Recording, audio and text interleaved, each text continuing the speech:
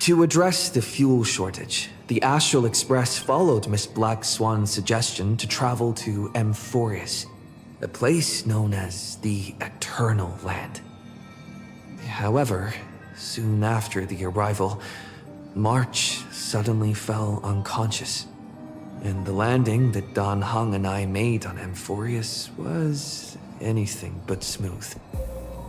After surviving the crash, the Trailblaze squad met the local heroes known as the Chrysos heirs. From them, they learned that the titans sustaining the world were beginning to decay, and that Amphorius itself was scarred and broken. Thus began the prologue of the Flame Chase journey. At the end of this epic adventure, we uncovered the truth. Amphorius was trapped within the eternal recurrence created by Finan and Cyrene. Their goal was simple: to defy the Aeon and rewrite the world's fated end of destruction. Carrying on Finan's legacy, we stepped once more into the cycle, determined to find a way to break free from fate. After thwarting the schemes of Xandar, the First Genius, and Evernight, we finally gathered together to face the Lord Ravager Iron Tomb. The battle was so immense that it even drew the gaze of Noose. Herta took Iron Tomb's place, completing her self-coronation as the Lord Ravager fell. And Cyrene, the child of remembrance, gave her life so that the seeds of a new world could take root among the stars. And so, the epic of Amphorius came to an unprecedented and romantic close. In Noose's extrapolations, the fourth instant had already begun its countdown. With the spirit of Trailblaze shining in full, we brought this journey to a close in the purest, most poetic way imaginable. And as we bid farewell to the Eternal Land, the Astral Express set off once more toward its next destination.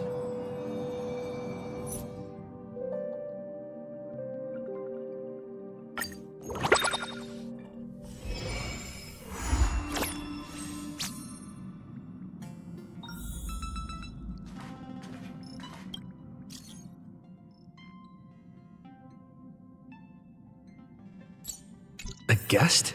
Huh. Wonder who it could be.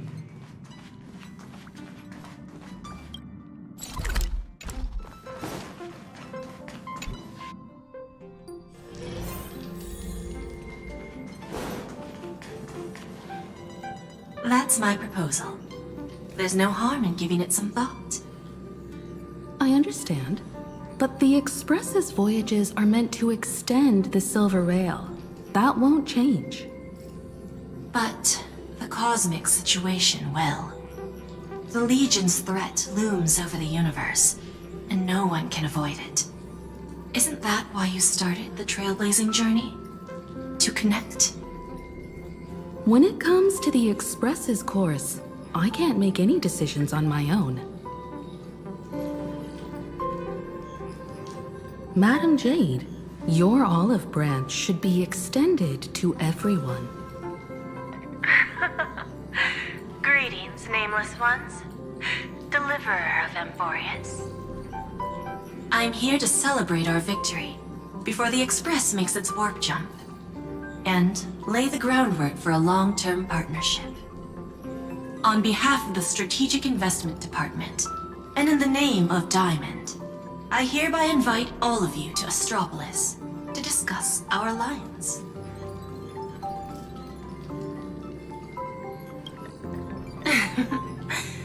Might as well think of it as a gift. A celebration feast for allies, and a well-deserved vacation. It's the crown jewel of Epsilon, headquarters of Interastral Peace Entertainment. It might not quite match Penacony in terms of glitz and glamour, But in the eyes of IPC folks, it's the ultimate vacation spot. Defeating Iron Tomb is, of course, a feat worthy of being recorded in the history books. It's something that belongs to the cosmos, and even more so to the Nameless. But you and I both know this is just the beginning.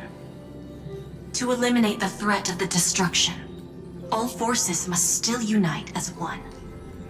To this end, the Preservation hopes to join hands with the Erudition and the Hunt to establish an anti-destruction alliance, bringing together all forces that can be rallied to the cause. I'm glad to see the Astral Express is on the list. You're being too modest. You're heroes who defeated a Lord Ravager, and therefore the most brilliant emblem on this banner. I believe the Trailblaze would make a strong candidate for leadership. I'm truly flattered. Consider our vote as a show of sincerity from the 10 Stonehearts. So, may I have the honor of expecting your presence? Every stop the Express makes is decided by all passengers together. Madam Jade, please, give us some time. Of course. Then I shall wait with anticipation.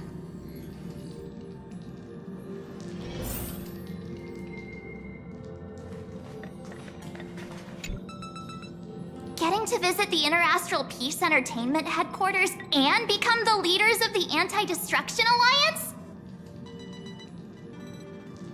Come on, when has anything that good ever just fallen into someone's lap? Jade is a shrewd businesswoman. Her idea of a leader might not align with what we have in mind. What do you think?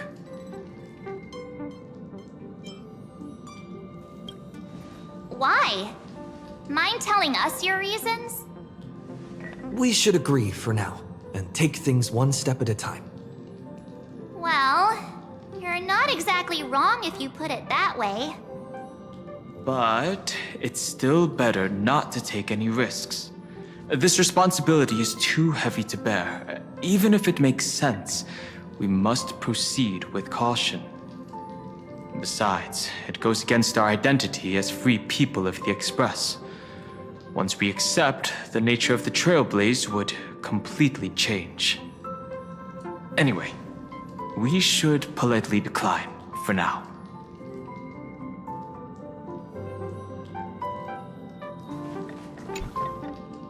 Sunday, what does your gut tell you? From what I know about Madame Jade, every favor she does is just groundwork to put things in her control.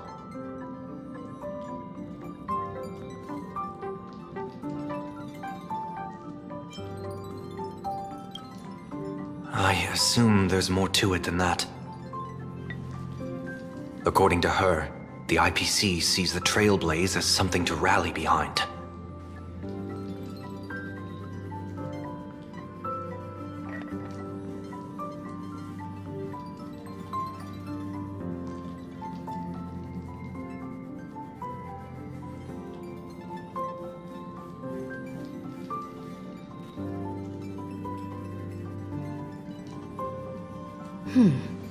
What do you think?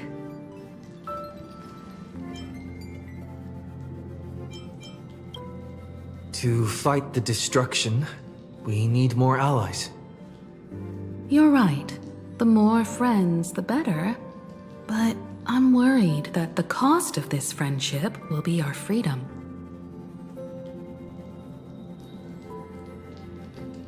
The discussion's over, so let's take a vote. I reserve my judgment on this. I second that. Me too.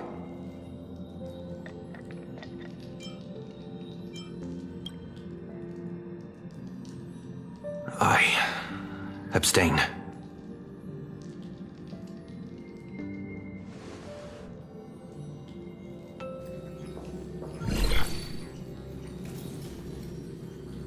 After careful consideration, We regret to inform you that we cannot accept your proposal for the moment. I don't suppose Mr. Sunday put in a good word for me, did he? As you can see, the Astral Express has made its choice. But somehow, you don't seem surprised. Change takes time. I understand. As Miss Himiko said, it's just for the moment. There's no need to give me an immediate answer. Patience is one of my strengths. After leaving Amphorius, the Express will seek out a developed world to restock our supplies. When that time comes, our allies from the Strategic Investment Department are welcome to visit us aboard the Express.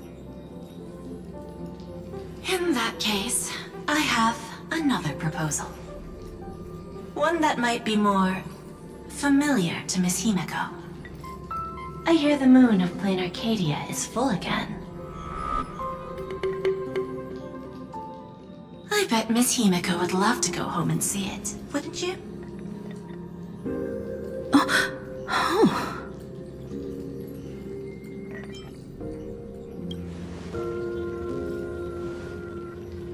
So the moon is full once again.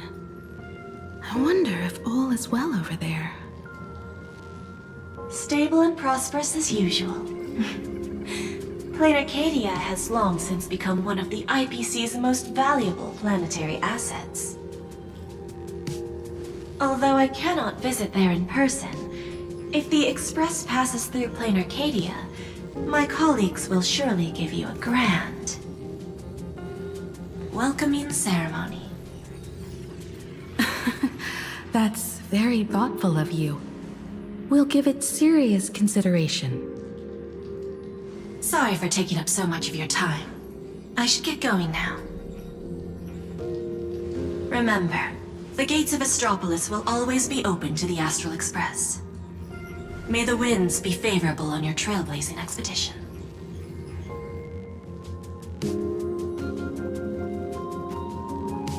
Planarcadia? It's been 15 years since I last heard that name. It's clear she came prepared. Astropolis was probably just a cover. Jade's real objective was to let us know about the IPC's movements in my homeland. Are you planning to go back and check it out?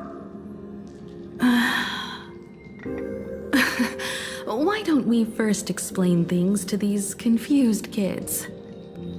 The civilization of Planarcadia on Ahatopia is my homeland. And it's also where the Astral Express once crashed and set off again. Well, I've been away for so long. To be honest, I'm also not quite sure about this. Donhong, March 7th, and you've all grown so much during your time in Amphorius. Each of you has become a truly capable Nameless. So you must understand that Jade was right. The Trailblaze no longer means what it once did for the cosmos. Do we keep wandering through space? Or, as she suggested, do we become a core force against the destruction? We should give this question some serious thought before we depart. Going back to where the Trailblaze began again could be a way to reconnect with our original purpose. More importantly, our last stop was really exhausting, so we need to take a proper break. Ahatopia is an Arcadian world steeped in the elation, making it the perfect vacation spot. So, what do you think? That's my suggestion. Give it some thought. Oh, right. Black Swan wasn't part of our discussion earlier. Would you mind passing the message on to her?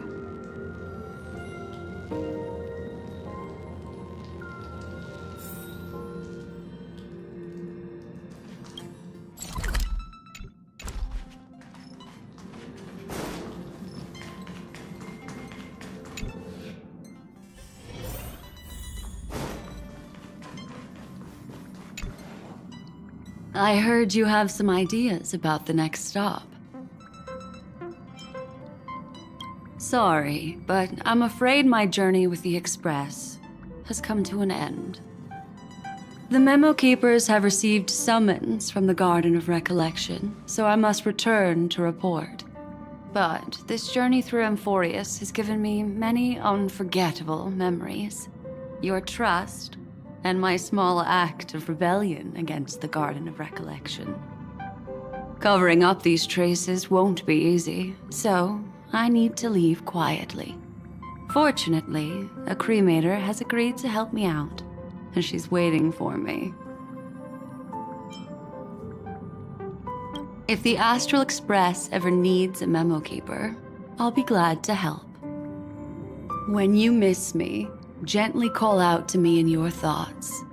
If needed, the lady slumbering within March 7th knows how to find me. If I need help from the Nameless, I will reach out to all of you. Please convey my apologies to everyone for not being able to say goodbye in person. Farewell, sleepyhead.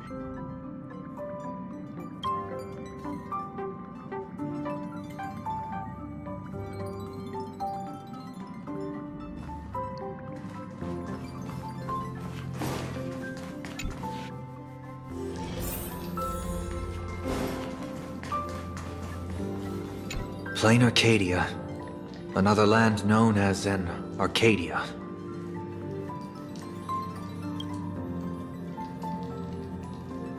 Clearly, the fall of Iron Tomb has sent shockwaves across the universe. Even the usually scattered memo keepers have received a call to gather. Trust the lady. She's no stranger to dancing on a knife's edge, and she's always made it out in one piece.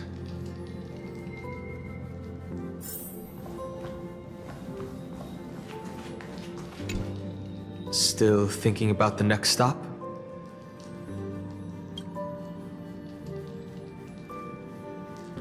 Is that so? If she chose to leave on her own, she must have good reasons for doing so. I hope the Garden of Recollection has no way of knowing what happened inside Amphorius.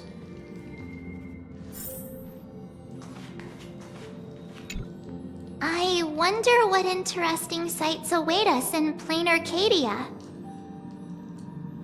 What? She just left like that? Without even saying goodbye? Oh, I was thinking of throwing her a proper farewell party. Black Swan went against the laws of the Garden of Recollection to help us. I wonder if the Memo Keepers will give her a hard time at this gathering. Yeah, Pathstriders of Remembrance are all really resourceful. I hope her path ahead is smooth.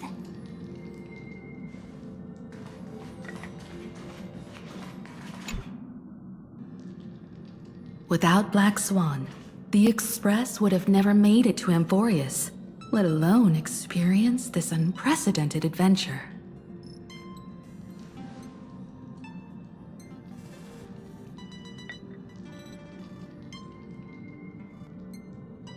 Let the conductor sound a whistle for her, and wish her smooth sailing ahead. So, what have you all decided? I'm on board. Let's head to Planarcadia. After such a tough battle, we all deserve a good rest. I have no objections.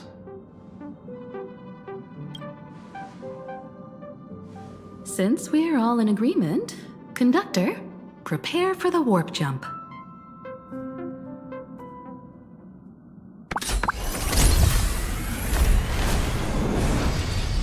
Attention passengers! The Express is about to make the jump. Please be seated and hold on. Destination, Planarcadia. Let's go!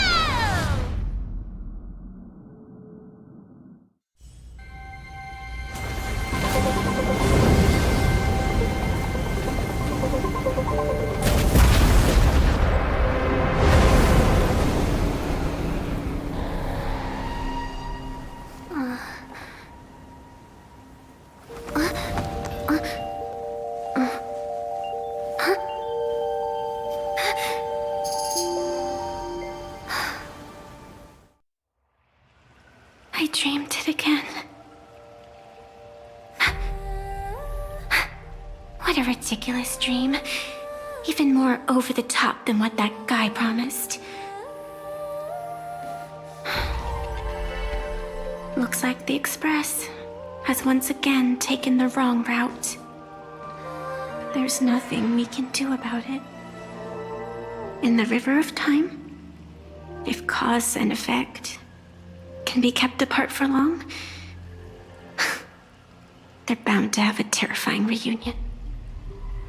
Am I right, Observer? Watching us from behind countless veils. I've been rambling on since the show just started. You must be totally lost, aren't you? Then just forget all that nonsense I was spouting. Anyway, stop looking here. What you should be focusing on is them.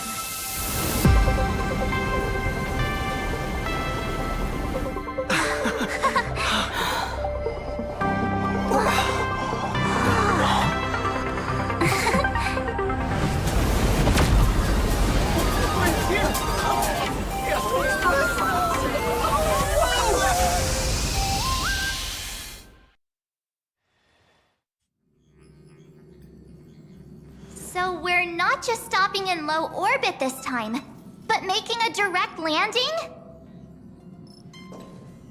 According to the comms, the officials have prepared a dedicated platform for the Astral Express to dock. A whole platform? Just for us? Is this some kind of VIP treatment for coming home?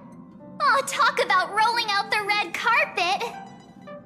The Express has arrived at the station, connecting to local communications.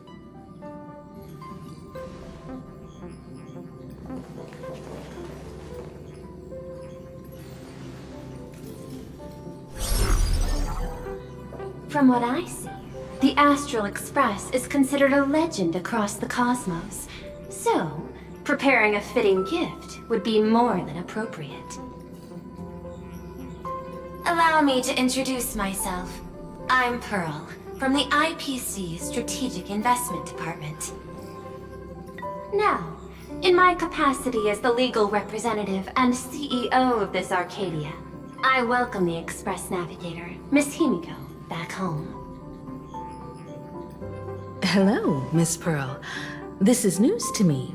I wasn't aware that the Strategic Investment Department had taken over administration of Planarcadia. As its governing official, I am still in the process of learning. If I can help this planet grow more prosperous, it would be a profound honor. We would be even more honored to have a face-to-face conversation with you. That's exactly what I wanted to say. While the Express is stationed here, the IPC will reasonably accommodate all your requests, including the one you just mentioned. Pardon my choice of words, but I sincerely hope that you enjoy your time in Planarcadia so much you never want to leave.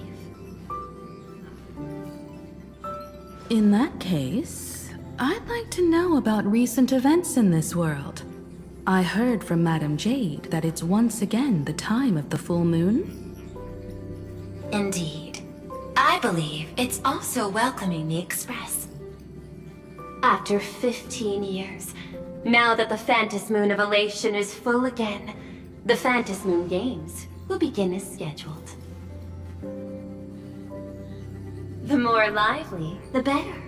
During these divine games, distinguished guests from across the cosmos will be stopping by. This time, along with the Express, a delegate from the Cienjo Alliance has also arrived. Don't be surprised if you happen to run into them. A Xianzhou envoy?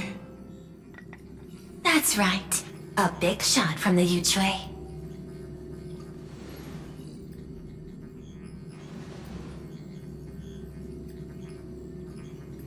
Since you've just arrived, I won't keep you any longer. I've arranged for staff to wait for you at the platform. Feel free to ask them for anything you need. of this is a token of appreciation from the Strategic Investment Department to our friends. We hope you'll enjoy yourselves to the fullest.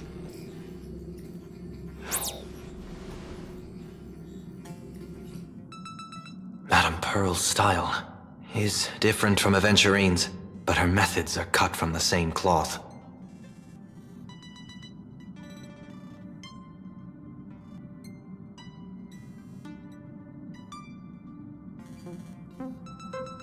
This could go on forever. They're really pulling out all the stops to form this anti-destruction alliance. Looks like we need to pay them a visit. Whether to understand the CEO's intentions, or to firmly reject their proposal. At least in my homeland, we have more room to maneuver. Welt, care to join me?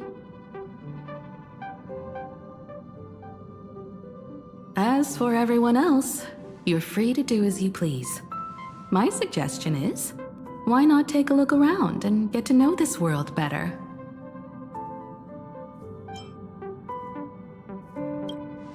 I appreciate your enthusiasm, really. But I have something else I'd like you to help me with. In that case, Sunday and I will go gather some intel about the Xianzhou envoy. Huh? Why you two? I asked Don Hung to bring me along. I can't appear in public given my identity, but I have a feeling that the Express might need to make some tough decisions in these complicated circumstances. Understanding the Xianzhou Alliance's stance might help us on our journey. Hey, you had the toughest time in Amphorius. Since we're splitting up, why not make your mission take a break with March? I'm saying this from the bottom of my heart. I'm counting on you. Same goes for you, March. Now we'll look like two immature kids just loafing around. Pretty proud of yourself, huh? Don't worry, you two. Just make sure to come see me in the parlor car before you leave. I have a favor to ask of you both.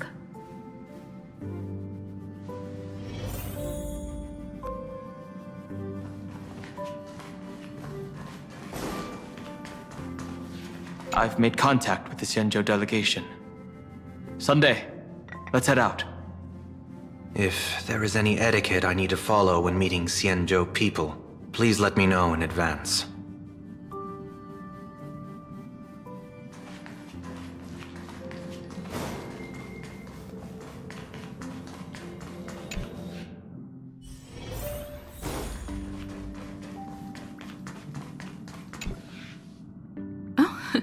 Marge, you're here. So, what kind of mission do you have for us? It's a long story, but what if I told you there was a game being played in a corner of the cosmos? And the winner might become a neon. Would that pique your interest? You two saw that special moon in the sky, didn't you? That's a piece of artwork. Here, a ceremony called the Phantis Moon Games is held every full moon. And that's what I was talking about. The game where the winner becomes an Eon. Pearl mentioned that name too. Just what kind of ceremony could be so mystical? Historically, the origin of the Phantis Moon Games is tied to a group of mourning actors. Legend has it that they offered heartfelt stories to the moon, hoping for a chance to have an audience with an Eon.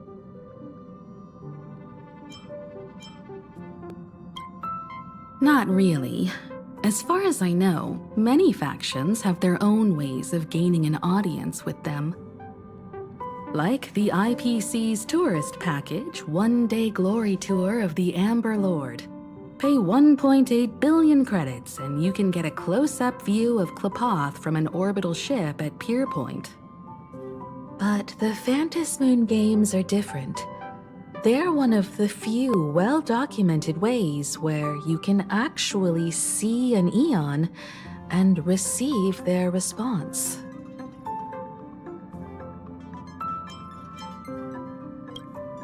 Aha, the Elation. Legend has it that they personally started the Phantom Moon games, though their motives remain a subject of much speculation. Aha is also one of the Eons closest to humans. They have left behind countless pranks, with this miracle of Aha-topia being one of them.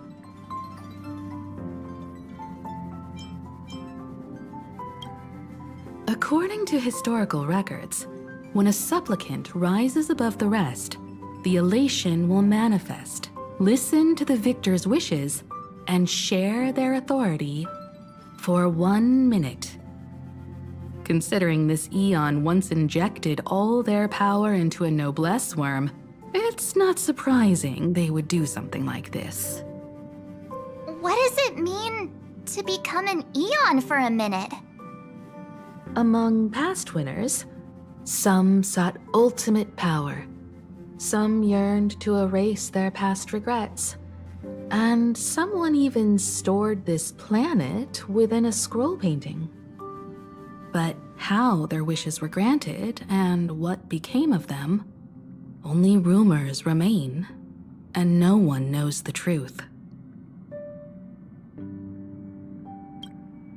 The first signs of the war among the Eons are beginning to show. I believe this is why the IPC has been positioning itself here for years. When I saw the Phantom Moon at its fullest, I became even more certain. This ceremony to commune with the Eon, whether genuine or not, could be the turning point that determines the destiny of the cosmos.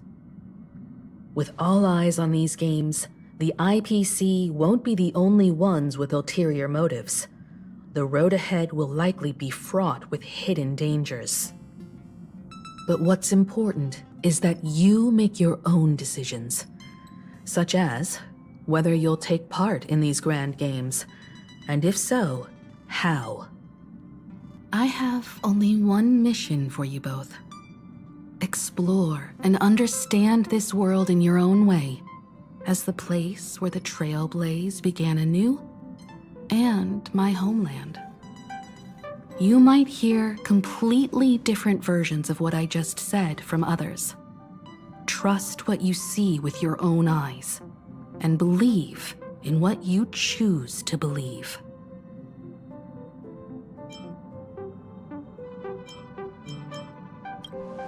Me too. I won't let him walk ahead alone. I see you already have your own thoughts on this. In that case, everyone's got a mission to take care of now. Welt and I are going to meet Pearl. We'll see what kind of surprise she has in store for us.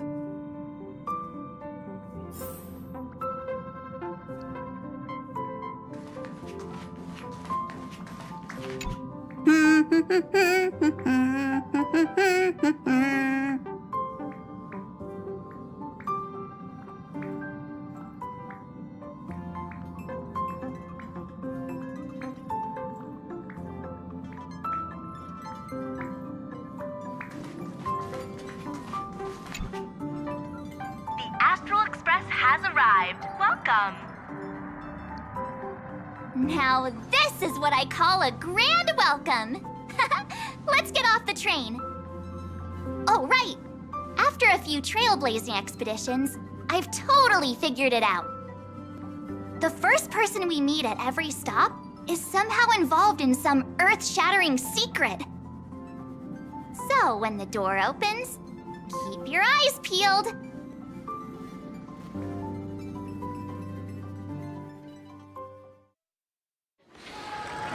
Please use your tickets to pass through the gates in an orderly manner. In the name of Electricity, traverse the cosmos. We meet again, deliverer from beyond the sky.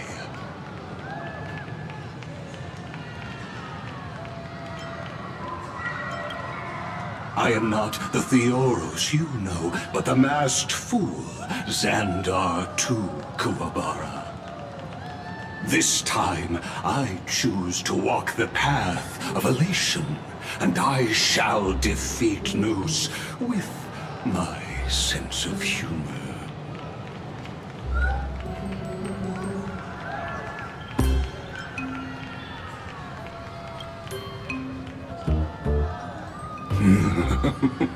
After all, I did say before.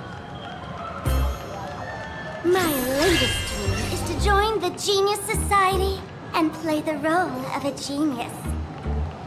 Hey there, gray hair and darling March. Sparkle? It was you all along? Surprised? Well, this time I'm here as Planarcadia's cultural advisor, specially appointed to be the tour director for the Express crew.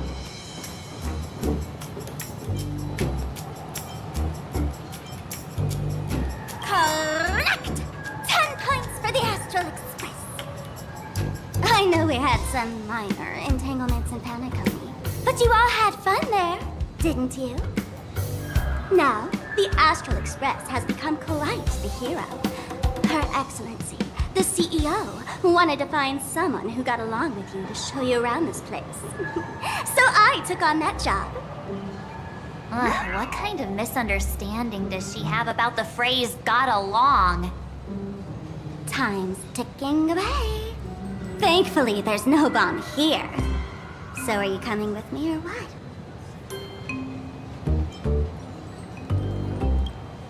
Fine. But from now on, no more pretending to be someone else. Lame. Anyway, shall we get going?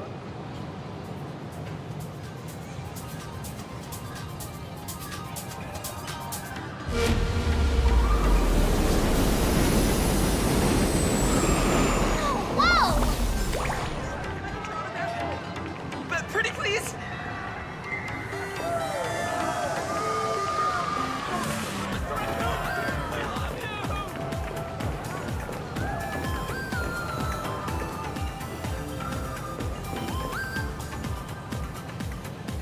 Is this a train? Looking sharp. Thanks for the compliment. Ugh!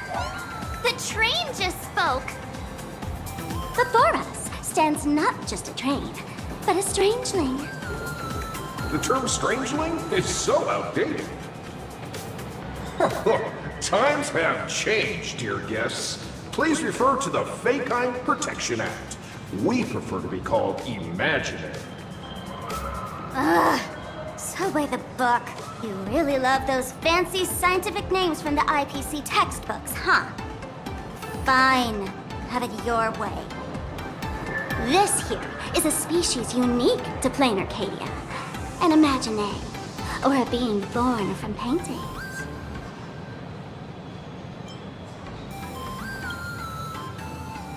Pretty sharp, aren't you? You caught on quick. Once upon a time, the artists here discovered that by sketching creatures from their imagination and giving them names, they could bring their creations into reality. This belief in things yet to exist is called wish power, and it sustains the existence of imaginae. If you ask me, this power must be a blessing from the laughter. Oops, got sidetracked. This here is the Bullet Worm Express, an imaginae in charge of transportation. You could say they're in the same line of work as you folks. Oh, so you two must be the Nameless from the Astral Express. The passengers in my stomach are always gossiping about you. When you get a chance, hop aboard and give me a try. Let's see who's faster, me or the Astral Express.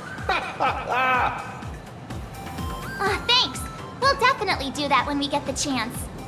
But, man, who would have thought that the Express here is actually a living being? An imaginae. That's absolutely mind-blowing. Hello, everyone. Welcome to Duo-Mention City. Holy smokes, there are cops at the station? Sparkle, don't tell me you're about to get arrested on the spot. Having heard about the Astral Express's visit, many citizens got up early just to catch a glimpse of the Nameless. If anyone acts out of line, please don't hesitate to call us. Oh, gray hair and darling March. You're real celebrities now. Next up, I'm gonna show you even more mind-blowing stuff. So try not to faint.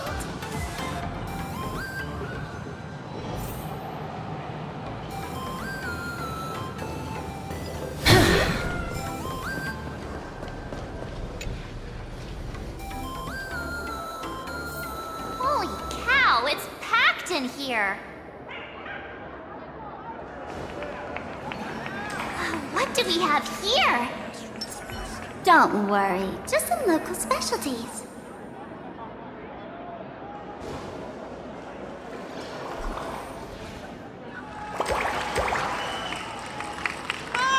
Look! That pink-haired girl! She's got this adorable little bunny vibe going on. Is she the inspiration for March Bunny? And that guy with the gray hair next to her is so dashing! He must be the baseball raccoon. But he doesn't look anything like a raccoon.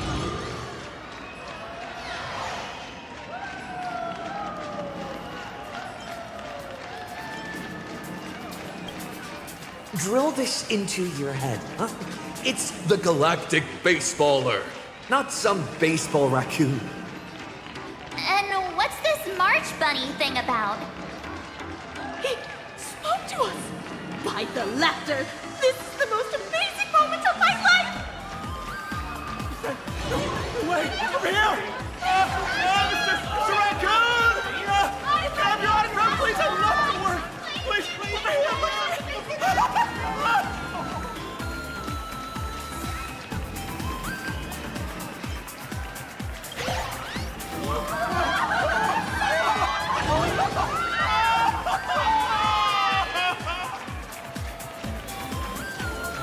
Everyone, please maintain order.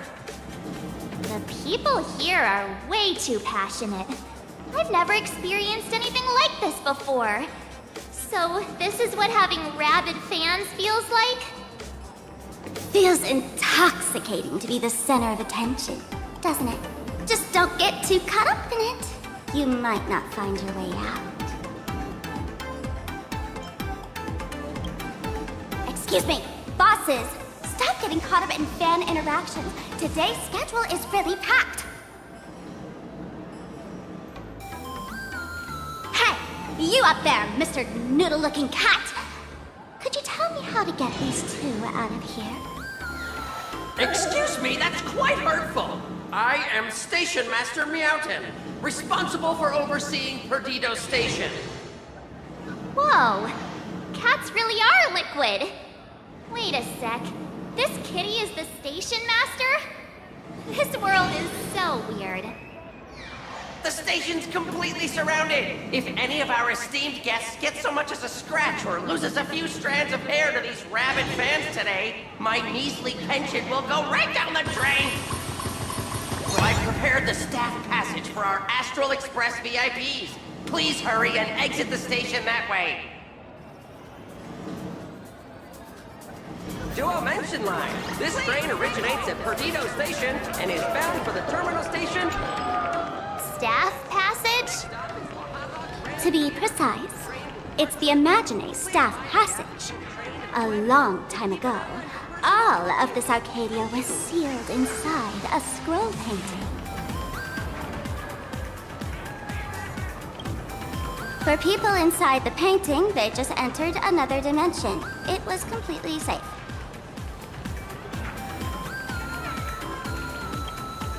That's because someone brought everything back to reality. Care to guess why the IPC is here? This nation that was once lost in a painting was salvaged by the IPC. That's right. It's Planarcadia's must-see attraction, the portal entrance known as the Interplanar Jump.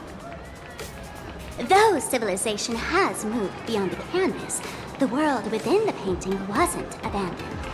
Instead, it became part of life for both humans and strangelings. Come on, you two. Follow my lead and let's dive into the Interplanar!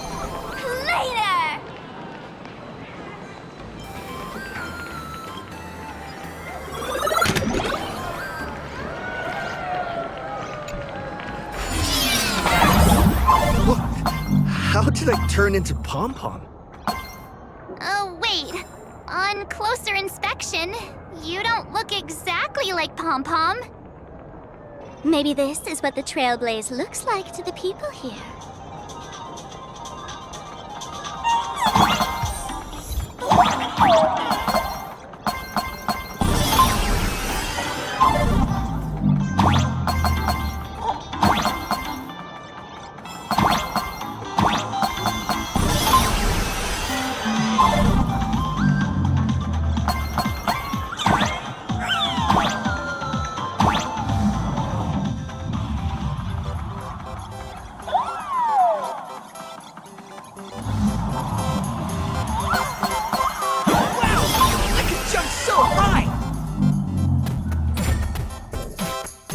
Listen, the music changed.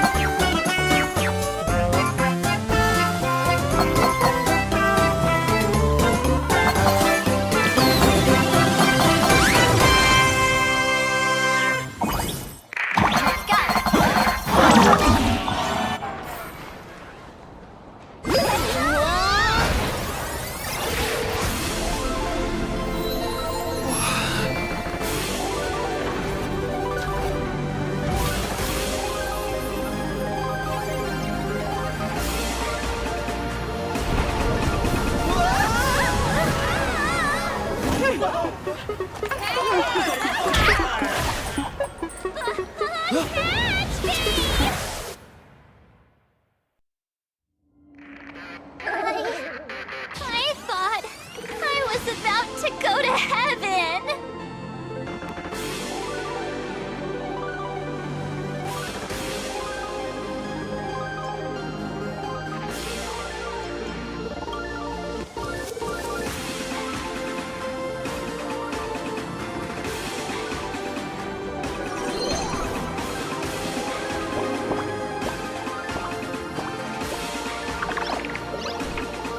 All these imagine? That's right. This is Planarcadia, a world where strangelings roam freely, and a paradise woven from elation and wild imagination.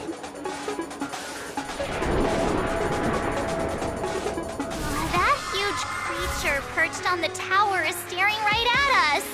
It's giving me the creeps. Oh. It doesn't usually eat people, unless it spots pink hair. Aw, what's the matter with you? Jumping around and scaring people. That big fella is called a thunder coil. Don't worry, to him, we're just tiny ants on the ground, not even enough to get stuck between his teeth. Thunder coil? With a name like that, shouldn't he be flying around making thunder and rain? Why is he just wrapped around that pillar without moving an inch? Times have changed. The IPC issued a decree requiring Imaginate to integrate into civilized society. Legally, they have the same rights as humans, which means they have to work too. What? Strangelings have to work too? That's life under IPC management. Who'd dare deny an Imaginate their right to work? Now, the Thunder Coil amplifies TV tower signals, ensuring users worldwide can watch the station's broadcasts without interruption. Boring live streams, lame prank shows, and bleh. Oh, and there's the big news about the Express arriving. Look! What's up with that billboard?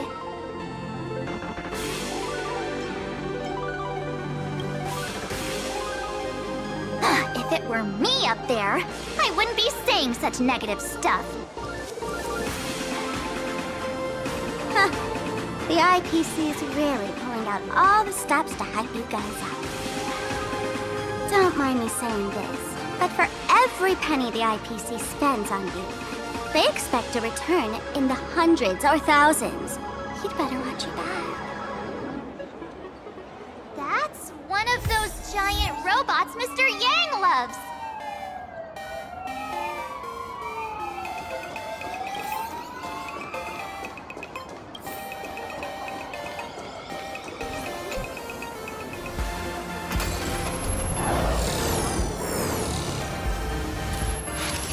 What is that? A decapitated Intellitron? This is a new life form that was born after the last Ventus Moon Games. An Imaginate called a Mechatron, created by the IPC.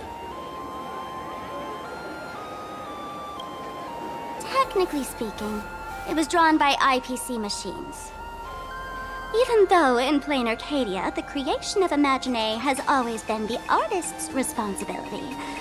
For the IPC, well, they always want to improve everything with their industrial mindset. This thing is also an Imaginate? Doesn't look that different from a mech to me. Young lady, I must correct your cognitive bias. We are absolutely not the same as mechs. The Mechatron spoke! Our creation isn't as complicated as mechs, and we're not as fragile as Intellitrons when we're born. That's because we don't need to install an Intellitron's logic center, nor do we require a mech's power reactor. Pour materials into the mold channels, die-cast the parts, assemble them together. And just like that, we Mechatron are complete. We can fly, run, and jump, second to none among technological marvels. I get it. So you move with wish power, I suppose. Oh, seems someone knows their stuff. Yeah, that was 15 years ago.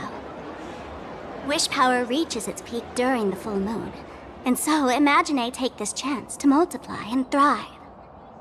Just like they say in documentaries, when spring arrives and nature awakens, it's mating season for the strangelings again. The novelty's probably worn off by now. Let's keep moving.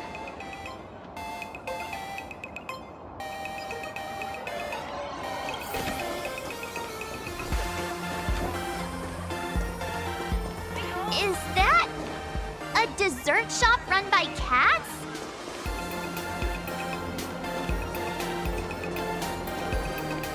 Dreamless Coffee is a chain store owned by Cat Imaginate. The coffee and desserts here are absolutely delicious.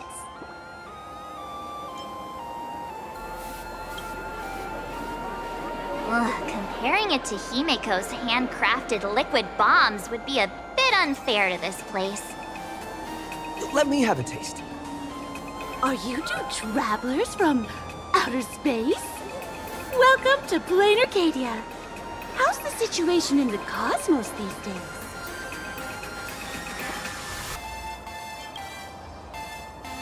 Oh my!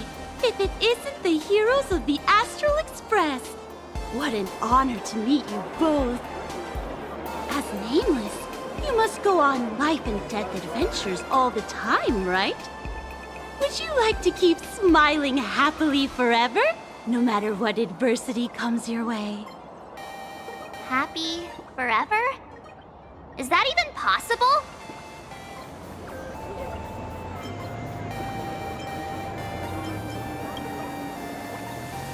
Yeah. If you keep eating sweets, at some point they stop tasting as sweet as they used to. If you're interested in learning more, I'll be around here. Feel free to come find me anytime. Your point coffee. Have a taste. I'm from the Research Society of Happy Smiles. As everyone knows, this place is blessed by the laughter, making it a peaceful paradise. However, even while living a peaceful life, our existence remains entangled in countless worries and suffering. Crushing workloads, measly pay, demanding bosses. Turn on the TV, and all the bad news from across the cosmos hits you in the face. These are all enemies of happiness.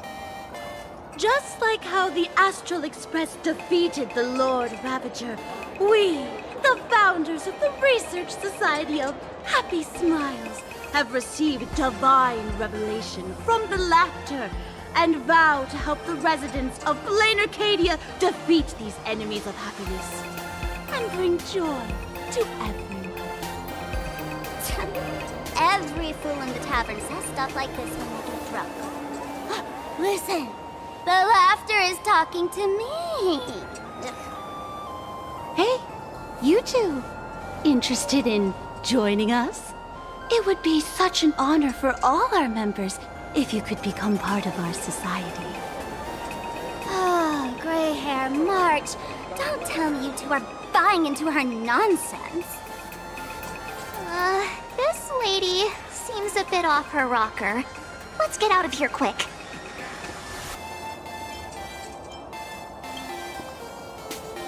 Oh, is that so?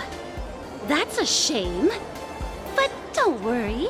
Opportunities for happiness will always be waiting for you. I hope we can have another heart-to-heart someday, so that you both can be guided to a life filled with eternal happy smiles. Your point coffee. Have a taste. Oh, there's something on the traffic light. Should we check it out from the overpass?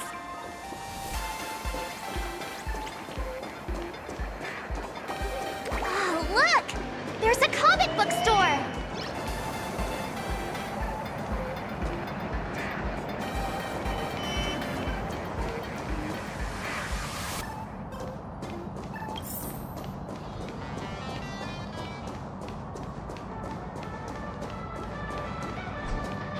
When the express passed through the skies, I saw it.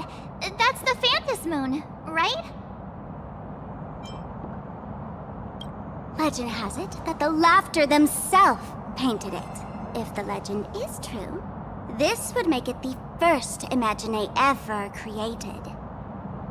So, does Aha really watch over those who attend the Phantom Moon games through this moon? Well, well. Didn't expect darling March and little gray hair to be interested in this Eonic game, too.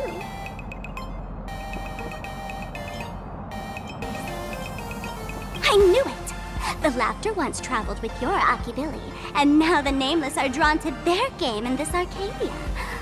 Must be fate. So, what aspect of the Phantom Moon games would you like to know about? You must have heard the legend of the 8 morning actors who offered their stories to the moon in order to try to move Aha. The masks that were worn by these 8 people are the tickets to joining the games. Under the full Phantom Moon, choose one of the masks and become a supplicant. Then you can compete with the other 7 for the chance to meet the Eon. Looks like we'll need to get a mask first if we want to join the games. In modern terms, it's all about getting views and clicks. Views and clicks? Are you kidding me? They didn't have that kind of stuff in, mythological times. That's how the legend goes. The morning actors offered up their stories, but the laughter didn't even spare them a glance. And so, to catch the Eon's eye, the Phantom Moon Games ended up leaving behind incredible feats each time. From forging swords that could cleave mountains in half, to transforming snowy peaks into floating jellies of sugary frost. It's still the same today. The supplicants must give it their all to capture the attention of the people of this Arcadia and accumulate wish power. And the laughter will only reward the most thrilling miracles. Oh? Don't tell me our little drama in Penacony wasn't entertaining enough for you. Greyhair, let's drop it this time. I've been dealing with some minor issues lately. Oh, what kind of issues could possibly be bothering you? Don't tell me you're cooking up another crazy scheme. I'll keep you in suspense for now. So, where do you want to hang out next? Let's head this way. We can turn into the food street. They've got all sorts of goodies there.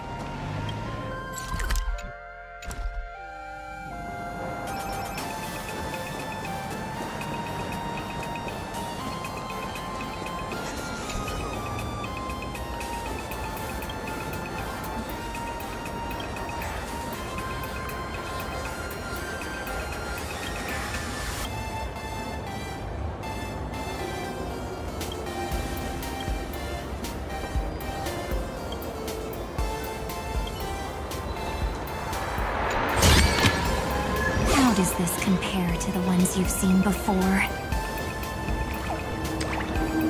I've been wondering about this since we were at the station.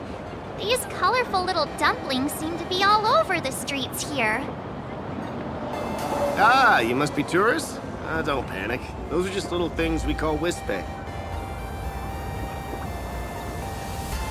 The tiny wishes that humans make every moment of the day can condense into Wispe. Some say these little creatures are proto-imaginae. They just never had anyone to give them forms, so they appear in the world in the simplest, most natural state. They do look pretty adorable. Like little wiggly blobs of jelly. Probably shouldn't ask this, but... can we eat them?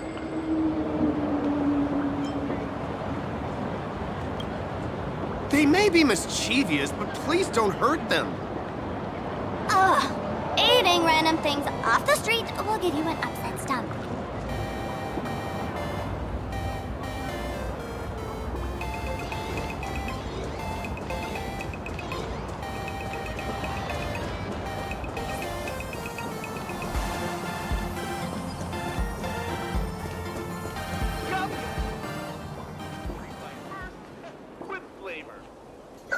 Click, click! Huh?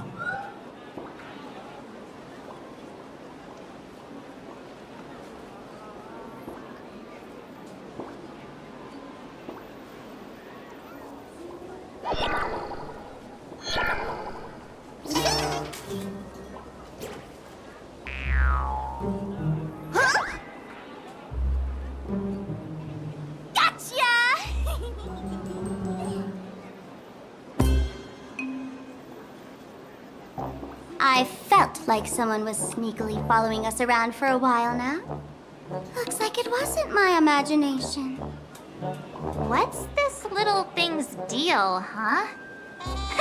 It's kinda dressed like you, isn't it?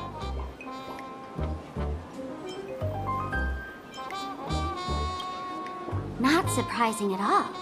The Astral Express is quite the celebrity these days, turning heads wherever they go.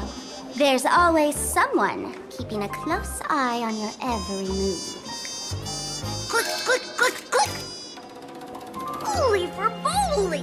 For Bobo Weekly exclusive scoop! Famous raccoon from the Astral Express caught in secret rendezvous with streamer Sparksy, seemingly to join forces for the Phantom Moon Games. Famous raccoon? Secret rendezvous with Sparksy? What is he talking about? Some tabloid journalist trying to stir up the juicy scandal, huh? They might both use cameras. But our darling March is way cuter than this paparazzi creep. Hey, I can speak for myself.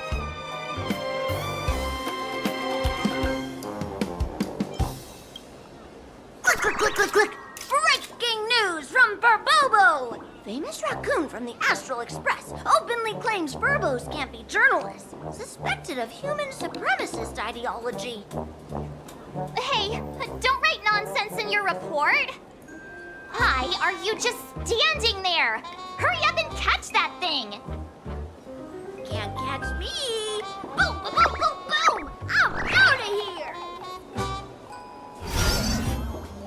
So, are we gonna kill the Furbo to silence it? We would never do something so violent.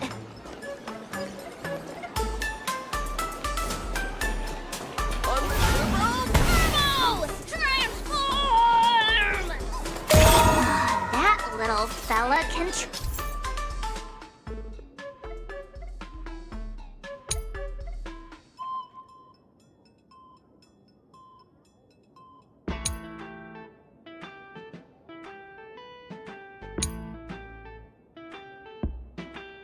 transform into different things. Let's look around.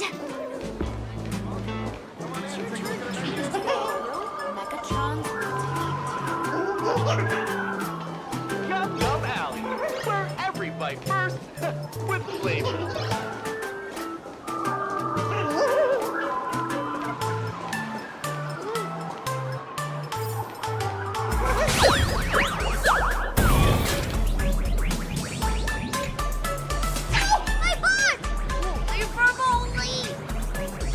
Finally, gotcha! In your dreams! Boom, boom, boom, boom! Out of here!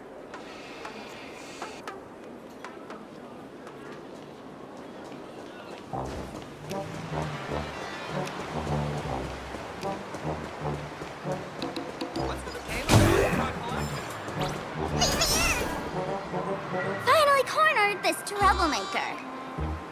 Delete those sneaky photos, and don't you dare write any of your made-up stories, or I'm gonna show you what's what. No escape now. I, for Bullitzer, may just be a humble tabloid journalist, but I'll never bow down to evil forces when it comes to defending freedom of the press. I'm on fire! Whoa, why did this guy suddenly get into a combat stance?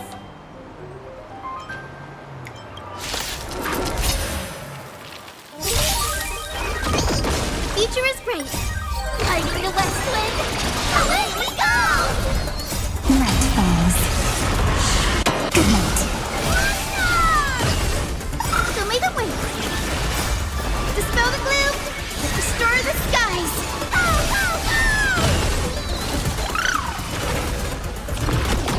As you wish. Embrace a new life. Darkness with me.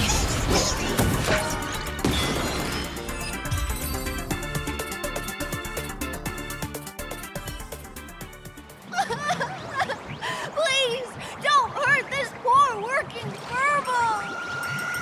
Weren't you acting all tough just now? You've got some nerve, sneaking photos of Miss Sparkle and the Astral Express. I mistook you for someone else. I thought you were that famous streamer. As for the Express's great raccoon, where We're all huge fans of the Great Raccoon. You see, I've even styled my whole outfit after your look. Now, let's talk about compensation. Adding up emotional distress, lost wages, nutrition fees, and whatnot. 1 million credits per person should do it. 1 million? President Nihilux has already been behind on behind on everyone's wages for months. For the money, who risked their neck being a tabloid journalist, taking photos of the bigwigs on the Astral Express. Right now, I've got no money, and well, no life left to lose either.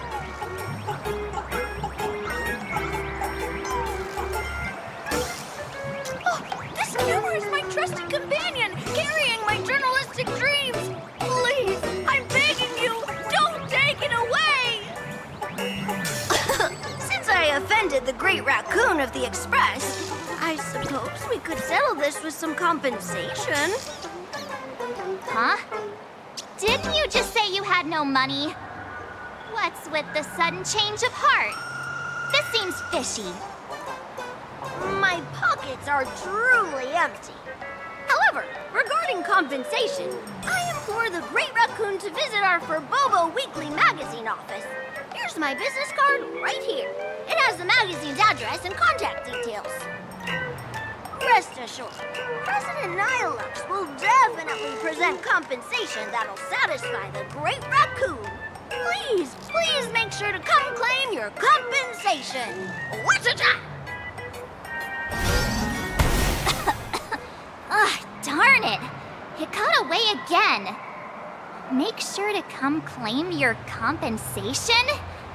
I wonder if I can trust that Furbo's words. Money can't buy entertainment this good.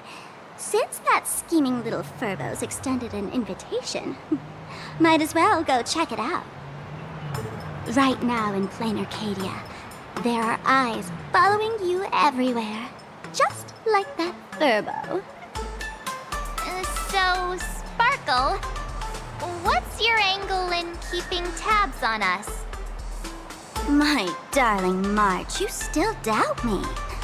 What about you, gray hair?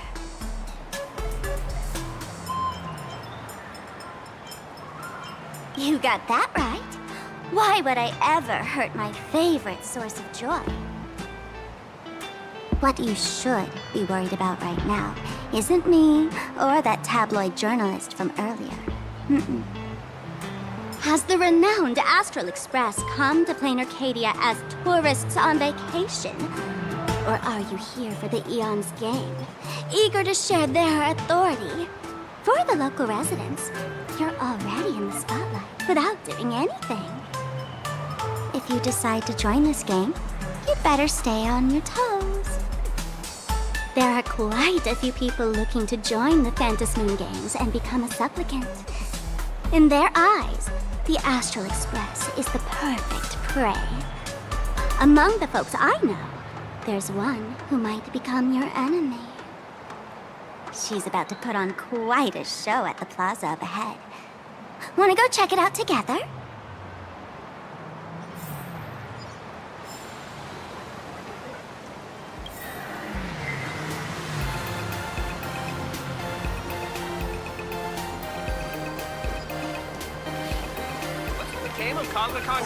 These little Wispy are quite mischievous. As lively as our darling March. Hey, I'm being super well behaved here.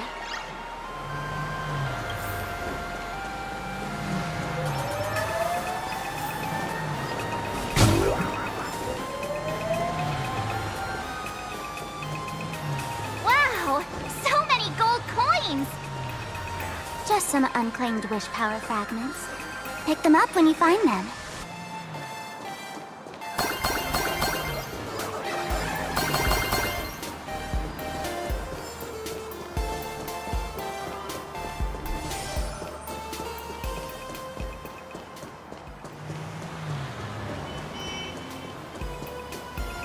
The Elation is naturally the most venerated deity here. However, people have their own different ways of practicing elation. You've noticed those massive @ signs floating over there, haven't you? The IPC has built a comprehensive network in Planarcadia, letting people soak up entertainment around the clock. Word from the tavern is that the IPC wants to control this year's Phantasmoon Games.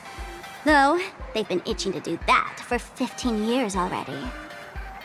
To us fools, those IPC folks are like a swarm of buzzing worker bees, tirelessly building their dull, mechanical business hives everywhere. The worst part is, these folks actually enjoy it. Their elation is mind-numbingly boring. And even worse, this dull elation has spread like a plague to every corner of Planarcadia. Come on in and feel it for yourself.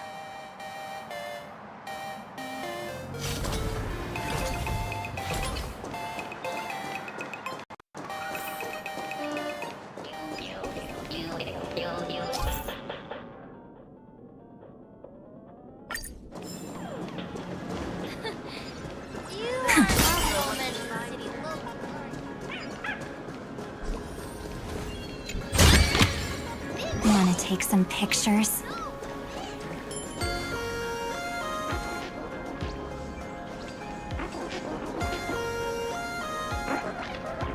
Planarcadia has enough entertainment to keep you busy until doomsday without repeating anything. But you know what's missing here? Real fun!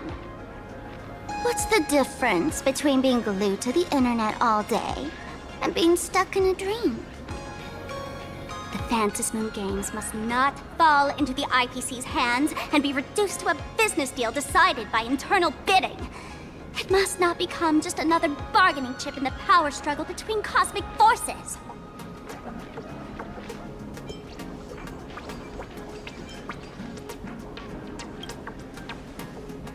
Even I get tired of forcing myself to find dumb ways to have fun.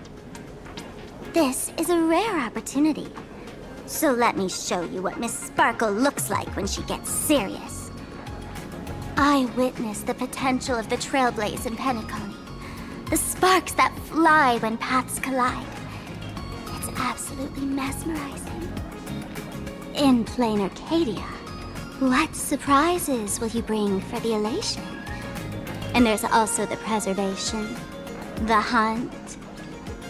Don't you think that on the eve of the Phantasmoon Games, Planarcadia looks just like a card game among eons? If that's the case.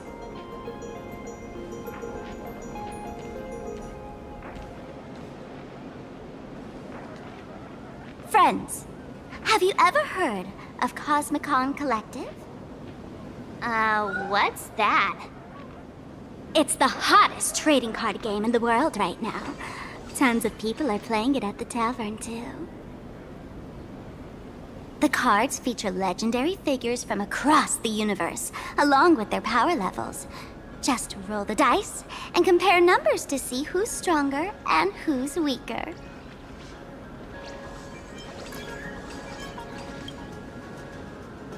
Gray hair, care to play cards with me?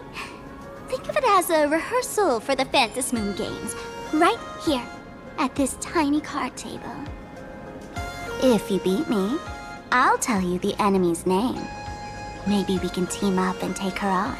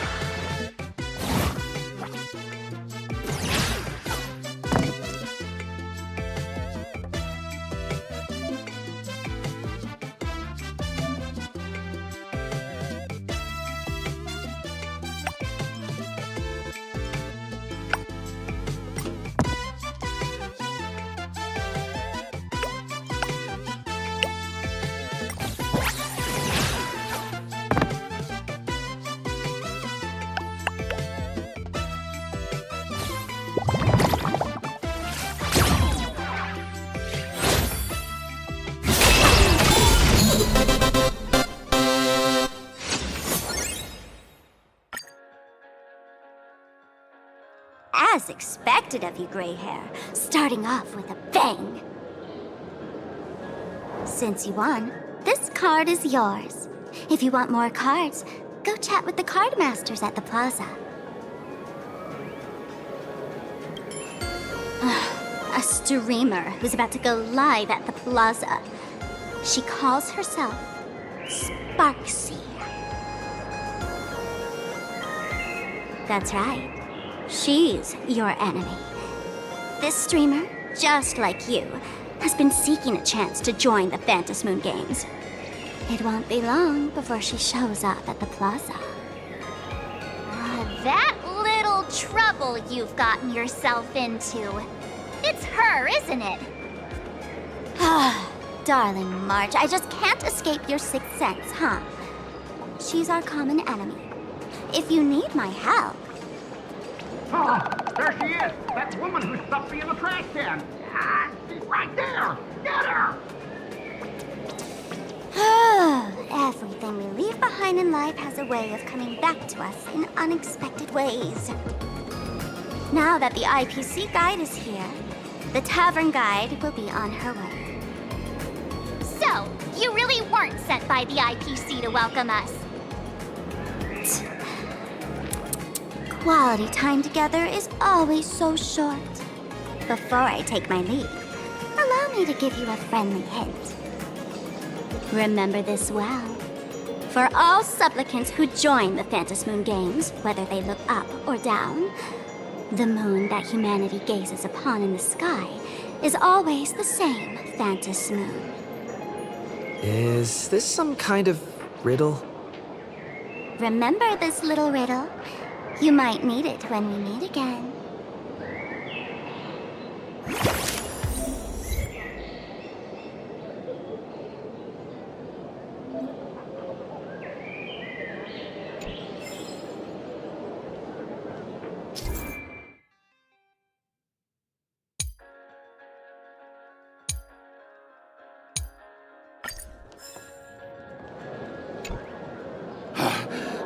Finally! Found you guys. You wouldn't happen to be the guide the IPC assigned to us, would you, Mr. Scott? That's exactly right. We meet again, bosses. After the Holy Grail War back in Penacony, Mr. Aventurine graciously offered me a chance to turn over a new leaf by working for the Strategic Investment Department.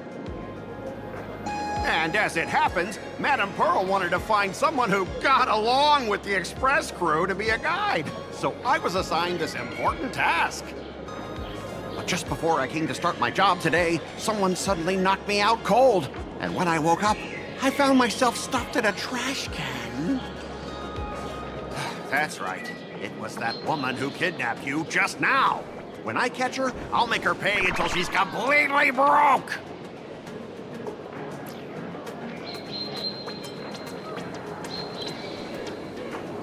What's with that Intellitron lady's weird take on getting along anyway? I knew it! You don't want to see my despicable face! I, Scott, totally understand your frustration. As long as you're safe and sound, that's all I care about. So, dear bosses, would you like to grab a bite to eat? Keep playing around here? Or Perhaps enjoy my latest animal impersonation act, huh? Mr. Scott's dedication to his work is so intense. It's almost painful to watch.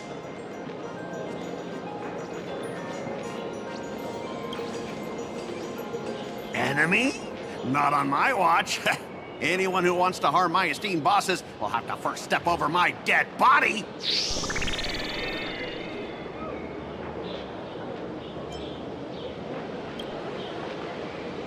At your command, I, your humble servant, Lyndon Scott, shall fade into the background like a shadow, completely unnoticeable, until the end of time. The annoying guy is finally gone. Let's head into the plaza and see what fun stuff they've got.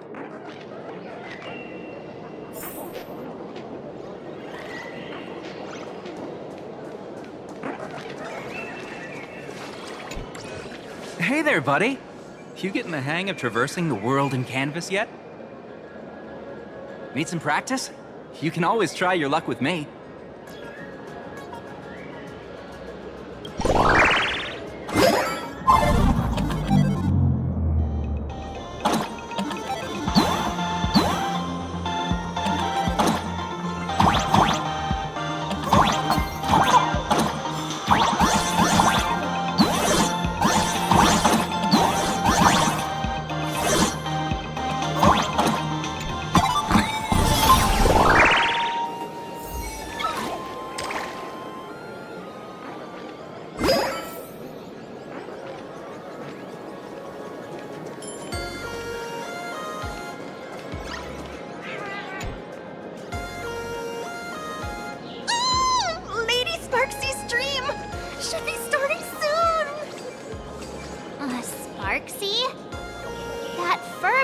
Just now mentioned that name too.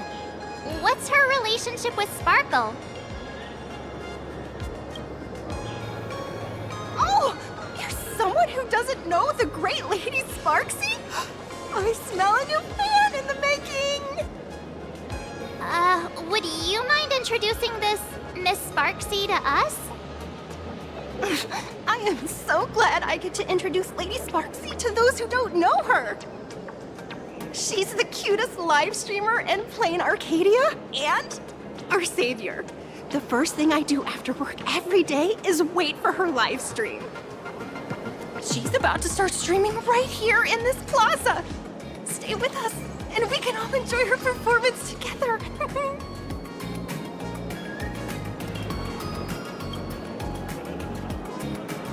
Hello?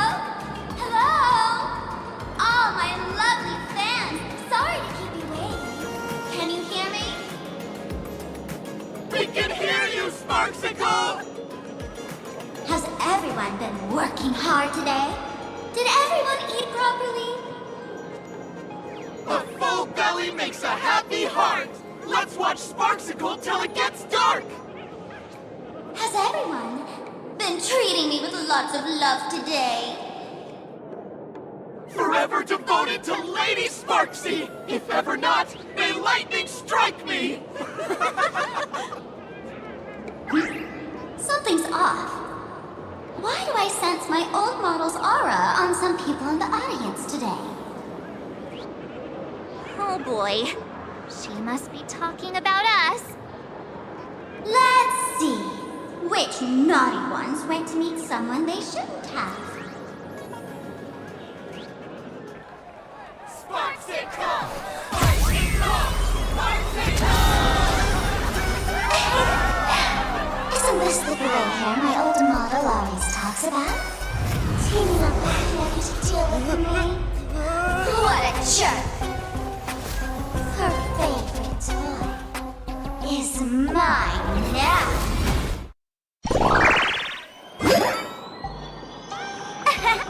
Let Sparksicle give you a proper makeover. My outfit changed? Are you the enemy that Sparkle mentioned? What exactly is your relationship with Sparkle?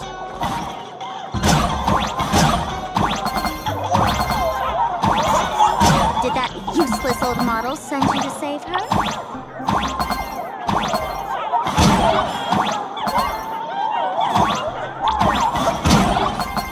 Oh, is she hoping that you join Fantasy Games?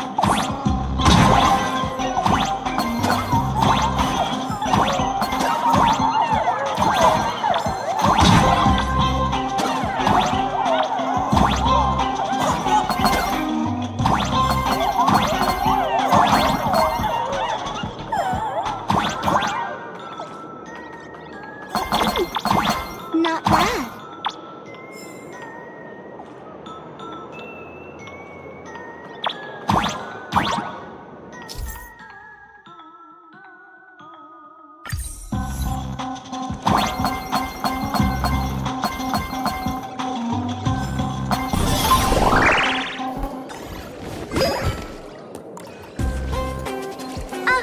So my little pets managed to escape from their electronic cage. Looks like I'll have to use the power of love to catch you and bring you back. My dear, lovely fans, those two bullies want to hurt me. Please, everyone, protect your beloved Sparksicle, won't you? Get those baddies! Get those baddies! Get those baddies! Hey! We mean no harm. Can't we just talk this out? No harm. Talk this out. Isn't that exactly what the IPC loved to say when they took over Planarcadia? You're all cut from the same cloth. You want to control the game that the Laughter left for this world, just like the IPC, don't you? The ceremony left by the Master of Elation must not be defiled by the likes of you and turned into some boring, pathetic, dull, tedious, profit-driven social mixer. You've got us all wrong! Bringing the fun back to the Phantasmoon Games, that's the Masked Fool's unequivocal duty. My dearest, cutest fans, let's get this party started! In the name of Sparksicle, we hereby declare you are guilty! Arrest them immediately! Arrest them immediately! Arrest! Arrest! Treat our guests nicely. Rise and shine. Just do your thing, Sparksicle! We'll crush all the haters for you! Oh, darn it! She's rallying her fans to attack us!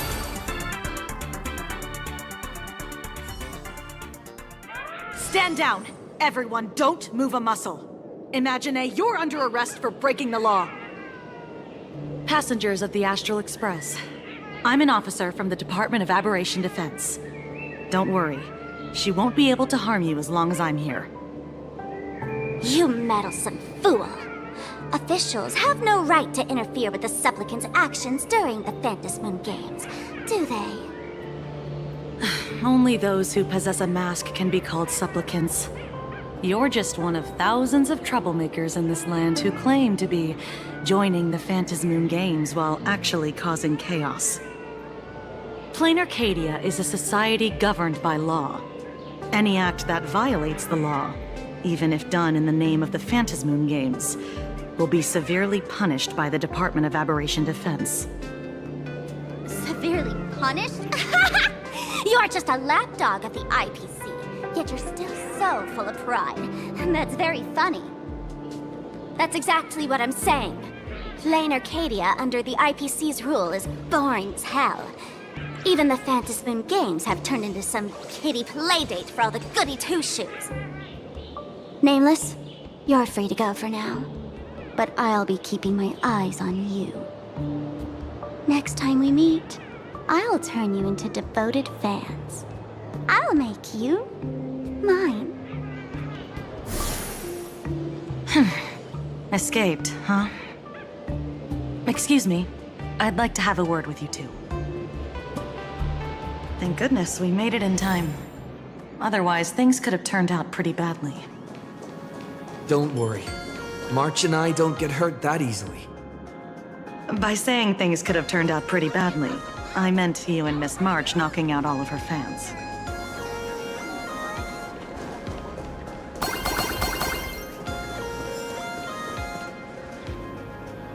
Let me introduce myself again. I'm Kuchiba, an officer from the Department of Aberration Defense. We don't need to introduce ourselves, do we? Miss Kuchiba, you probably know who we are. Of course. The newspapers, TV channels, they've all been reporting on you nonstop. Police dog? Ah, you mean those Wufei. They're legitimate law enforcement officers, and some of them have even more experience than I do. However, as a staff member of the Department of Aberration Defense, I have some special privileges that allow me to request their assistance. As you both know, Planarcadia is quite a fascinating world. Creatures made real by artists' brushstrokes. Objects that unexpectedly come to life. Strange dimensions hidden within paintings. And even the ground beneath our feet that occasionally trembles. This is what the Department of Aberration Defense exists for. Everything from managing supernatural anomalies to registering Imaginae and ensuring their continued existence. And of course, there's the Phantasmoon games that Sparksy just mentioned.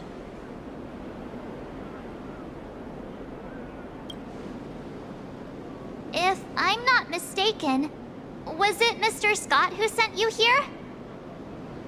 So that's the name of that high and mighty IPC specialist.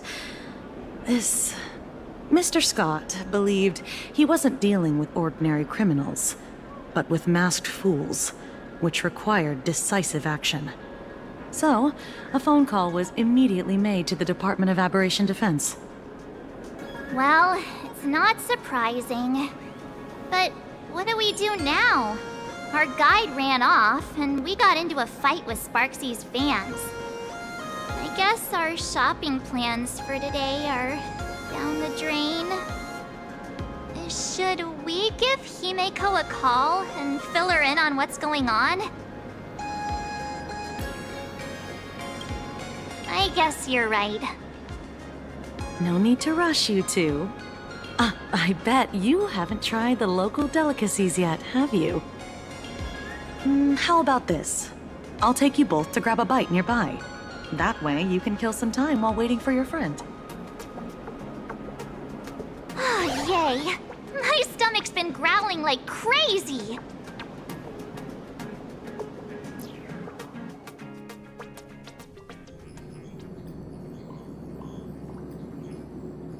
Color reproduction, 96.2%. Brushstroke reproduction, 93.6%. Conclusion. On the physical level, my reproduction has reached the appraisal threshold. This forgery can now be considered the authentic piece. Yet you still seem dissatisfied. Tell me, what troubles you? Is it that less than 4% margin of error? Or something beyond the numbers? I'm grappling with a quality that defies measurement. Artistry. It is the prerequisite for becoming the steward of this Arcadia. But you already are its steward. Diamond will remember that you only took 6 months to claim that title. It was 5 months and 15 days. Empty titles mean nothing. In Planarcadia, political influence carries limited weight. To add a stroke to this artwork, one must first understand art. I know you. This is the conclusion, not the cause. The piece before you, Worldbreaker Waves, is a relic from one of the civilizations in Ahatopia's history. The final work left behind by Graphia, the ancestral painter of ancient Benzai Tengoku.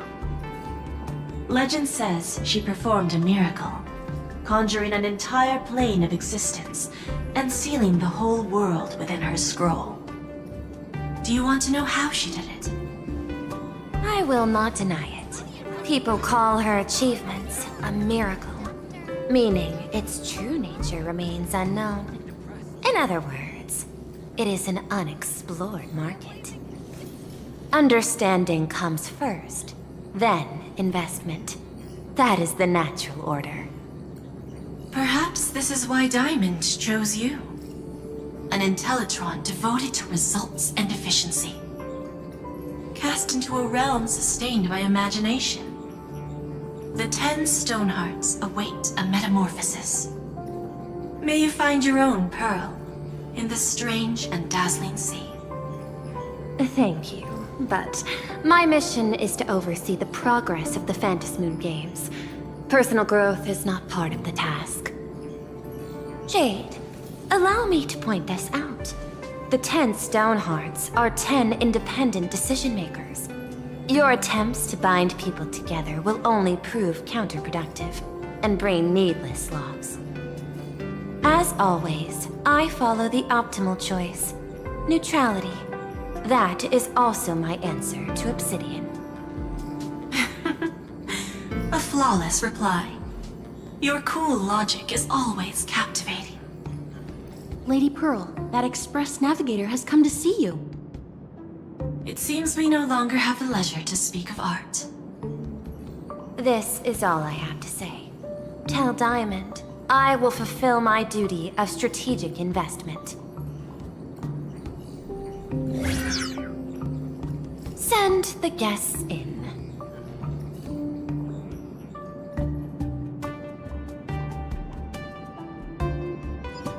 Both of you, please, come in.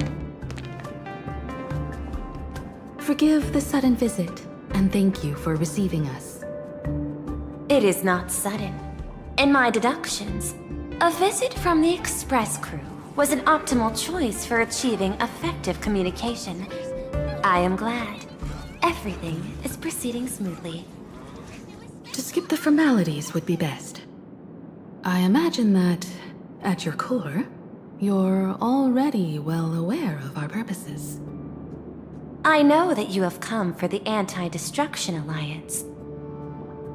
The probability of refusing the proposal stands at 91.2%. Can you tell me why?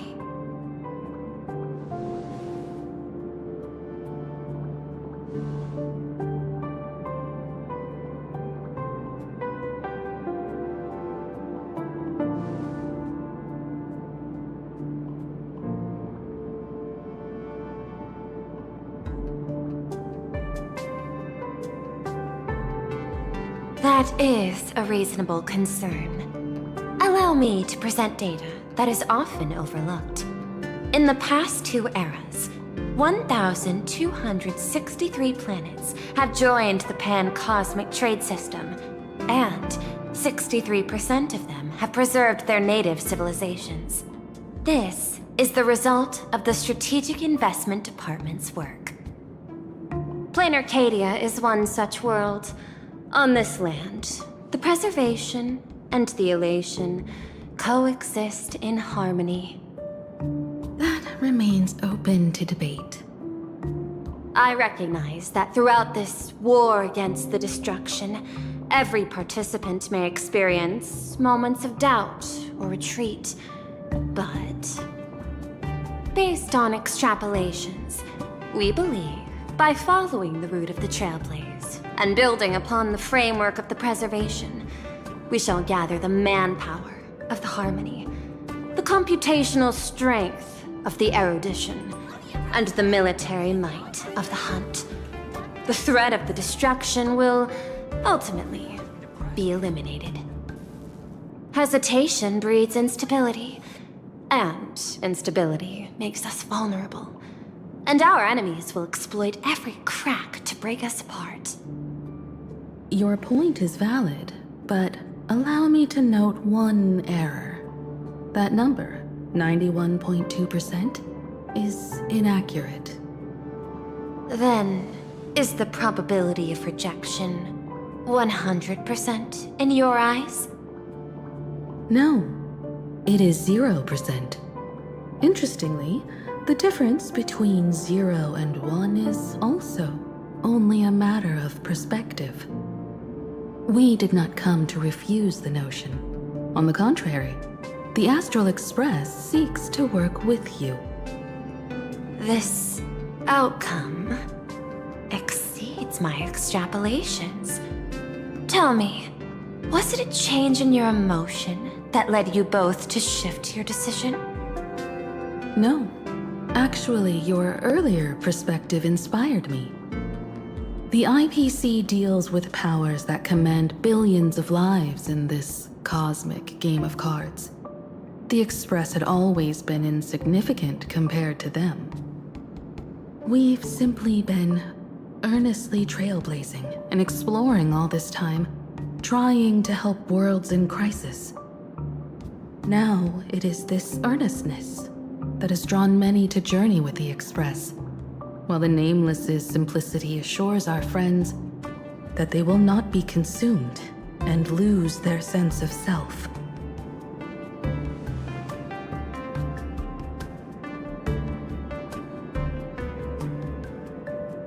That is why we came to you, Miss Pearl. Please set aside your role as one of the 10 Stonehearts and imagine this possibility. To fight against the destruction, there is no need for an alliance. What we need is to stand by each other. The IPC may not stand as an ally of the Express, nor might the Strategic Investment Department. But you can. Work with the Harmony, calculate alongside the erudition, help aim the arrows of the hunt, and build the steadfast shield of the preservation.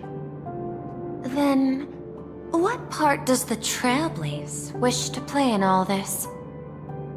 We shall become the sail. The ship's sail? That sounds no different from my former proposal.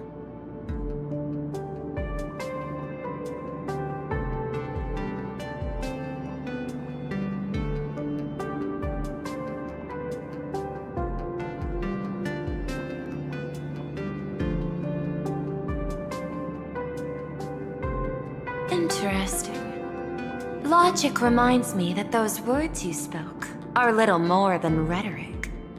However, I will follow the optimal decision. Neutrality.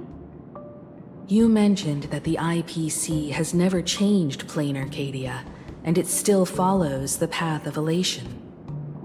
But in my eyes, Planarcadia has not been altered because it still has value. Just like the Astral Express. The IPC intends to use the Phantasmoon games to reach out to an Eon and draw them in. Am I right? That involves classified information. I have no comments. However, since Miss Himiko is open to cooperation, I can share more within reasonable limits. This way, guests.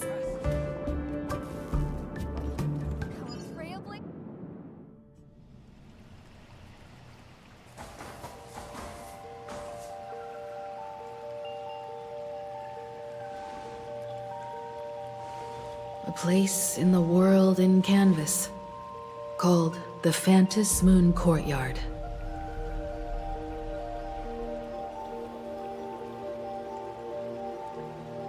This ancient tree has stood for 1,000 years, blooming only on the eve of the games.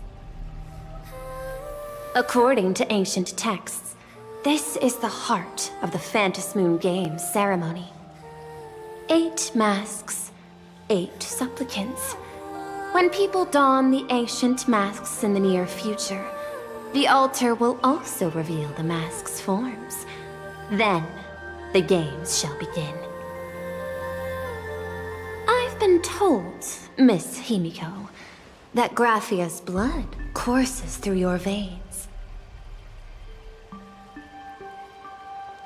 The messenger of the hunt is here as well at this moment.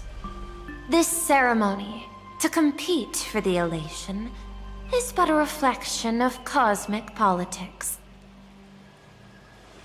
In that case, Why not use the result of the Phantasmoon Games to decide whether the Express will become a sail or a banner? We'll consider your proposal. However, to take part in the games, one must have a Mask of Elation. I assume the IPC has prepared for that. As of now, the number of masks I possess is 3. With more time, I could obtain even more. In all of history, no one has conceived of a unified command of all supplicants and masks, let alone accomplished that feat. But this time, the IPC intends to regulate the games with our resources and influence. It is not unusual for visitors from beyond the sky to join the Phantasmoon Games, but the IPC actually seeks to control the entire thing? The Eon of Elation is famed for unpredictability. Miss Pearl, you must take care. This is a word of caution. It is precisely because Aha is so mercurial that such an elated attempt has a chance to succeed. Pardon the interruption, Madam Pearl. The guide you dispatched has sent word. The masked fools have stirred up trouble, attacking him and the Express guests. They were separated in the chaos. That is not surprising. Those masked fools have long kept the IPC in their sights. It seems the Phantasmoon Games have begun, regardless of the Express's choice. I'll get in touch with those two kids.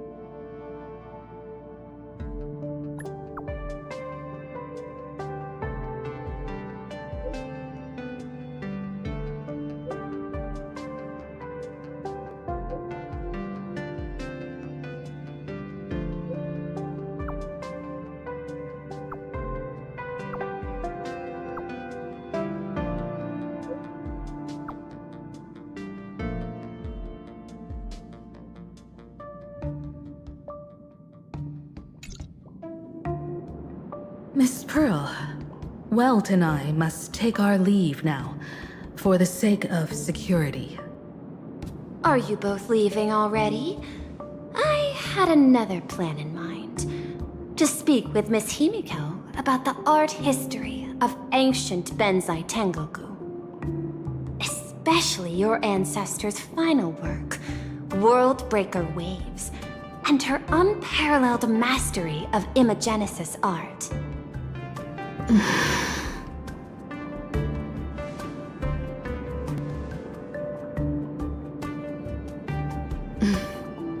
I'm counting on you, Welt. Mr. Yang, please accept this gift before you leave.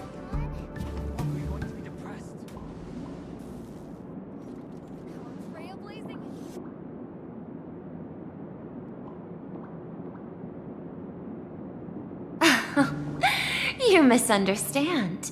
To offer the Nameless something so mundane would be far too discourteous. Please, open this case first, and see for yourself.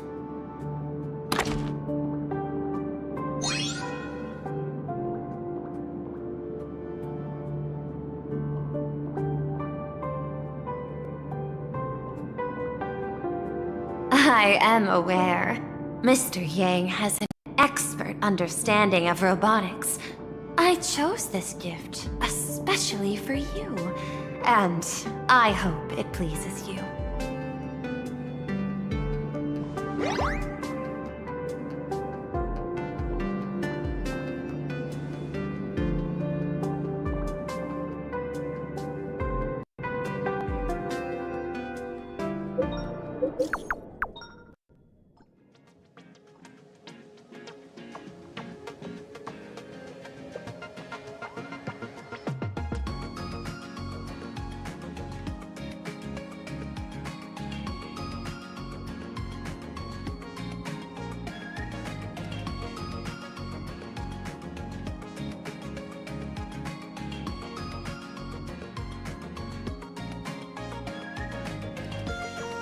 Graphia Academy?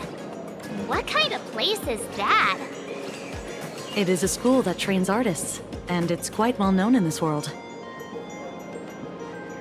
Oh, we need to wait for someone there? Do you know the way, Miss Kuchiba? Allow me to guide you both and ensure your safety along the way. I want to eat sweetman waffles!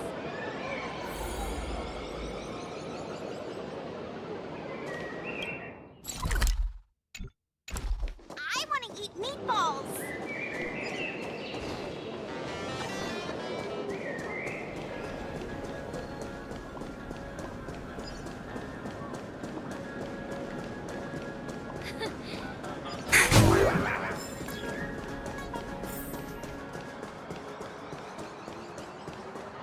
My life had 3 serious up and down. Wow. This path to school, lined with falling blossoms? It's such a youthful feeling. Definitely worth a photo. Yes, quite a few TV dramas have been filmed here. I imagine it is perfect for those classic series, where couples part ways, or lovers miss their chance, right? Exactly. Follow this road straight ahead for a while, and you will arrive at Graphia Academy.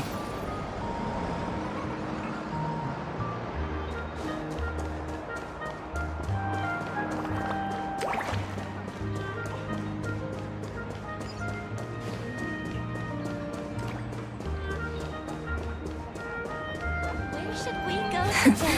Play nice.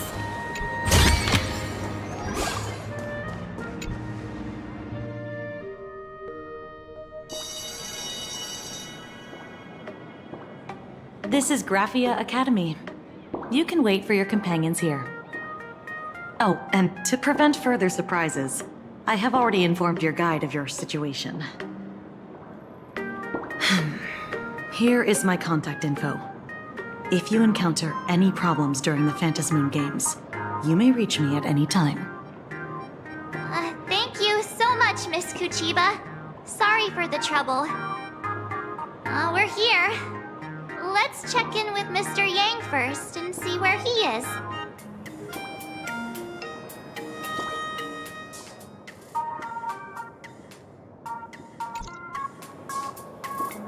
Mr. Yang still hasn't replied?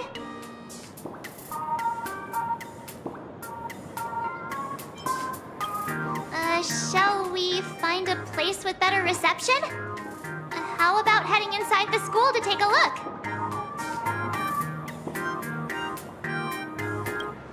No way. I was just thinking, isn't this Big Sis Himiko's alma mater? The school lobby. It looks exactly like what I've seen in animations. Too bad neither of us ever went to a real school. If only we could taste a bit of campus life here. Hey, how about we sneak in and pretend to be students?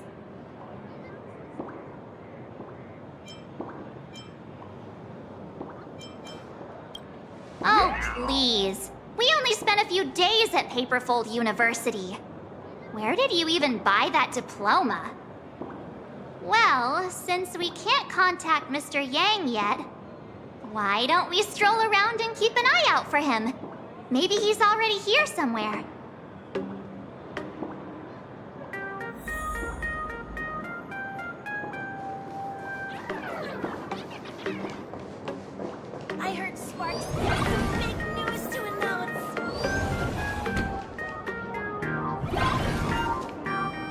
Here, quick! Look at this wave. It's so spectacular. It won't suddenly come crashing down and drench us, will it? Wait, this is painted too? The painter's name is even stated next to it. Graphia. Who's that?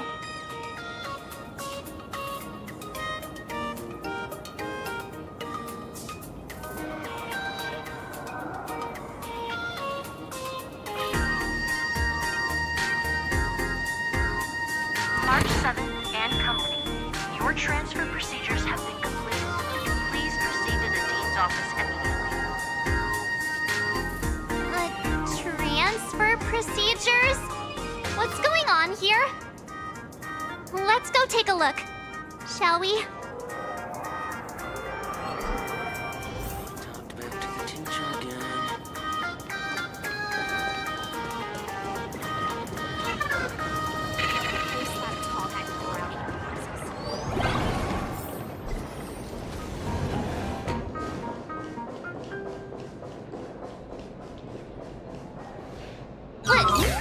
What the heck? Why is Scott here?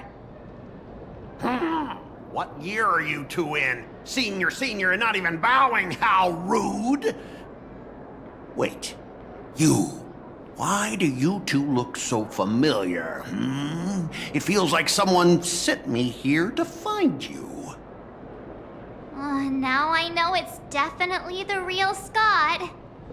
Where did we get teleported to?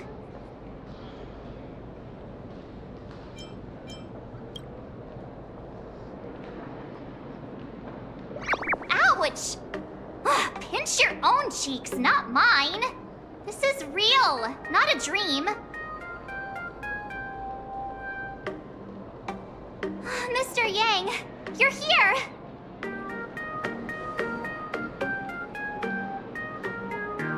That was Scott. Where did he go? Wait. Why did you just call us students?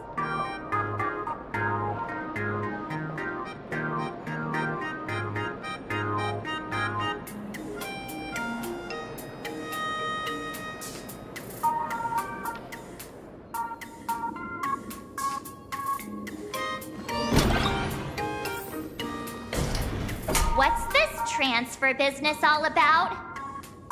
Well, starting from today, you two are officially transferring to this academy to begin your brand new school life. Sparksy? Yoo-hoo! My good classmates, we meet again. What are you doing here? What news on the net could possibly escape the all-knowing digital fairy Sparksicle?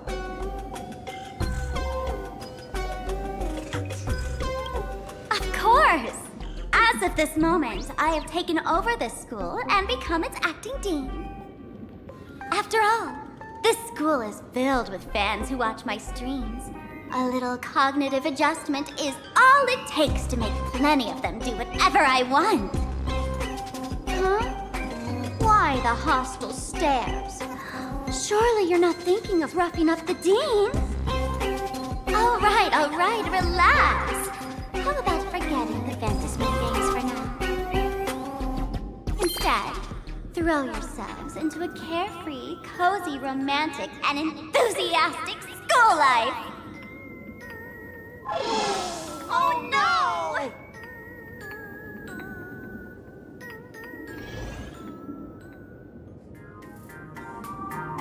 Wake up!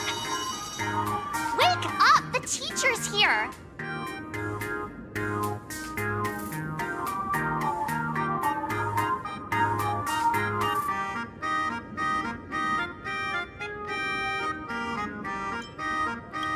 Idiot! The dean has had their eyes on you for ages. The artist qualification exam is right around the corner, and some students are still dozing off in class.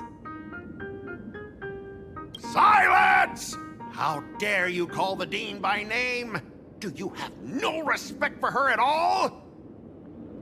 Before you stands an online streamer, a singer-songwriter, a trendsetter of internet culture, a rising star in education, and the masked fool among masked fools. Show some respect and address her as Dean. Thank you. It's fine, Scott. Thank you for standing up for the teacher. Such strong willpower. No wonder that outdated model wanted you in the Phantasmoon games. Too bad you crossed paths with me. Soon you'll be just like these students. All of you will be turned into my little toys. Students, today is campus cleanup day, so help Dean Sparksy find that thing. Search places like the archive room from top to bottom. And teachers are all required to pitch in as well. If anyone spots that truant teacher, be sure to tell me. I will reward obedient students handsomely. Okay. If not for Miss Sparksy, I would have beaten you to a pulp right now.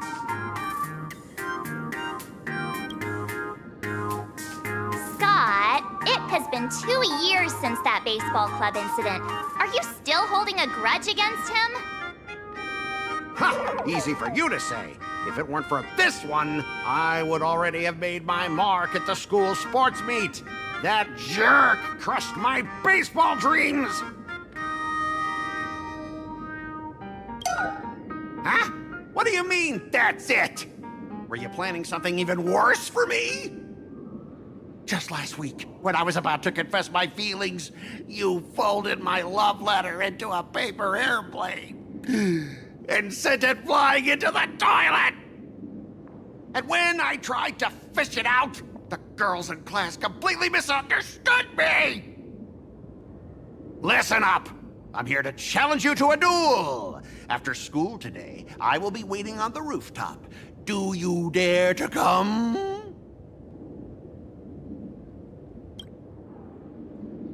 You two! Out of my way! I'm done with class! School? Students?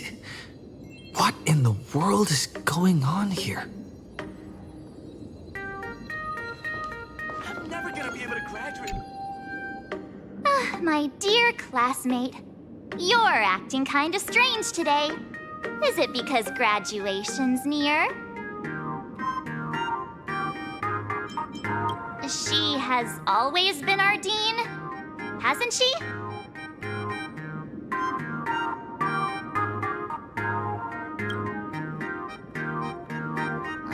You stumped me there. At our age, what else could we be but students here? Don't tell me. Did the pressure of school make you lose your memory? You can't fall apart now. Actually, we just got our class photo developed. Let's use it to jog your memory. Look, this is our class photo. Does it bring anything back to you? That's me! I mean the other one. That girl with pink hair and long ears? Who was that again? Is she really someone in our class? Or just some random outsider sneaking in? Anyway, let me introduce the people everyone knows. See this guy? That's Scott, the one who argued with you earlier. He's a spoiled brat who flaunts his family's money. You were both aces in the baseball club 2 years ago, but... he lost a bet with you and had to bark like a dog. That drew the attention of some strays that chased him down, so he twisted his ankle while running and missed the school sports meet. Do you remember that?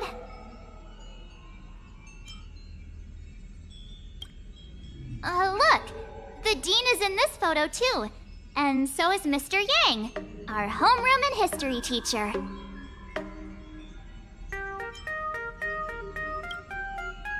Yeah. I think that's right.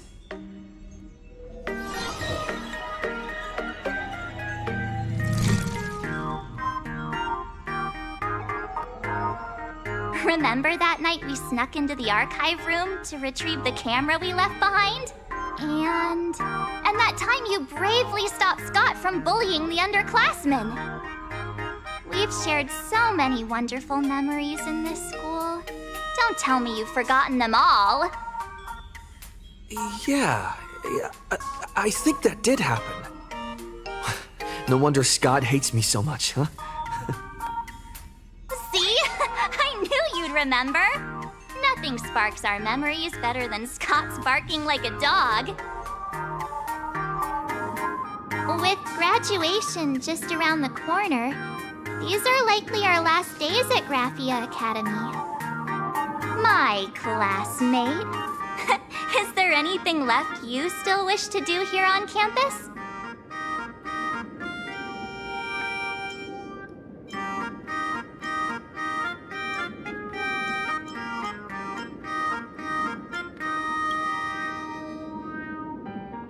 Better not.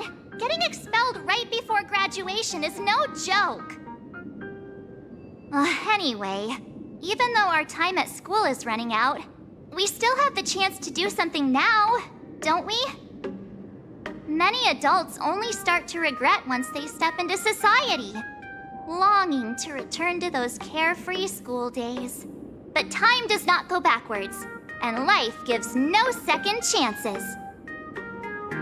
How does the saying go? Youth is fleeting, and time waits for no one. So, let's seize the fleeting moments of elation before they slip away. Let's spend these last days of youth together.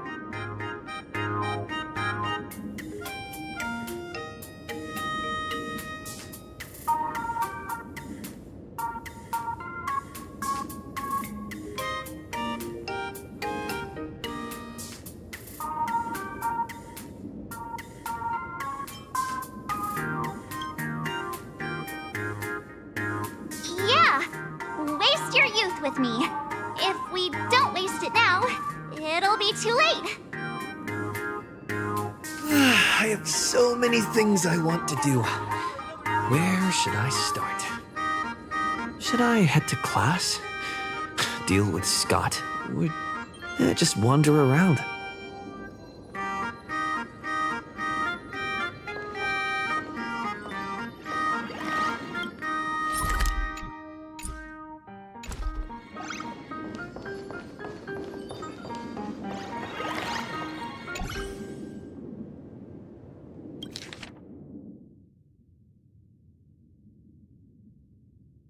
Next class is...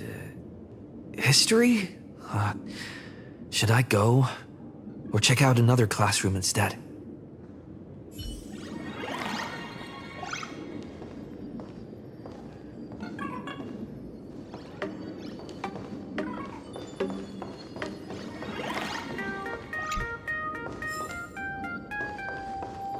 I'm never gonna be able to graduate if I for another year.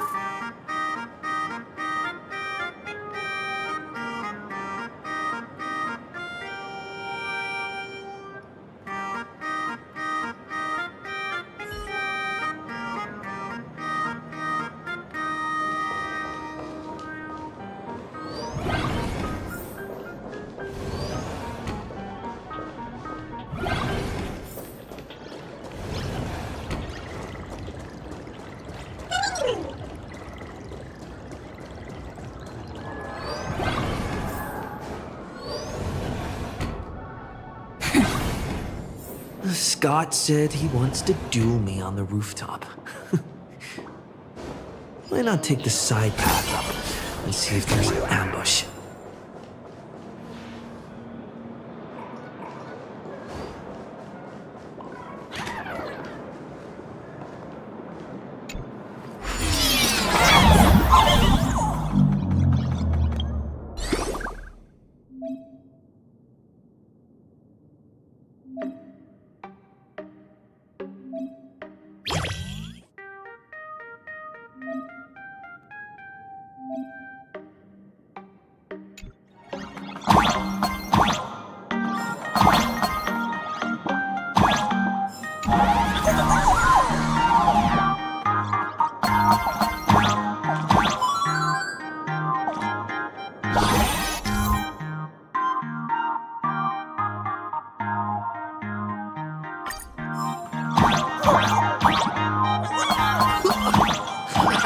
I can jump even higher now.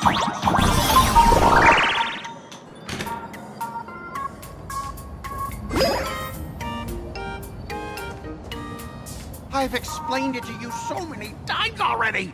You're jealous of me, jealous of my passion for you, blazing as bright as the sun.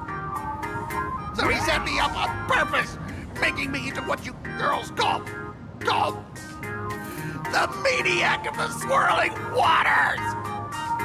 You have to believe me, Lakshmi. I'm innocent.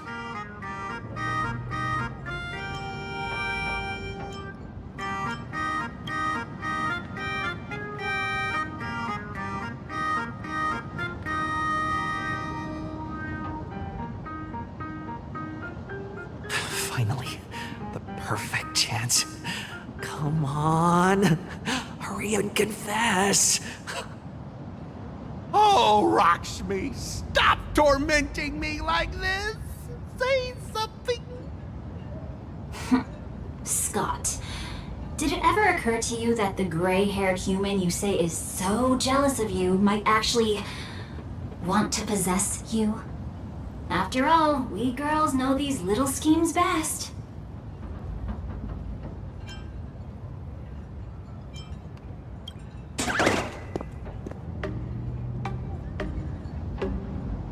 Ah! Someone else hiding in the shadows! Lakshmi? Why did you say someone else? And you, Ash Hair, every single time! Why do you have to completely ruin all the important moments of my life? Scott, weren't you the one who called me to the rooftop for a duel? Huh? Scott, did you deliberately get this gray-haired human to come here just to spite me?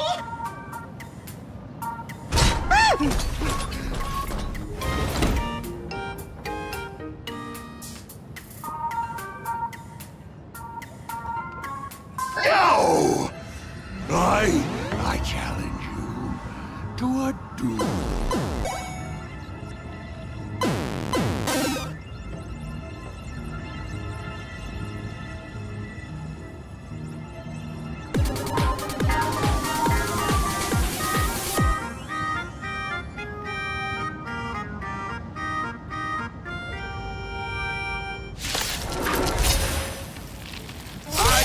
Rest until I teach an idiot like you a lesson!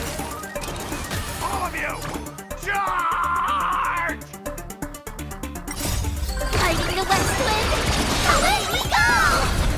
Show me the wind! Dispel the gloom! Destroy the skies!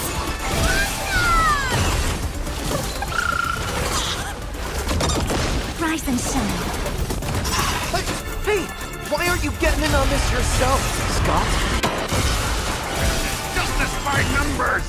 You don't even understand the rules of a duel! All right, enough! Please, I'm begging you, brah. It's over! My campus romance and the gang I built with my own hands. You ruined them all. Are you happy now?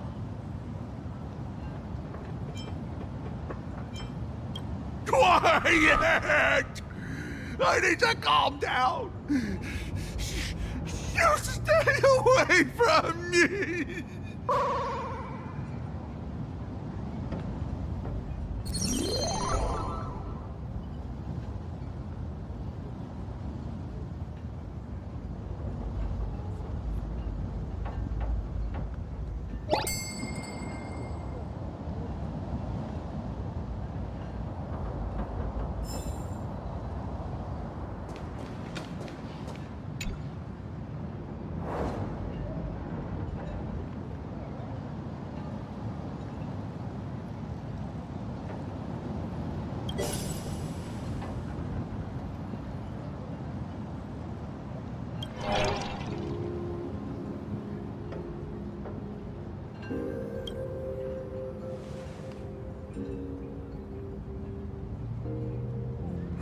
That's Scott.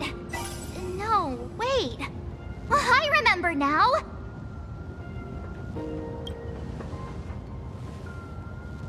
We found Mr. Yang in the Dean's office, but Sparksy suddenly popped out.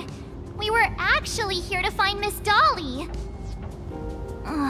But why did we come to see Miss Dolly in the first place? Yeah. What exactly did we come here for? Remember how Sparksy kept ordering students to rummage through every corner of the school? Students, today is campus cleanup day, so help Dean Sparksy find that thing. Search places like the archive room from top to bottom. Maybe we should check out the archive room she mentioned.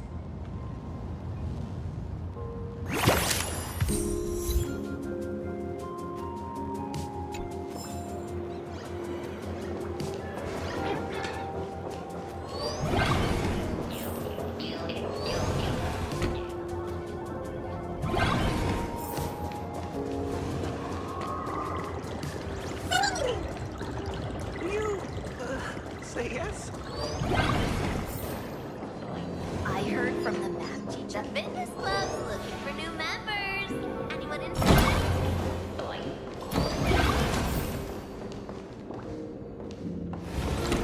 We have all the clues we need, and the code.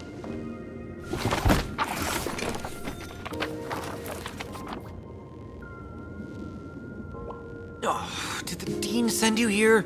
Seriously, leaving us here to do all the work is just too much.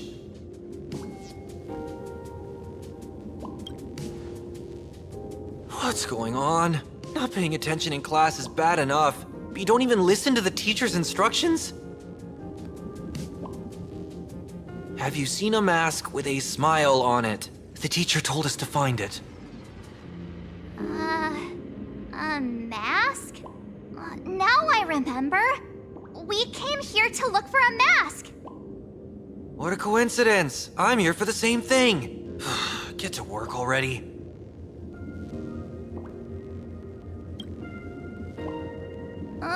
Do you know which teacher is Miss Dolly? How should I put this? She is such a unique woman. Super unique. Once you meet her, you will never forget what she looks like. Whoa. How beautiful is this Miss Dolly? Huh? Beauty and Miss Dolly have nothing to do with each other. If you have any group photos or faculty event pictures, I can point her out to you. But seriously, are you going to help me with this work or not? March, didn't you show me a group photo earlier? I have a class photo right here. But it only shows 2 teachers. Seriously? There are 3 teachers in this photo. Isn't Miss Dolly right here? Wait, that's Miss Dolly? She's a charm doll? Probably the teacher who's worked the longest out of the entire staff. Wait, don't tell me you've never taken her Imagenesis class. I finally remember it. Himeko told us we must find Miss Dolly and take the mask back from her. Darn it. That wretched Sparksy had us running in circles! March, what happened to your power of the remembrance? How could you be led around so easily? It must be because I'm so passionate about learning. That's why I fell into the illusion so fast. Wait, you didn't notice it either, did you? 2 years of studying were nothing but an illusion. At most, we've only been trapped here for 2 hours. It's not too late to act now. Now that we know what Miss Dolly looks like, it's time for me to step up.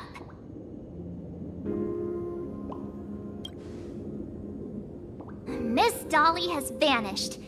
Either she's been captured, or she's actively hiding from Sparksy. All we need to do is find her. I'll show Sparksy how the power of the remembrance should really be used.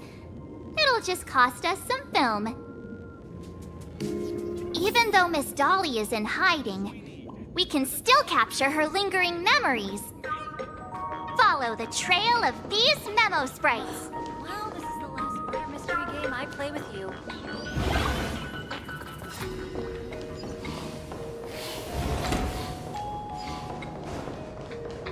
We're getting real close.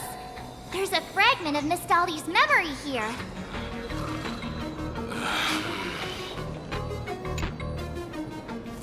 I got a photo of her. That's Sparksy. She's not really the Dean at all, is she? What are her intentions?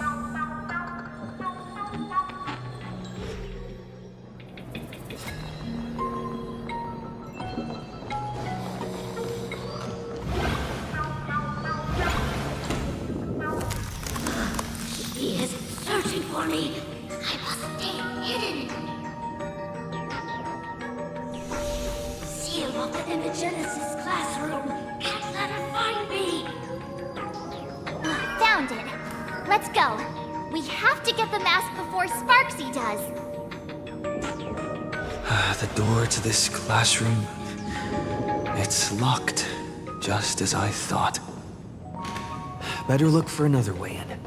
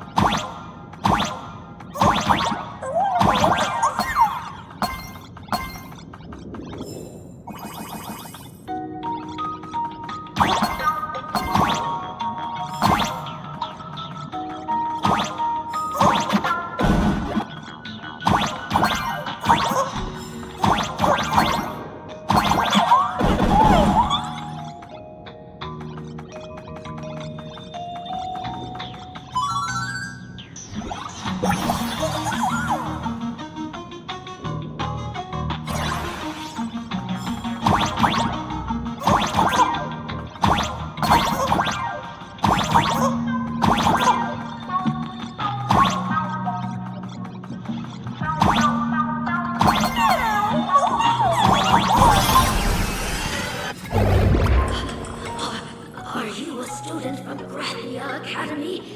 I've already sealed this classroom. How did you find me? Miss Dolly? Don't be afraid.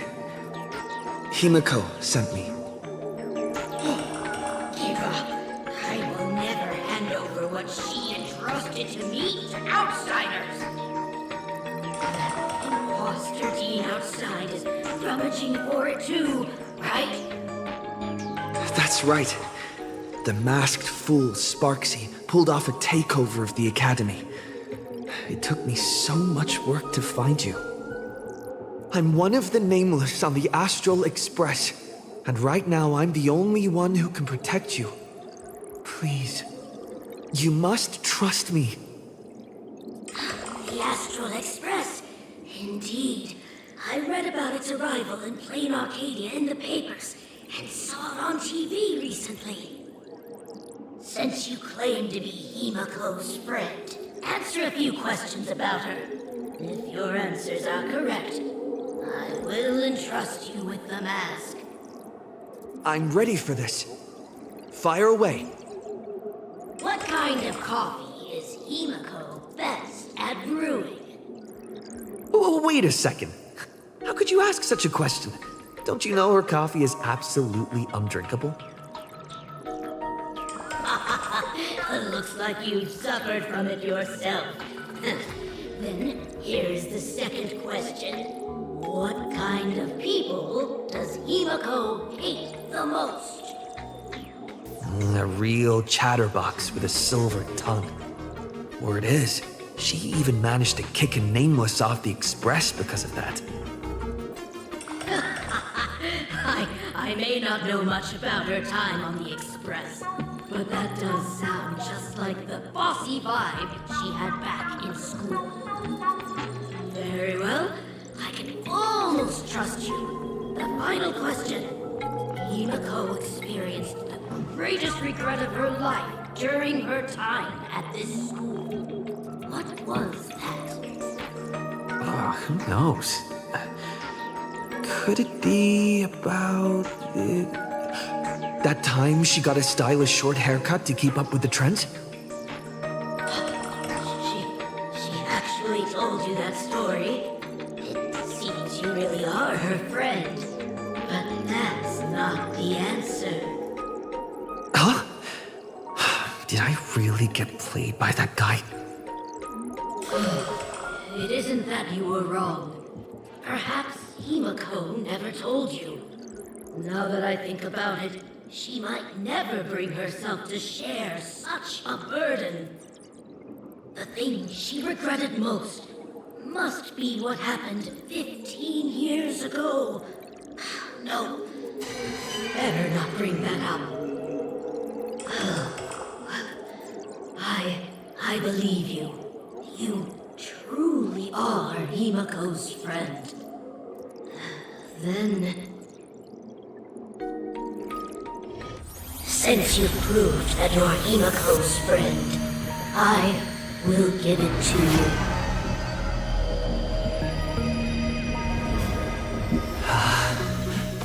Wait, if you're right next to me, then who's this? Thank you, Ms. Dolly.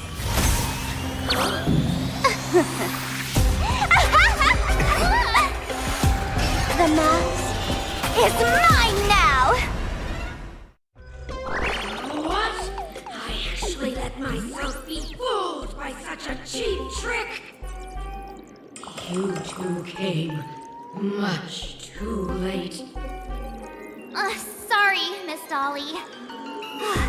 Darn it! Sparksy got ahead of us again! But how could she know so much about Himiko? That man with glasses seems to have no issues with becoming a teacher. Once I took your forms and chatted with him, I got everything I wanted to know. Sometimes trust among companions can be quite dangerous.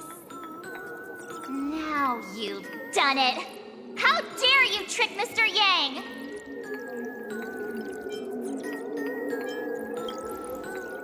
Swapping avatars is as easy as slipping on a shirt for a streamer. Most people only care about appearances anyways. Isn't that right, Nameless? You have really made me angry. She can't run away anyway. So, why don't we take the mask from her by force? Woohoo! Congratulations! You figured out my weakness. The mask of elation that has been worn is like a clip movie ticket. It only belongs to the one who used it first during the Fantasmoon Games. Seems you're completely unaware of such simple common sense. How sad. What? Astral Express out! The only one worthy of joining the games is the adorable Sparksicle. Now then, it is time to treat my fans. You two will stay and witness my Sparksicon that I've carefully prepared, right? Oh my, how defiant. No wonder you are the toy favored by my old model. It's okay. I will erase the last residues of resistance and hostility in your hearts and turn you into my loyal fans! My dear fans, time to prepare! Carry out these two noisy haters for now. I have more important work to attend to.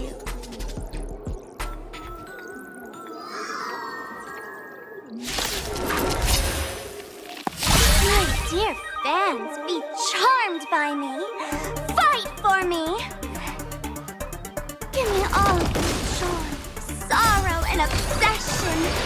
Give me every last drop of it. Give me your good power. That hurt. As you wish. Embrace a new life. Darkness with me. All these hands, they're far too strong.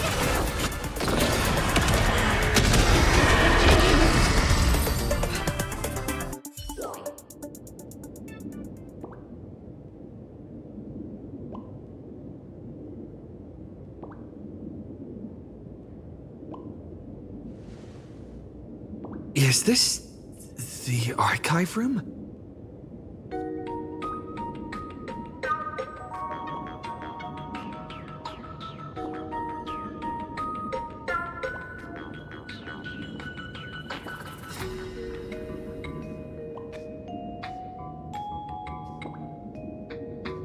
Hey there, my sweetest fans! The mission of finding the mask and Miss Dolly has been a complete success. But just moments ago, a gray-haired, black-hearted hater slipped into the academy, plotting something dreadful against Sparksicle. I am so scared. You won't stand by and let the adorable Sparksicle be hurt, right? Where could he be hiding in the school? Please, let's root out this villain together! Everyone, let us drag that intruder out! They will not be able to hide for long.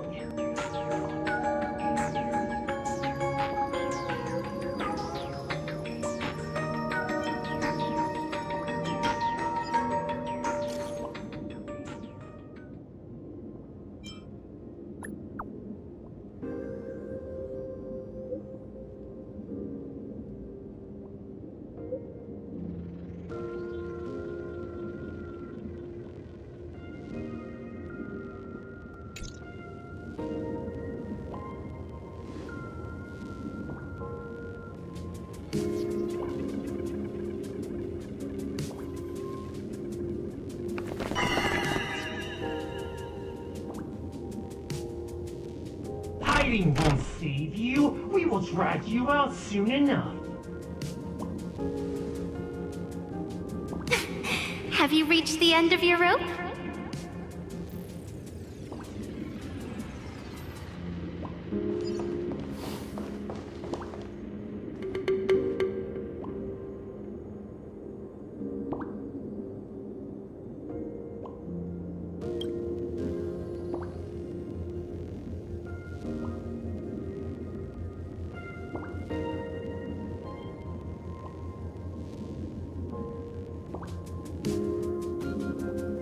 This pink-haired person. Where have I seen this person before?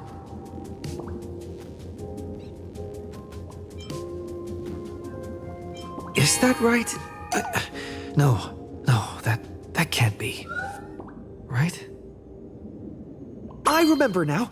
She's the fox girl in the class photo.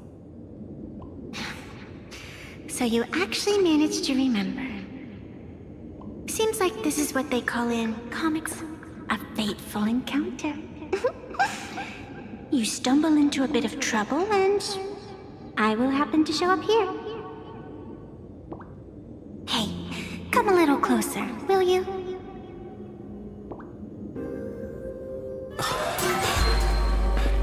Come closer. Even closer. Don't be so scared.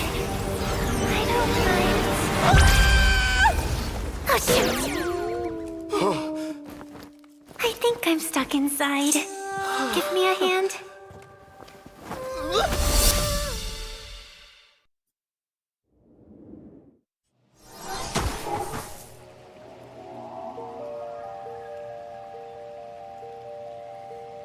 What is this place? Two nameless came through here a few hours ago and asked the exact same question. I'll use their answers to reply to you. This is a place in the world in Canvas, known as the Phantasmoon Courtyard. According to ancient texts, this is the heart of the Phantasmoon Games ceremony. Oh, and one of those nameless is playing the part of a teacher at the school. Oh dear, was that a spoiler? That's not good. Greetings, protagonist.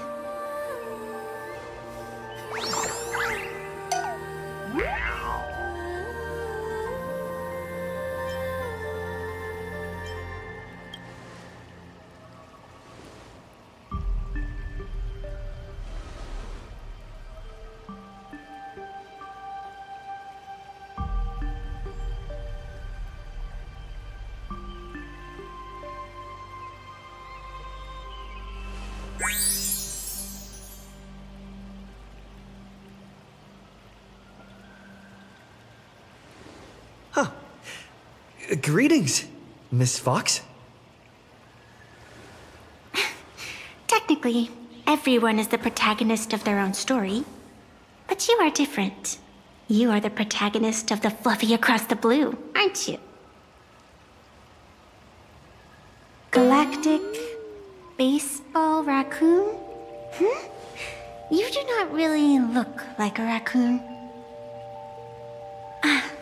I forgot to introduce myself. You can call me Evanessia. Great seeing you.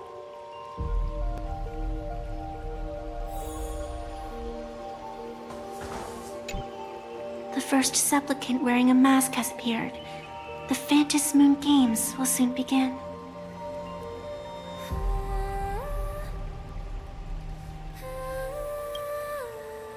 Do not be afraid. Just think of me as part of the audience. Like a reader following comics and cartoons.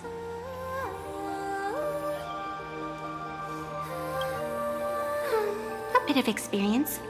Just like someone who has read enough comics can get superpowered battles and schoolyard romances without any instructions.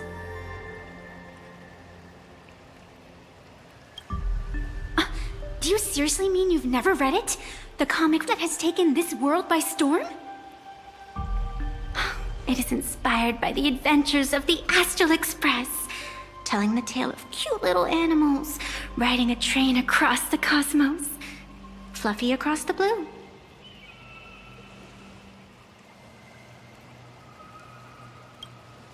Of course, this is Planarcadia. Any story can be turned into a comic in here.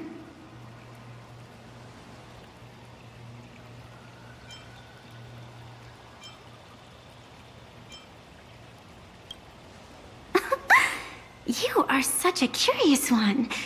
You were fleeing for your life a moment ago, yet now you can talk so casually about such nonsense. Is that really what matters right now? Still, that sense of ease. It is entertaining. Since you managed to amuse me for a moment, I will grant you a little aid. So, what would you like?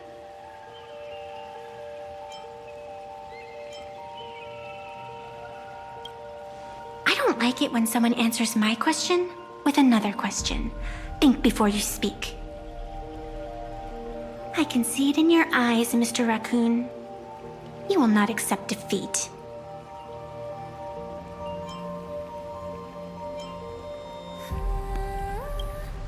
That resolve is interesting. There will always be foolhardy supplicants donning the mask in these ancient Phantasmoon games, laying before the Phantasmoon their madness, fancies, and humor. They would weave schemes to slay monsters descending upon this planet from beyond the sky, steal the laughter of the gods, to forge blades that could split mountains. or descend into depths of the world in canvas to swindle the souls of the departed. Such entertaining individuals have not appeared for ages. Perhaps you have a chance to become one of them? After all, you are the protagonist. I can lend you a little power, but an equal price is required. Otherwise, it would violate the rules. You must defeat the enemy who pursued you here within the next day and night. If you fail, your soul will be enslaved by her for all eternity. Do you accept?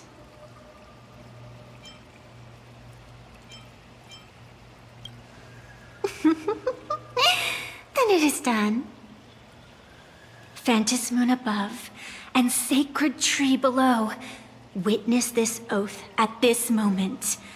As constant as the vault of heaven, as certain as the moon's rise, let it be never forsworn. Now come, let me make you more of a protagonist. Yes, that's it.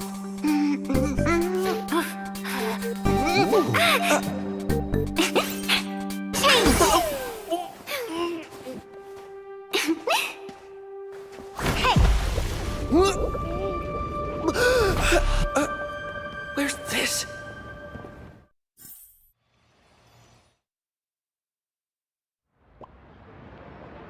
Gray hair, are you all right?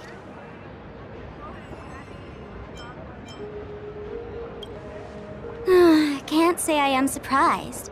It sounds exactly like something I would dream of, and something she would carry out the moment she awoke. Still, it ain't too bad compared to the horrors that unfolded in previous Phantasmoon games. At least you still have friends willing to stand by you, right?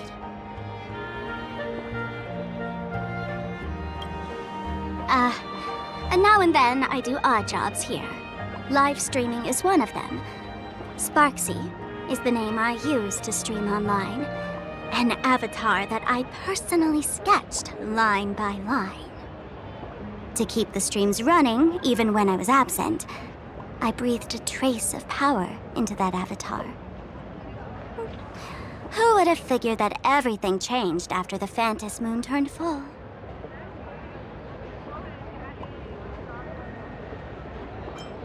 She's nothing more than a basic skin that's desperate for online attention. Don't compare her with me.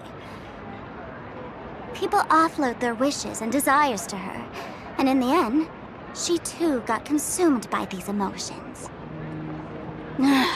Once a creation gains a will of its own from the attention of the masses, even its creator can no longer restrain it.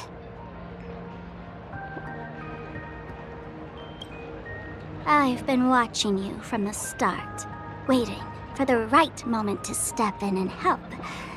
Sadly, you were either with the IPC's people, or with the Department of Aberration Defense. Then you and Darling March wandered right into that school of bad omens. That was when I realized things had slipped out of my hands. So tell me, what happened in that school?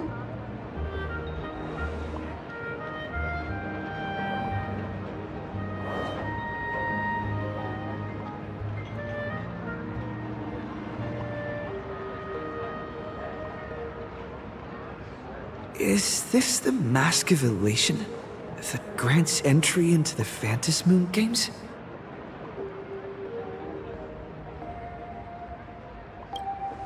What do you think? Call your companions on the Express ASAP.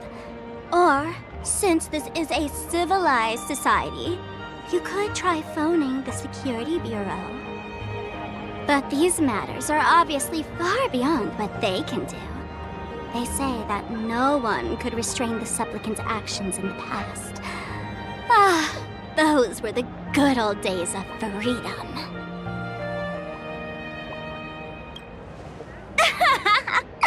Gray hair, you are so naive.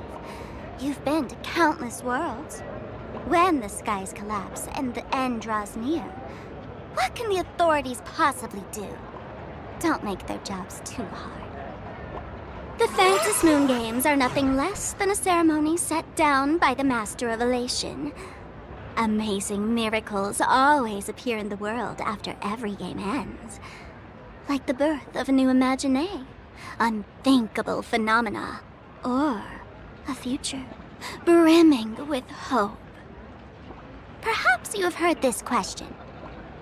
If the world's science and technology could leap forward by 100 years at the cost of a single kitten's life, would you kill the kitten?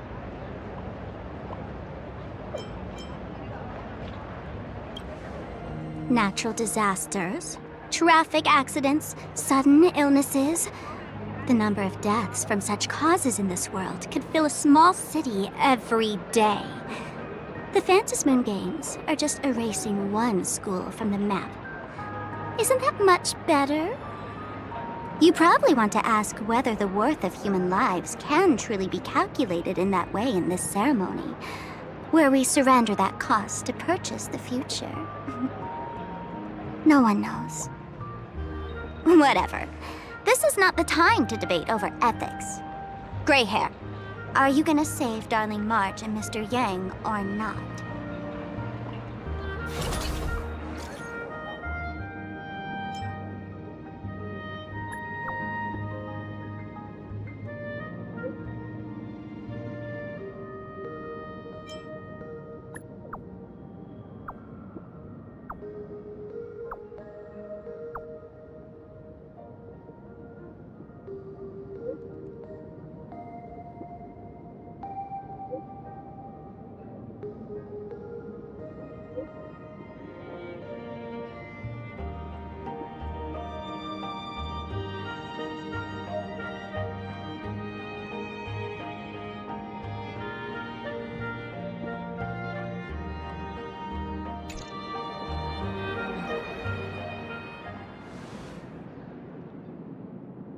The hour grows late, Miss Pearl.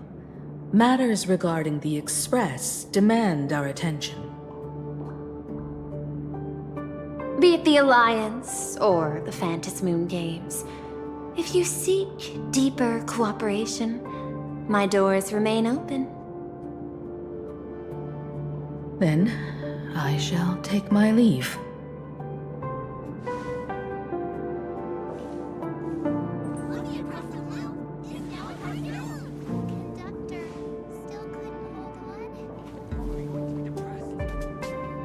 How intricate human social interaction models are.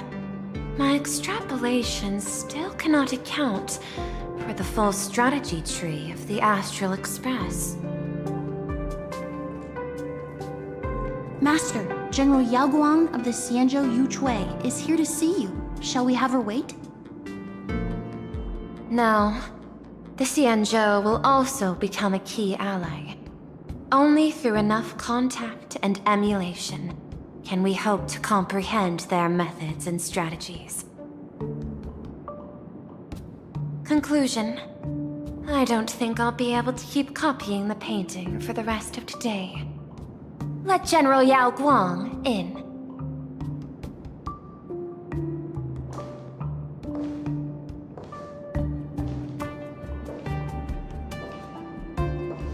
I am the Honorary Dean of the Omniscience Sapientia Academe, Master of the Decalite Reflection Barrier, bearer of the Xianzhou's intangible cultural heritage, the Sparrow-Shaped Fist, and the Seer Strategist, General Yao Guang.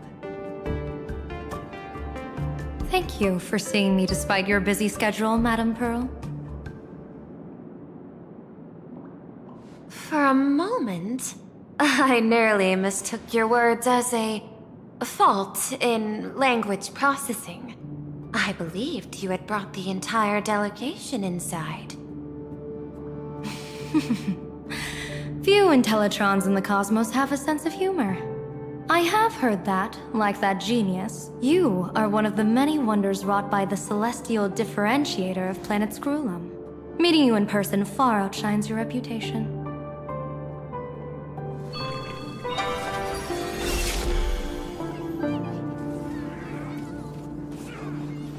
Madame Pearl, seeing how you have a calculating look, And with your heart pristine and your outer form so dazzling, I could not help but cast a divination for you. The hexagram lies between fire and heaven, demonstrating a bountiful harvest with your fortunes lying at the zenith or even beyond.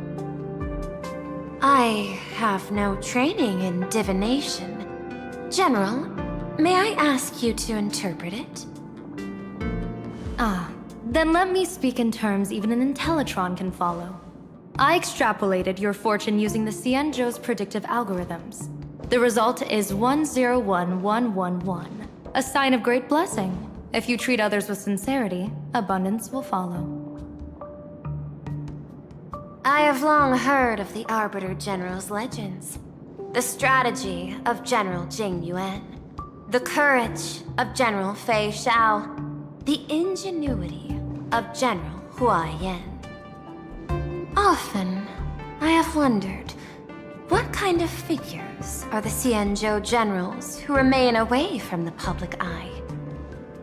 Meeting General Yao Guang today, I cannot help but think that, with such beauty, you should step into the light more often. Looks like you've studied the words of the Cienjo well. You've even learned the art of provocation.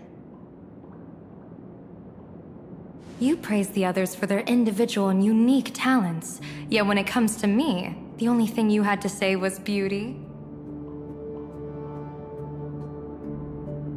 Do not misunderstand me, General.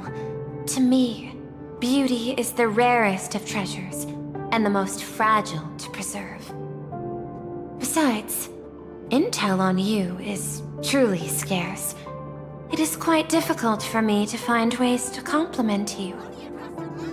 But what I do know is, the Yuchui is the think tank of the Cienjo ships, and its general is the master of all diviners. Speaking purely of deciding the course of affairs, no one is better suited than you to cast the Cienjo Alliance's vote on whether to join the Anti-Destruction Alliance. So, General, what is your decision in this? This topic is far too great for me to decide on a whim. But as a gift and to complement the respective gaps in our knowledge, allow me first to offer you a piece of vital intelligence. And with it, I ask the IPC to show sincerity beyond empty words. I do not follow your logic. With the threat of the destruction looming, what need is there for further reasons to cooperate? Set a mighty foe as a common goal. Convince former enemies to turn allies, then devour them in turn. Such feats are hardly rare in the IPC's annals of glory. I understand. The Cienjo questions the IPC's sincerity.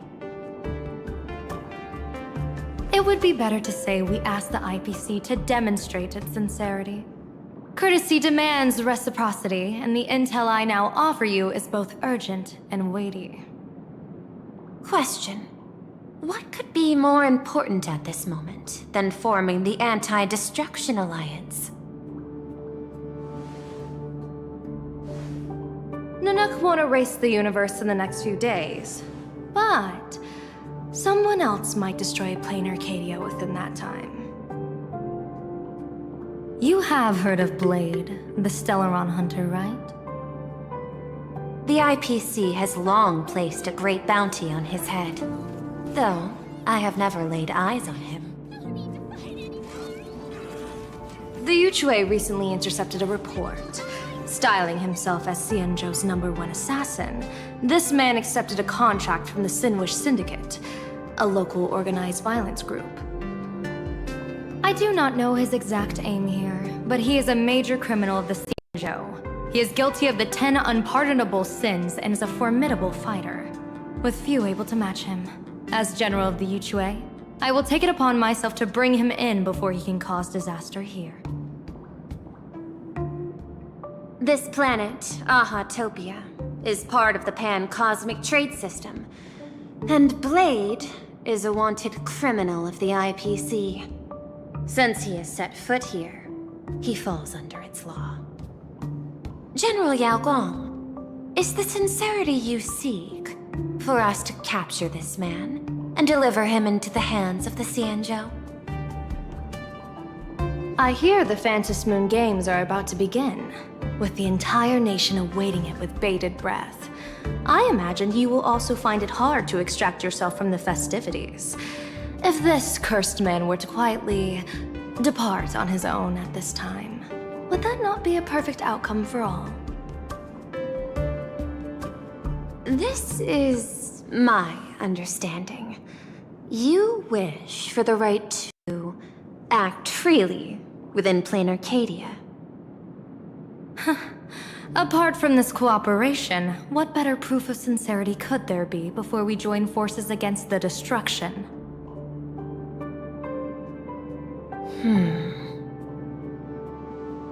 Deal. What I do not doubt, the might of an Arbiter General. However, I do doubt, will the Xianzhou's #1 assassin truly leave without a commotion? By my extrapolations, even without accounting for the guidance of Destiny's slave, the probability of capturing a single Stellaron hunter is less than 9.8%. Not even 10%. As a diviner, that's not how I see probability. Even if the chance of success is only a coin toss, once I enter the fray myself, I always treat it as a 100% certainty.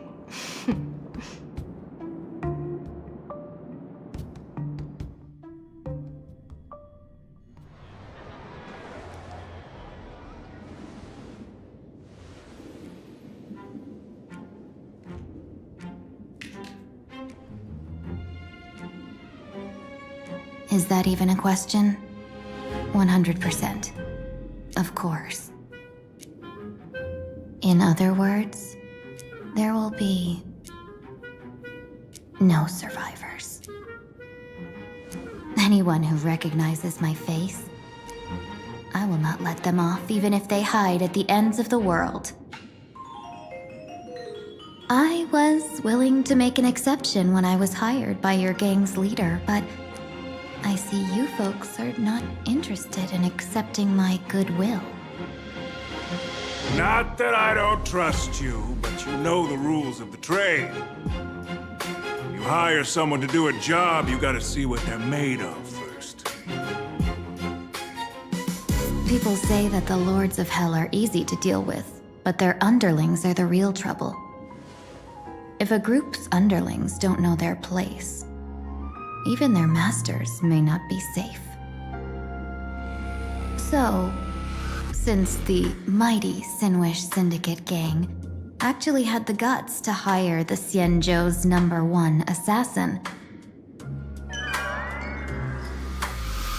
I guess you are also ready for destruction.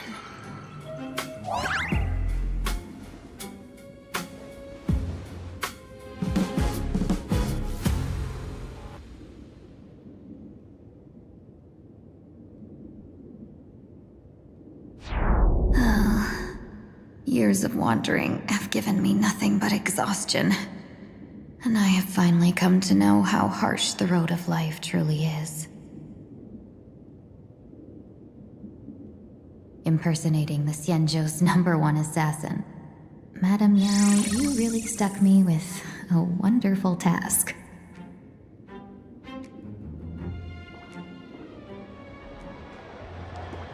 Please take great care during this mission, Miss Tingyu. If any misfortune should befall you, I would have no way to answer to your Helm Master Yukong.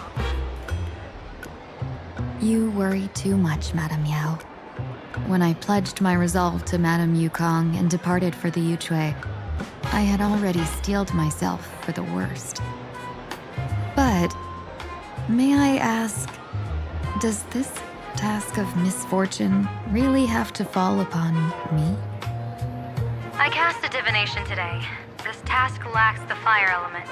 Without the Whistling Flames Ambassador's knack for diplomacy, this task cannot succeed. The place you're heading to is crawling with gang members.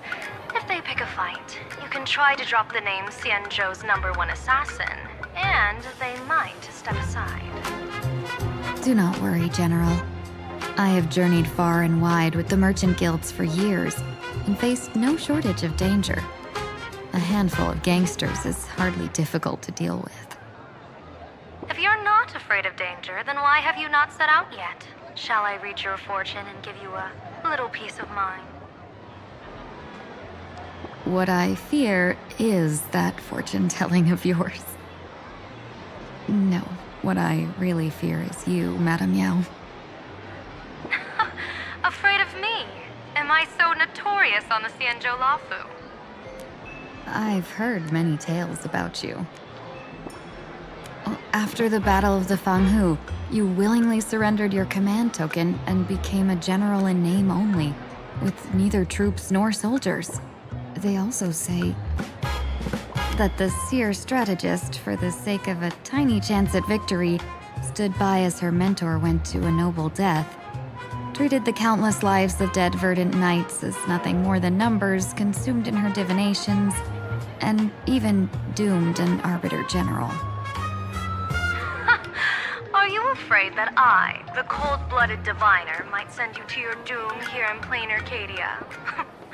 Bold words for a little fox. It's just a bit of my curiosity about you, General. I hoped you could clear up a few of my doubts. Seems like I wasn't wrong about you. Few can face a Xianzhou general with such composure and dignity. No wonder you can make such a bold statement. The gods use humans as pawns in their cosmic game, sacrificing countless innocent souls. Have you ever thought about making them pay? They say you survived a Lord Ravager's deadly clutches thanks to luck, but I believe it was your unbreakable resilience that carried you through. You flatter me, Madame Yao. One must glean some wisdom to be worthy of enduring such a life-and-death ordeal. If we surpass the gods only in cruelty and heartlessness, then that would be our complete failure, in my eyes. Excellent. I couldn't agree more. Miss Ting-Yun, you've passed the interview. Ever since I escaped death, I swore never again to be a pawn for heartless chess players. And Madame Yao, you've passed my test too. I know you're not interested in empty talk, so let's get down to business. Miss Ting-Yun, our Yuchue business delegations are treated much better than what you get on the Lafu when they set out on official missions. They get 5 meals a day. General, I really don't have such a large appetite. For the duration of the delegation's mission, you'll receive 6 times the usual allowance, and all expenses will be fully reimbursed. Such a generous offer. To be honest, that makes me even more nervous. Head to Duffbrook District, locate the Sinwish Syndicate contact, use the passphrase you gave me to establish contact, and do not reveal my true name. If there's nothing more to it, is this task really worth 6 times the pay? You're the kind of talent worthy of such a reward. After all, we diviners are no different from you merchants. Even when we hit a dead end, we still have to bargain and carve out the faintest chance. Merchants strive for profitable opportunities, while diviners reach for a sliver of luck. Looks like my mission bears significant weight in Madame Yao's reading of fate. In that case, I shall depart. When in doubt, open the 3 strategy pouches I entrusted to you. Inside are tactics I divined, certain to break any deadlock and aid your journey. Go, Xianzhou's #1 assassin. Time to get down to business. Where could the Sinwish Syndicate be hiding? The contact from the Syndicate should stand out. Blazing hot, fiery strong, insanely spicy! Please, tell the boss I want to return to the Sinwish Syndicate. Ma'am, maybe it's time to rest in peace. Don't you remember dying during that mission a few weeks ago? The you right now is just a lingering obsession left behind after death. According to the provisions of the Fey Kind Protection Act, ghosts are not considered the same as they were while alive. In other words, you are a new Imagine, barely 3 months old. Are you a lawyer or a gangster? I gave my life for the Sinwish Syndicate, and now you mean to shut me out? These two are members of the Sinwish Syndicate? Don't you get it? The old you's dead, and even your criminal record got wiped clean. The leader's trying to say that now you've got a chance to keep to the straight and narrow. You shouldn't come back to the gang. How am I supposed to convince you? Hey, Fox Girl, you eavesdropping over there? I'm just a Xianzhou person here to talk business. Could you tell me which way to the Sinwish Syndicate? I come from the Xianzhou to discuss a deal. A deal that wears me down, yet tears my enemies apart. Business? From the Xianzhou? The Sinwish Syndicate office is just across the river. Have a safe journey. He doesn't seem to have understood the passphrase. But the news that the Xianzhou's #1 assassin is coming has already spread through the organization.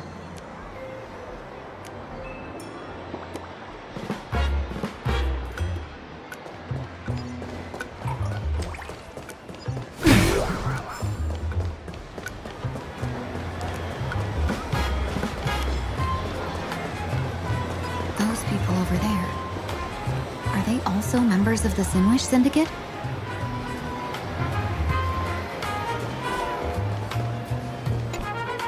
Bro, how much longer do we have to wait? What, are your legs giving out? Idiot. The boss told us to wait here as a show of respect. Now behave yourselves! Could that big guy be the contact from the Sinwish Syndicate? Hey, you fox over there. You've been staring at us long enough. Got something to say? May I ask, is this the Sinwish Syndicate's turf up ahead? Yeah, so what?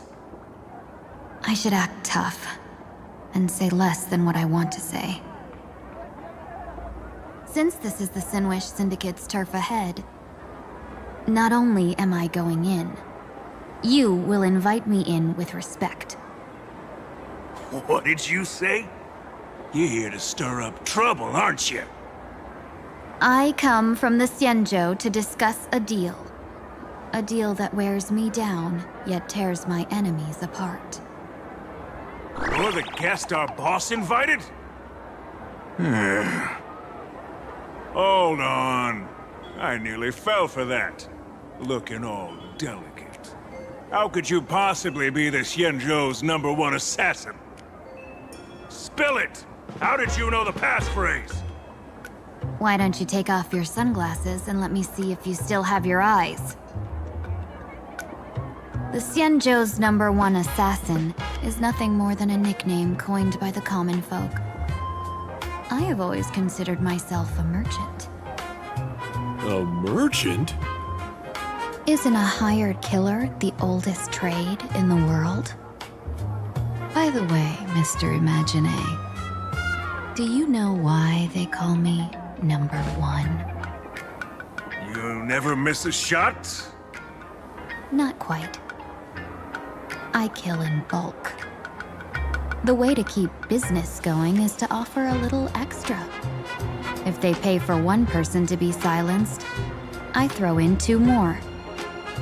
With that hot temper of yours, always picking fights, you've probably given your boss plenty of headaches. I doubt the boss would mind if I took you as a bonus kill. You punk! How dare you disrespect the underboss! Shut up, all of you!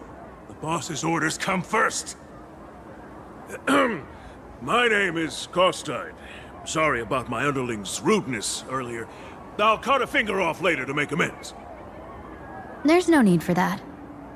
I only collect heads, not fingers. No worries. It won't be my finger anyway. These brutes should be easy to handle. They've never seen the face of the Xianzhou's #1 assassin, so this'll be much simpler. What should I call you? Yelling assassin, assassin every time just won't cut it. Just call me... the Tarrying Fugue. The Terror in Fog. That name oozes menace. Completely overwhelming. Now then, can you lead the way?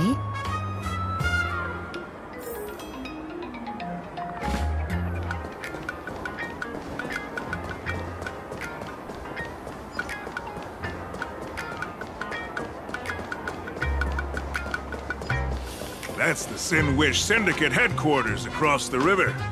Quite impressive, don't you think? Please, follow me.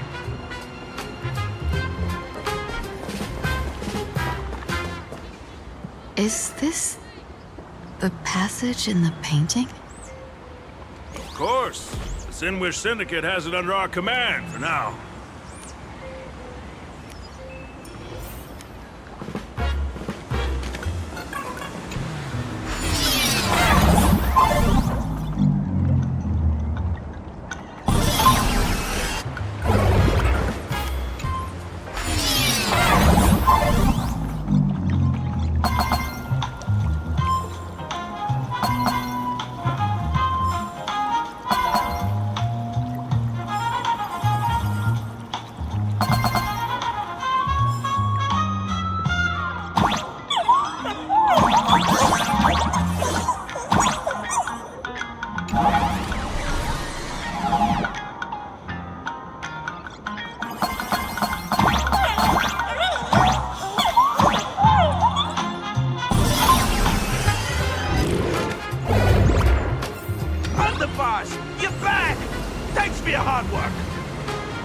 Who's this fox?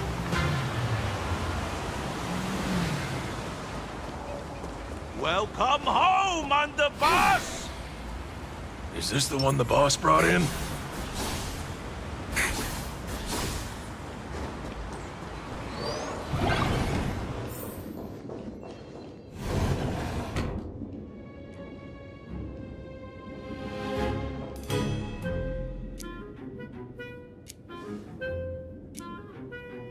Underboss, I mean no disrespect, but is this frail woman really the one the boss invited?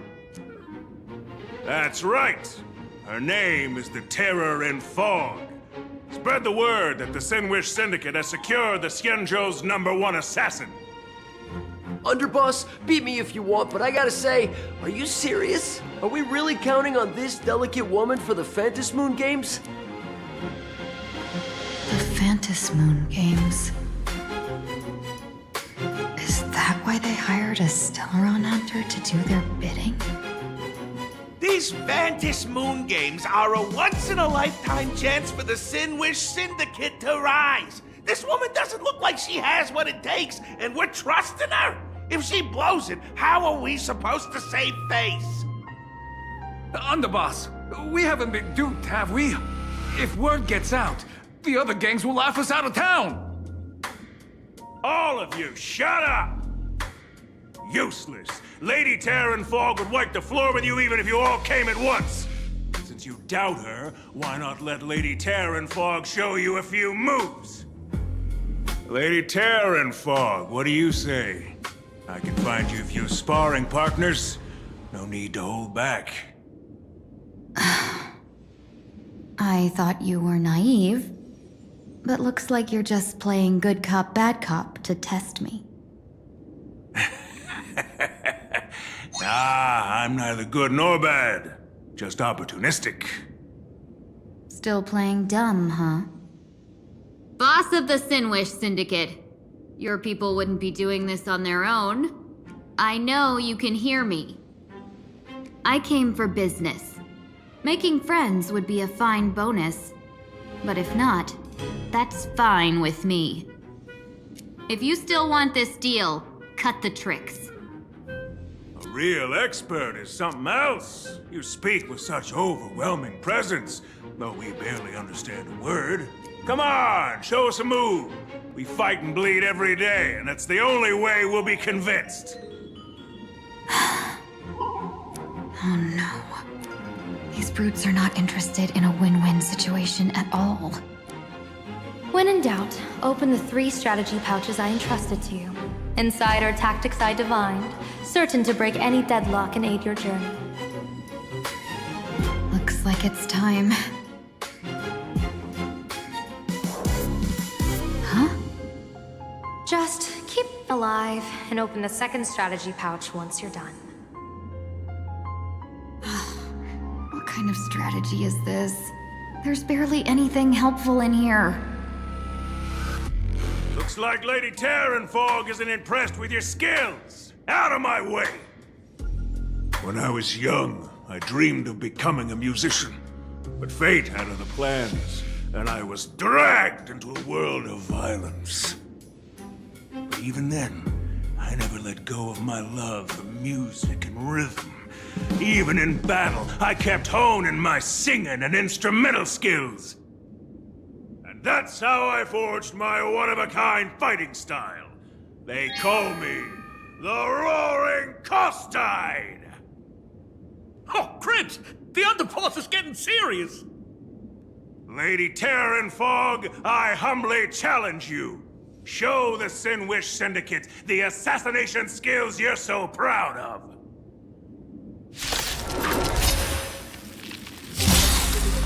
Looks like I'll have to hold back against these reckless brutes.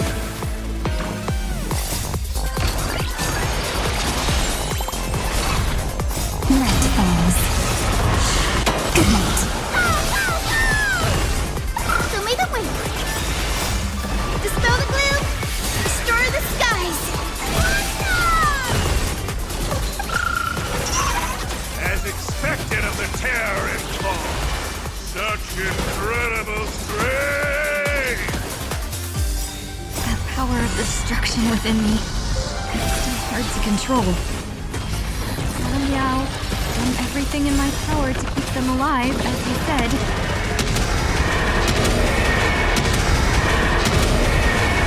May death protect us! Nothing can hold me left! Blood for blood! That hurts a bit. It's bad guys for right I can't hold myself left! Muscles expanding! Make that hit! Spin the mouth! Blood for blood! Protect. It's bad guys for right Nothing can hold me left! Muscles expanding! Looks like I'll have to hold back against these reckless brutes.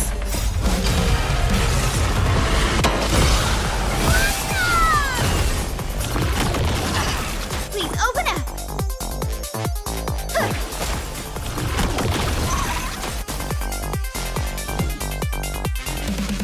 As you wish. As expected of the Terranfog, such incredible strength! That power of the destruction within me. It's still hard to control. Madam Yao, done everything in my power to keep them alive, as you said. I shall remember this one. Embrace a new life. Please cherish this time. Return to dust.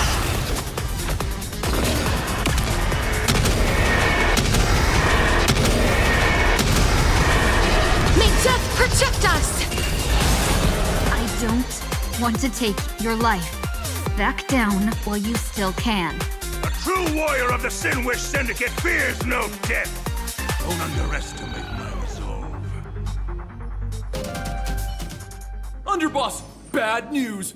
2 more weird dudes just showed up. Cut your bull. I can see for myself. Never thought visiting an ally would mean crashing into a local gang's hall. Oh. This will take some explaining. What a twist of fate. But for us to reunite with an old friend here? So be it. You two, stand down. Listen well. This will be an honorable duel. A duel? You dare duel a Xianzhou? Xianzhou's #1 assassin? And you still dare to act so brazen? Huh? Wait, What do you mean, Xianzhou's #1 assassin? Who exactly are you? Even a cunning hare keeps 3 burrows. Who ever told you there was only one Xianzhou's #1 assassin? So, there are 3 of you? No, it's 300. Times have changed. The title Xianzhou's #1 assassin is already a brand. At my side stands the organization's 7th-ranked Holovian Reaper, the Winged Death Knell. He sends every target into the sweetest sleep of death. And this one is the 2nd-ranked assassin in the organization. A ruthless killer surpassed only by me. His spear strikes like a falling star, and his presence soars like a dragon.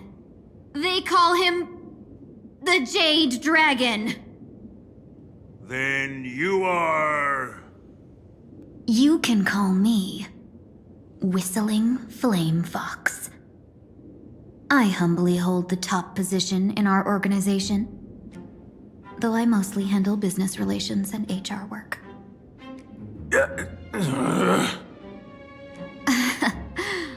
Hard to believe, isn't it? Come on, madam. It's pointless to say anything now. If you want this gentleman to know you speak the truth, let our brother show off a bit of his spear work. That will convince them.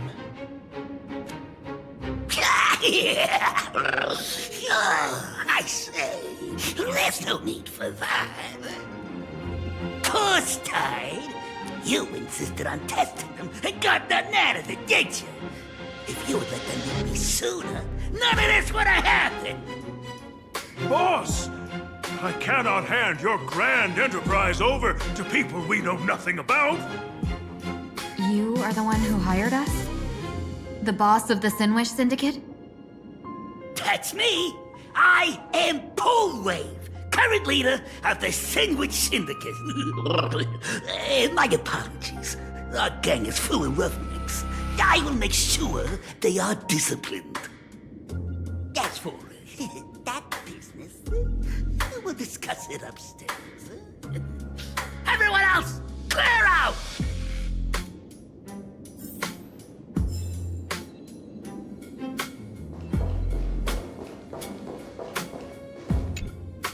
Long time no see, Lady Tingyun. It's been a while since we last met in Penacony. I am truly grateful for your quick thinking. To avoid revealing too much, I made up false names and titles for you two just now. If you were offended, then I beg your forgiveness. This place is a hotbed of trouble. What brings you two here? When Sunday and I contacted the Xianzhou delegation, they asked for our help. They claimed someone from their group had lost their way here in a foreign land and was captured by a local gang, and they wanted us to help.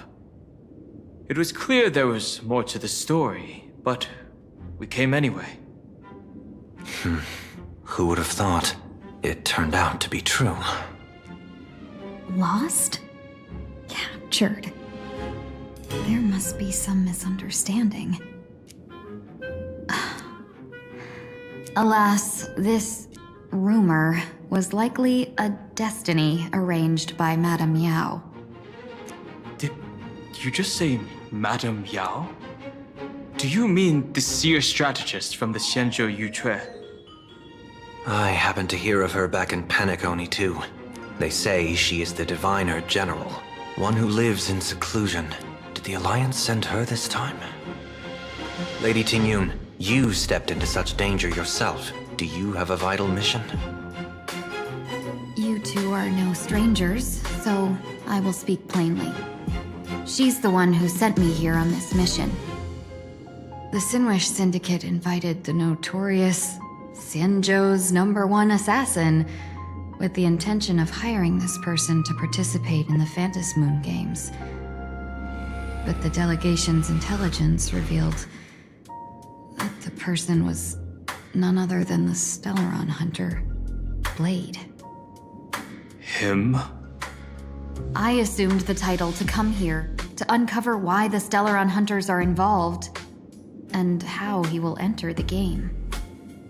So, how's it going so far? By sheer twists of fate, everything has gone smoothly so far. But as for what comes next, I still don't know anything either. Still, Madame Yao entrusted me with 3 pouches before I departed. Each said to hold a stratagem. Well, let us call them stratagems for now. And at this moment, it is time to open the second. A strategy pouch? So you revealed my identity after all. No worries, I've sent you some backup. Use them however you like. Open the 3rd pouch only after you've met the Sinwish Syndicate's boss.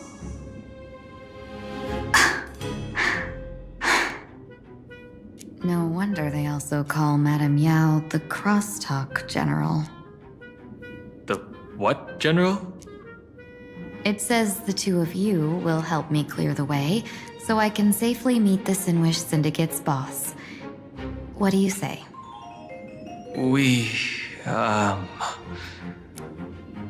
This place is perilous. Of course, we will accompany you, Miss Tingyun. As for the Stellaron hunters, I too find them intriguing. Dan Heng, will you help me gather a bit more information? Of course. Thank you, Sunday.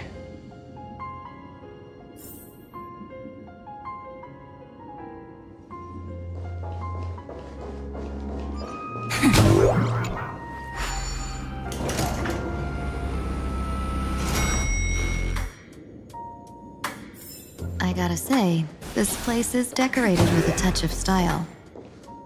The gang does not always flaunt brute force. More often, they need to flaunt wealth.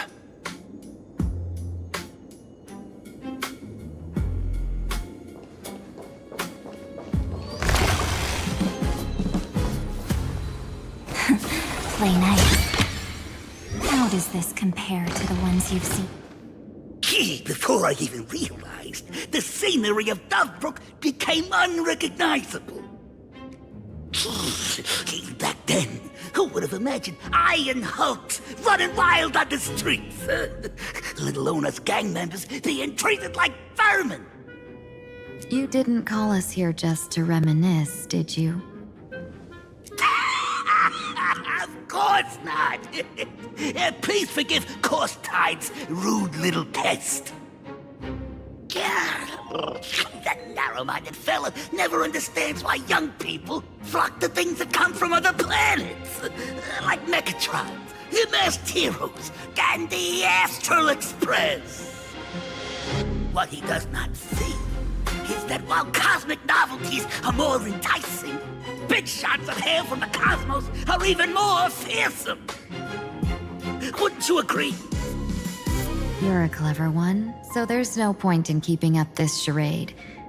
We're not Xianzhou's #1 assassins. You knew that already, didn't you? Yeah, I might not live as long as those Xianzhou folks, but I've got a decent eye for sizing people up. You may not be the #1 assassins, right? But your skills surpass even such assassins. So I don't care who you are. I pay good money for a sharp blade. But I don't give a fig about its brand. And where do you intend to use this blade? On the Sinwish Syndicate. What? No, don't get me wrong. I'm not looking for bloodshed. Instead, I intend to perform surgery on the Sinwish Syndicate. Look here. Through certain connections, I secured this mass correlation. The entry pass to the Eonic game. Some covet this treasure, while others fear it as a curse. Now, you claim the name of Xianzhou's #1 assassins, huh? So surely you came for this. You want the god's reward, don't you? You are our employer. Therefore, the festival's prize should rightfully be yours. What do you want from the Eon, Mr. Polewave? Aeon? I harbor no such an unrealistic desire. I'll leave this prize for you to claim as your reward.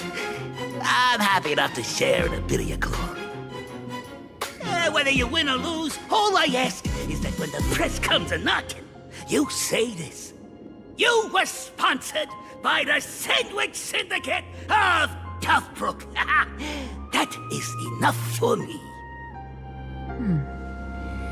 So this is a sponsorship deal? The Sinwish Syndicate only wants fame? Since we are not truly in your employ, are you not afraid we might break our promise and ignore your request? If you truly cared nothing for what I asked, why even raise the question, huh? As I said before, I may not have the long life of the Shenzhou people, but I do know how to judge people. One more question from me, please. Why are you so set on chasing fame? In Planarcadia, Imagination exists due to wish power. And that wish power comes from the attention, curiosity, and demands humans place upon these imaginae. The Sinwish Syndicate was founded to provide for those imaginae who were ignored, had no wish power, and were not needed by humanity. Unfortunately, ever since that seashell woman rose to power, our path of blood and violence had run its course. That's why I want the Sinwish Syndicate to take on a new form. One that will draw more attention than ever before.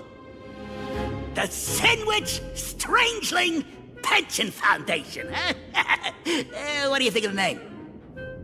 It's a cozy and heartwarming name.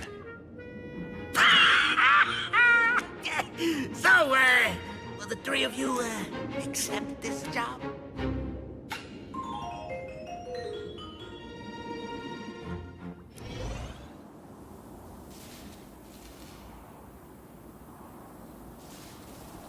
Mr. Polewave's goal is surprisingly grounded.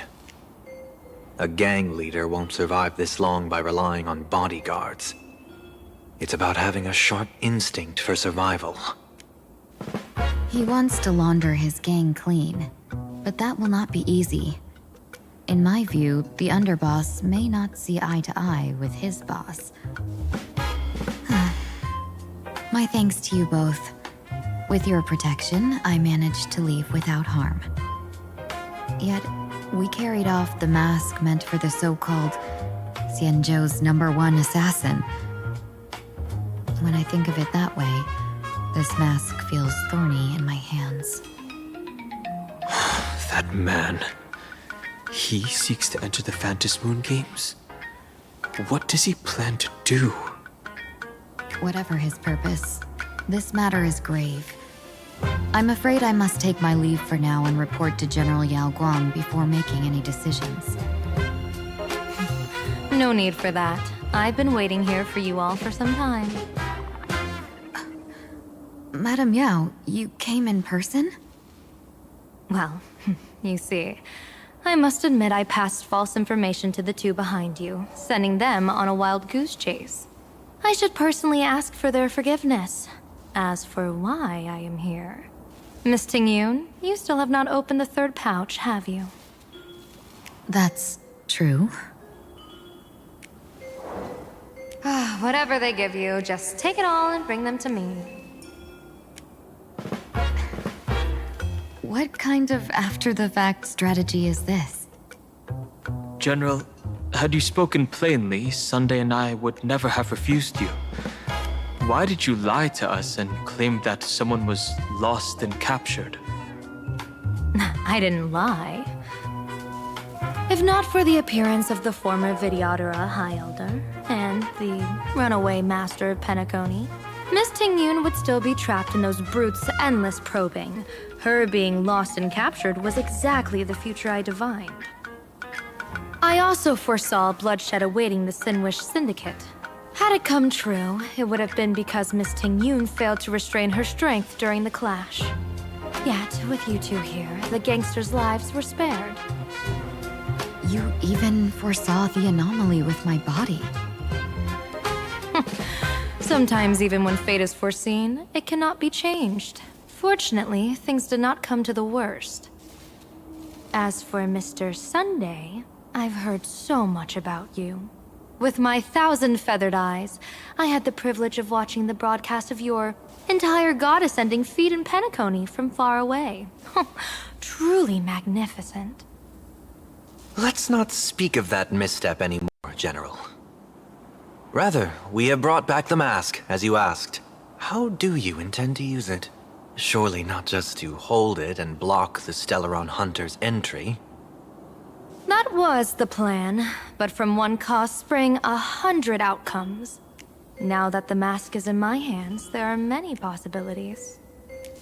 What do you say about using it to lure Blade here and strike him down together?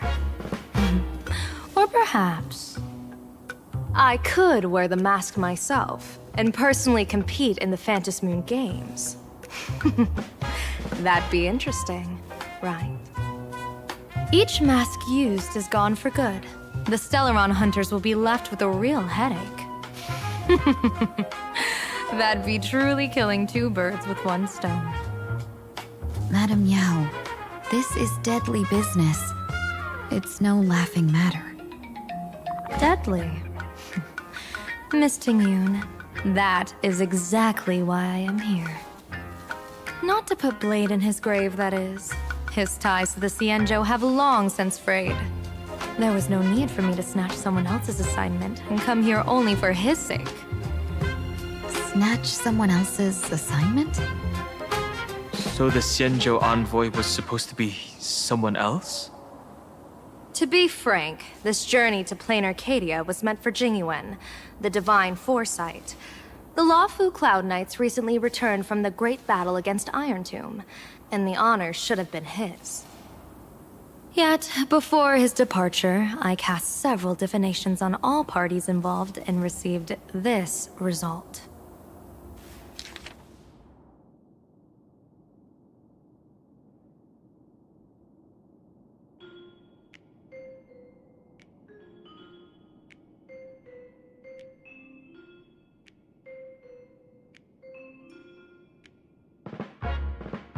Incineration, death, abandonment.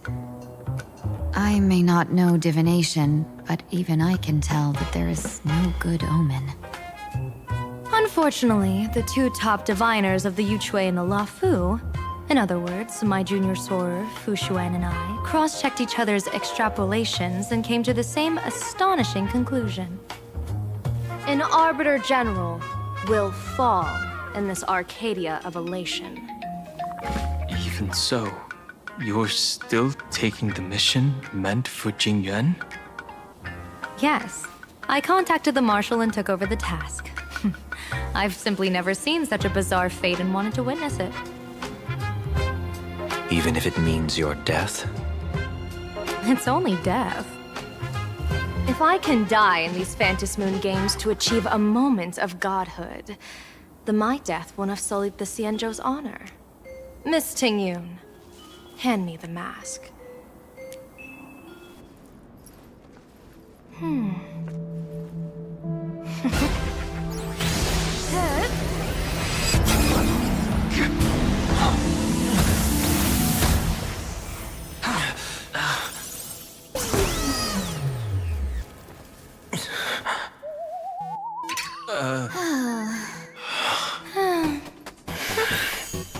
Well done. You have hit your fitness goal. Another active and fulfilling day. Sorry, Sunday. My body instinctively sensed danger.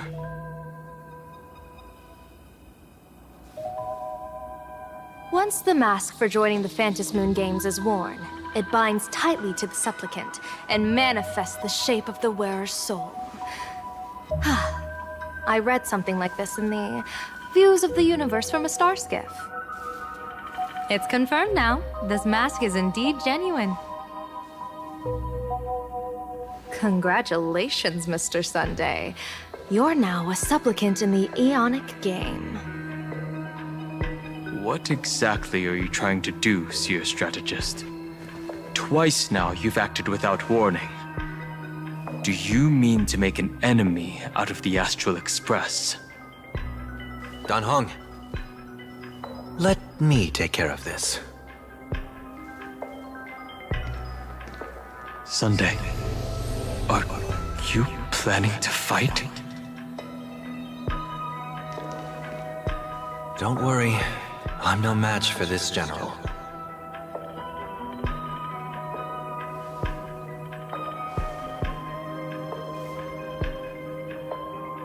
General Yao Guang, how do you pierce my thoughts? I ran a check with my tuning, and there were no signs of any outside intrusion. They say a diviner can't read hearts. I call that the excuse of mediocrity.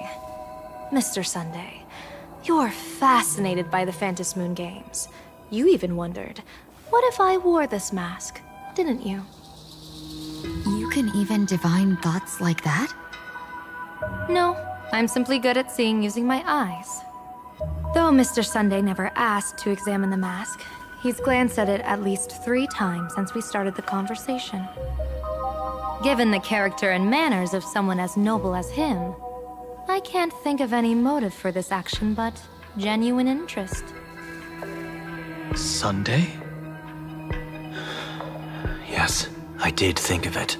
For a moment, I even considered putting it on. So, I merely gave you what you desired. This is no trap. It's just an unexpected gift. During the Phantom Moon games, I'll give every ounce of aid I can to help you seize your chance to have an audience with the Eon. General Yao Guang, as far as I know, throwing out heavy profits first is usually a lure to make others lose. We've only just met. I don't understand why you'd go this far. Why belittle yourself? Every move I've made is to carve a sliver of possibility from the impossible. With my eye of Ishvara, I see you're the only one in this land who doesn't need to do a thing for me. Simply acting on your own will can bring change. Your own will? Indeed. Dan Heng, I do want to learn more about this world. Because this world of elation fascinates me. Is Planarcadia truly a paradise? An Arcadia that its name claims? I once pursued a mistaken vision of paradise with stubborn resolve. Even now, I can't say for sure what a true paradise should look like. That's why I want to see with my own eyes whether this Arcadia lives up to its name. So then, as long as Mr. Sunday acts, that omen of death Madame Yao foresaw. Of course it would still come to pass. Did you think just a lavish gift could let you stroll out of Destiny's shackles alive? Pardon me for butting in, but does the Xianzhou know about this? This is such serious business. I'd never make this decision on my own. I've talked it over with the 6 charioteers of the Yuchue. If something happens to me, I'll line up a solid successor. She headed to the Yuchue on the day I left on this mission, just in case anything went wrong. There, with the other potential successors picked by the 6 charioteers, she'll train at the Omniscience Sapientia Academe in divination arts, war strategies, and civil governance. You mean Lady Fushuan? She'd take over the Yuchue after you? Fushuan? What Fushuan? If I don't make it back from this trip, maybe Qingchue from the Law Fu Divination Commission could take the seer strategist position and command the Yuchue. Qingchue and Yuchue. Ooh, what a perfectly rhymed match. As for the details, shall we discuss this somewhere else, you three?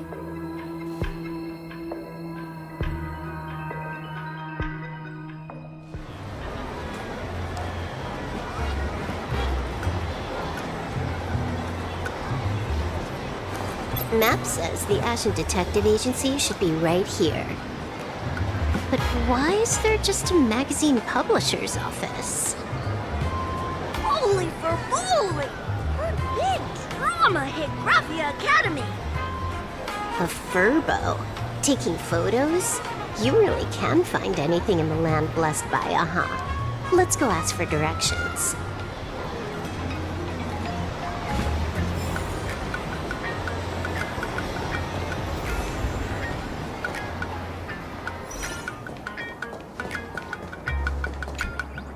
Hey, little furbo. Know if there's an Ashen Detective Agency nearby? Beats me! But if I find 10,000 credits on the ground, I might recall the spot. 10,000 for directions? Fine. Job first. Oh, wow. Looks like 10,000 credits from my account just hopped to end up in yours for no reason. Now, spill. Whoa! Generous, miss! The place you're looking for is upstairs. That detective's renting my boss's space for his agency. But he's zonked out in the day, and his doors are locked at night. No clue how he earns any money. Maybe he's a vampire? So they're closed? Then how do I meet this Ashen Detective? Beats me. But if I find 50,000 credits on the ground, I might recall that too. You stinky furbo! Begging for a smack! Scamming our guest! Oh, time to go!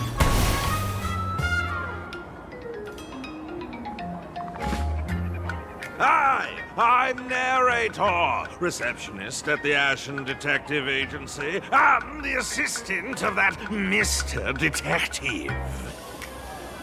Narrator? What sane person gives their pet that name? That would be the dude upstairs. By the way, that mangy furbo didn't fleece you, right? It did. A full 10,000. Do you want me to catch that sneaky furbo for you and get your money back? Nah, save your breath. Got it fixed. Money's back in my account, plus the last 26.5 credits from that guy's account balance. Oh, not bad, Punklordian hacker. You seem pretty knowledgeable. So, would you mind showing me the way? This way, please, Ms. Hacker. Sorry, but you will have to take a side path. The landlord of this magazine office fled to dodge his debts, and creditors have been storming in one after another. In the end, Mr. Detective sealed the front door entirely. Sorry, but you...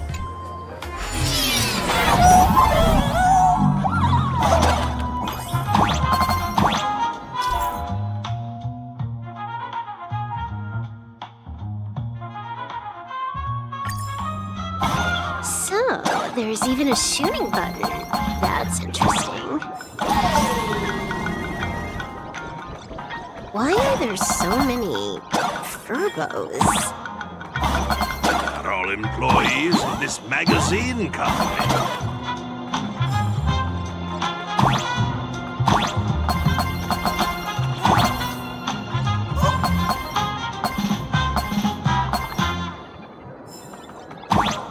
Why does this scene feel like a punishment round from a game? Office survival's way more brutal than any game.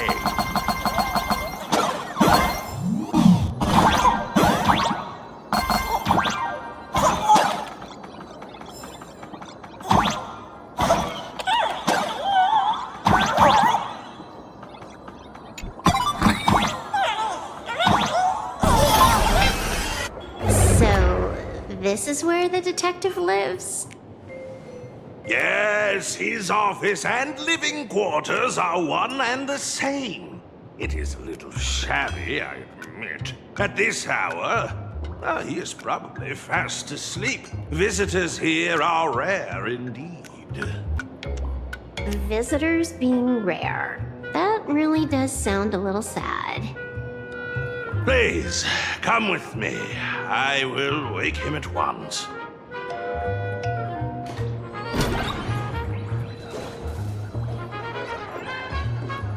Time to get up, Mr. Ashvale.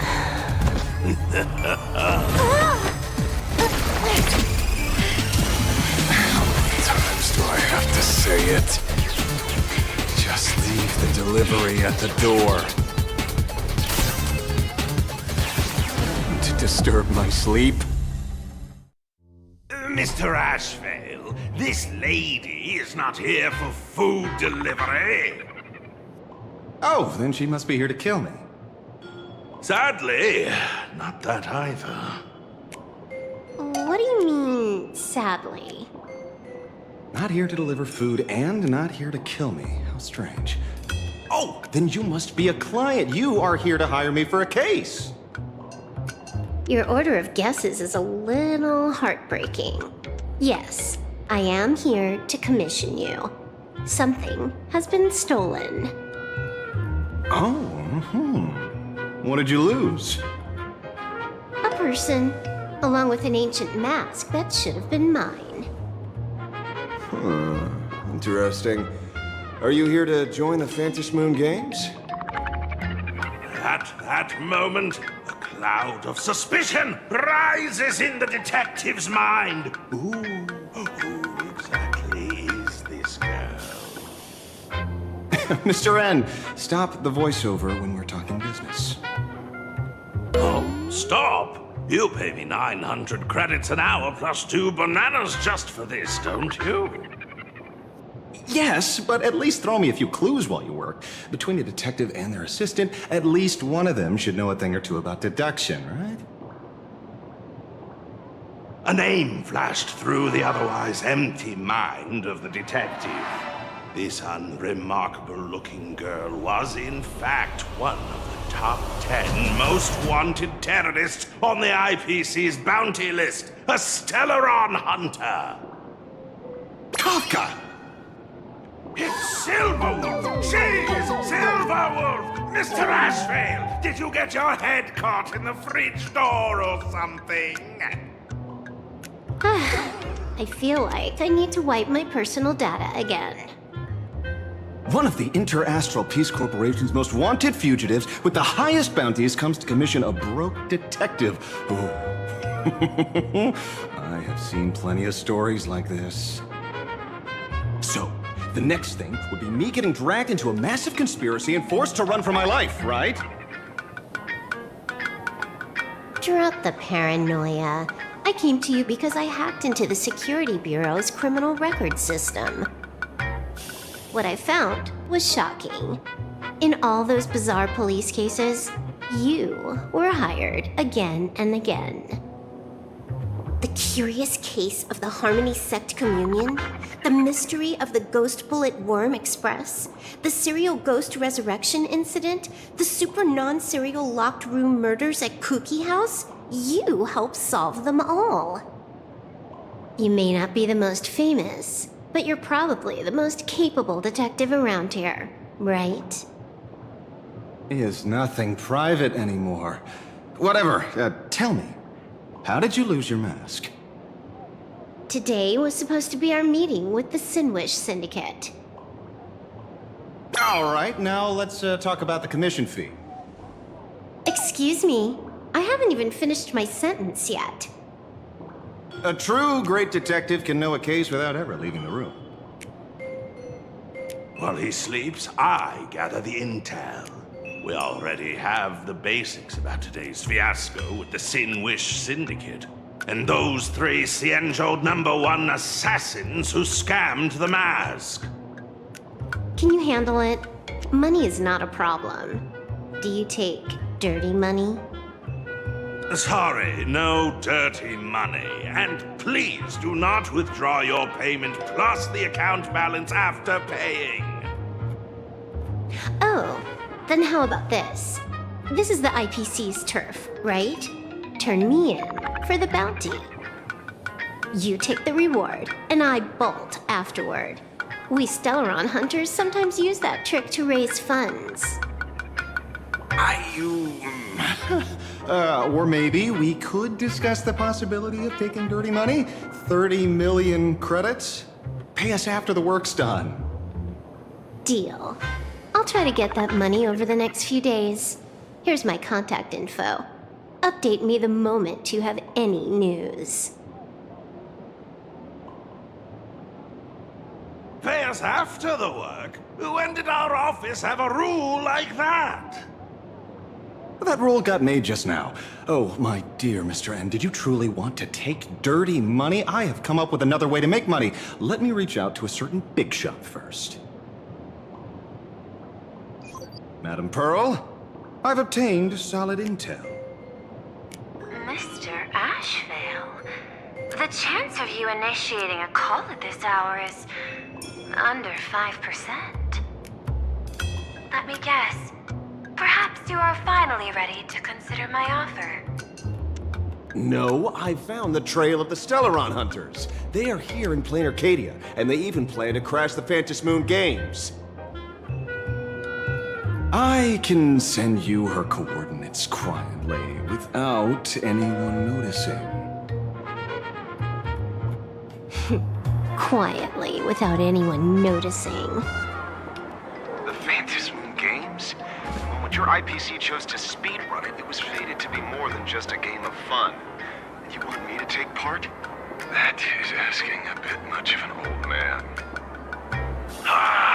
We should have taken that hacker's deal earlier and turned her in for the bounty. An unexpected bonus. So Pearl still has other masks hidden away. That makes things much easier. Seems that listening in on one's partners after wrapping up business is a habit worth keeping. Hey, lady. Where are you? Did you find the mask? Not yet, but I've got a new lead. We might have lost one mask, so I just need to find another. Fine. Promise me this. Next time, don't take contracts on the dark web using names like Xianzhou's #1 assassin. Okay. By the way, can you tell me what script Elio gave you this time? A completely blank page.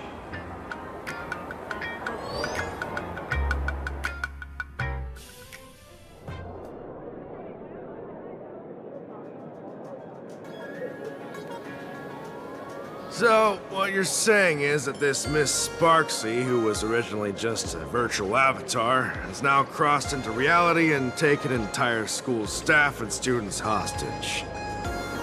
I get it. So it's just a typical case of the idiogenerative imaginary phenomenon.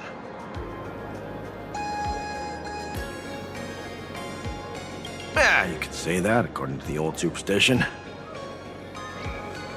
Modern science believes that when something receives excessive attention, it would suddenly gain life and becomes an imagine due to the accumulation of too much wish power. Well, what kind of modern science is that supposed to be? Planarcadia's modern science, of course. Outworld visitors might find this kind of thing strange, but it's not exactly rare around here. Certain historical eras had imagine popping up non-stop like mushrooms after a shower. Things are different now, but if you're not careful, you might still find characters from popular comics suddenly show up in the flesh. Sorry, used a bit of jargon there. Idiogenitive here means something born of chance and circumstance. These imagine arise from incidental events. That's quite different from progenitive imagine, which reproduce by having artists draw their offspring. Heading out? Where to? Oh, you mean going to Graphy Academy to arrest this illegal imagine? We can't. I just received notice from the Department of Aberration Defense. The first supplicant of these Phantasmoon games has revealed herself, and she's none other than Miss Sparksy, the one you mentioned. Although you're honored guests of the Astral Express, you seem completely unfamiliar with the laws and customs of this world. During the Phantasmoon games, we do not traditionally interfere with supplicants' actions. That's their privilege. In other words, since she's a supplicant, we security officers can't do anything unless she causes actual harm.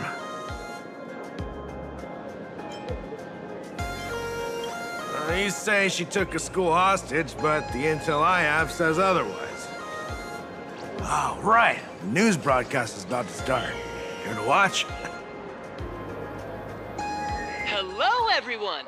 Welcome to Full Wish TV's special news segment, Arcadian Morning Report. I'm your host, Poofy. Hi, everyone! I'm your host, Snowy! We've entered year 1999 of the Arcadian calendar. What an exciting time! Just one more year until the new millennium. Over 500 years ago, a famous prophet made a prediction. In year 1999, a terrifying devil will descend from the sky. Will this prophecy come true? Can Planarcadia safely make it through this crucial year? You idiot! Are you cursing our viewers? They didn't tune in to hear your fear-mongering nonsense. Just read the news and stick to it. Yes! Incredibly, after just 15 years, the Phantasmoon is full again, and the time for the Phantasmoon Games is upon us once more. Surely a blessing from the master relation upon us, Arcadia! Which supplicants will appear in these Phantasmoon games? And what mind-blowing miracles will they bring to everyone? With permission from the Department of Aberration Defense, we'll be following and reporting on the Phantasmoon games from start to finish. Just now, the first masked supplicant has appeared. How intriguing! Who are they, and where did they come from? Let's take a look. Wow! Internet-famous streamer Miss Sparksy announced 2 hours ago that she's donning a mask to become a supplicant! The Department of Aberration Defense has confirmed the news is authentic! As an idiogenitive imagine, Miss Sparksy's birth wasn't approved by the Department of Aberration Defense. But that hardly matters at this point. What sort of miracle does this live streamer plan to produce during the Phantasmoon games? Let's switch over to her stream and see.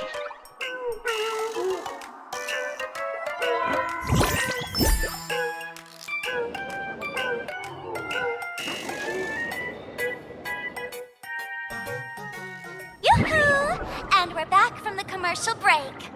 A big thank you to Love Insurance for being the title sponsor of today's Sparkstacular Arcadian Adventures livestream. One person, 1,000 faces. 1,000 faces, one person. Who will Sparksicle become today? Ta-da! Time for the big reveal! Everyone, Follow along with Bean Sparksy of Graphia Academy as we check out how our new transfer student is settling in. Marge, say hi to the camera. Sparksy, don't you dare mess with me. I, March, am not someone you can easily push around.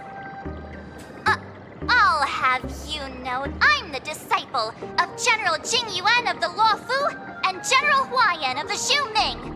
I've undergone rigorous Xianzhou sword training. Others might fear you, but I sure don't. My, March seems quite worked up. Is it because she's a bit nervous about her first live interview? All right then. Now, let me interview my colleague, Mr. Yang.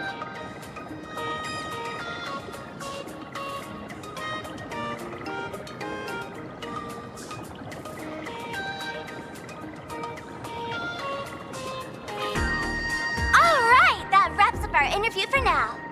Let me give you all a sneak peek at what's coming up in our next live stream. Thank you all for your wholehearted support.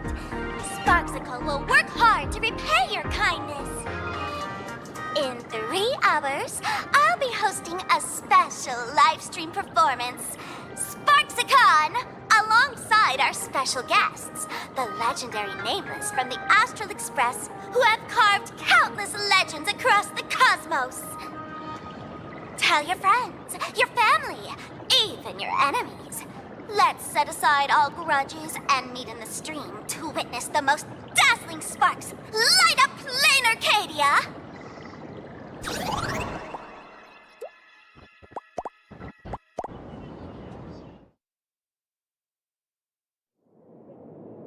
Now, see, Miss Sparksy was just doing a program with your friend. It's fine, really.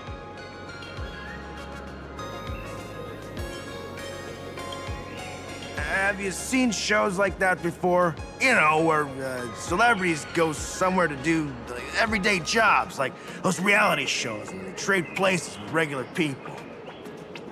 She picked Graphia Academy as a target. That school had its fair share of trouble 15 years ago, too.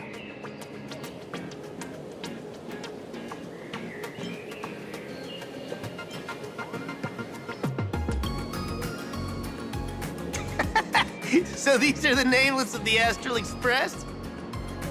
That's hilarious! I heard they're supposed to be great heroes who saved other worlds. Look at them now! Switching to comedy in a heartbeat.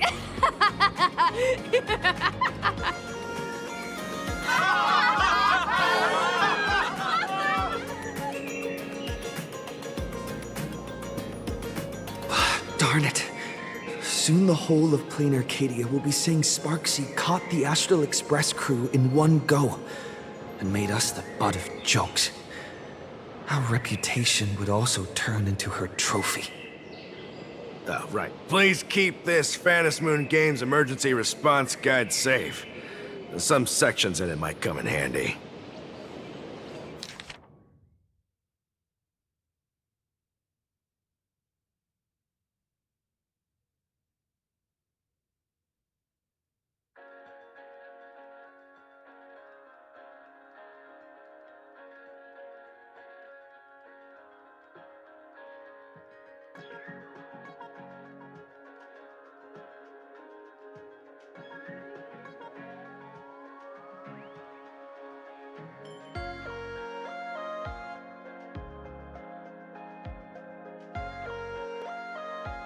If there's nothing else, I'll be going now. See ya. See? I told you so. Even calling the police was useless. Right now, you're their only hope. And that red boss lady of yours, she's here too. Are you all right? Did you get hurt when you ran away?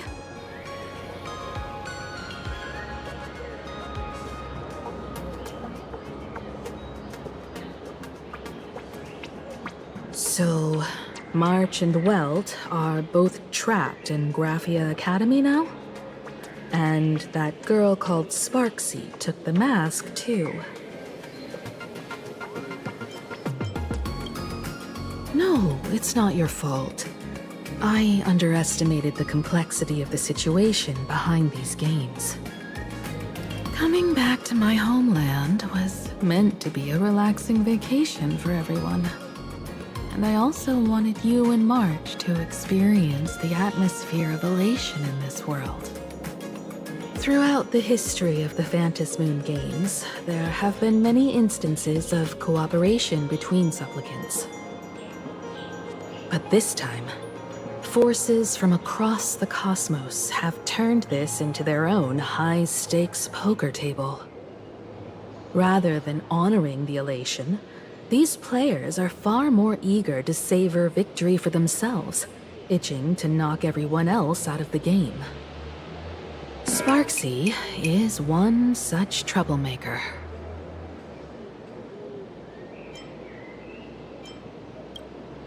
It's dangerous to rush back to school on courage alone when we don't know what Sparksy has done and what she's planning to do. For every supplicant, there are 3 key acts that must be completed once the Phantom Moon games begin: the roll call, the miracle, and the promotion. Sparksy has completed the roll call. She took the mask and declared her entry into the games, drawing everyone's attention to the news that the first supplicant has appeared. Next, she must strive to make a miracle happen, bear the people's wishes, and answer with a great feat. If I'm not mistaken, Sparksy is waiting for us to walk right into her trap. For her, there couldn't be a better opponent than the Astral Express for this first battle between supplicants. What could be more earth-shattering than defeating a renowned cosmic hero on a battlefield of her own meticulous design? So here's the question, Sparkle. Based on what you know about this imposter, what's her real agenda for joining the games? Simply toying with and defeating the Express crew alone won't be enough. What kind of world-shaking miracle is she after? Sure, she's a fake. But she's still a fake of Miss Sparkle. Guessing won't get us far. If you ask me, we should check out the tavern.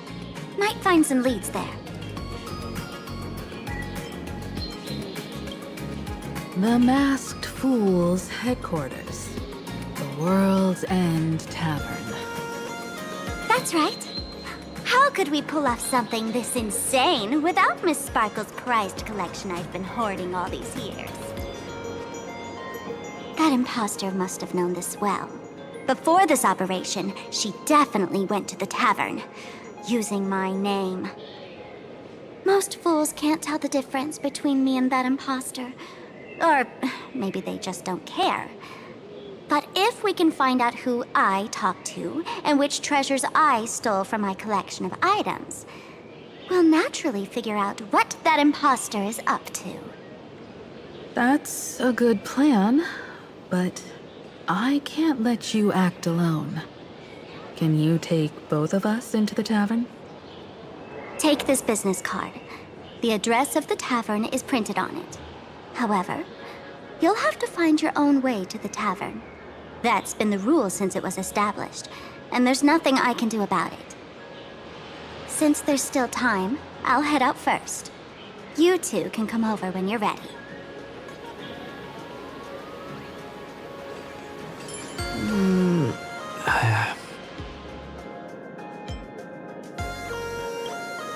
I'd say she needs us more than we need her.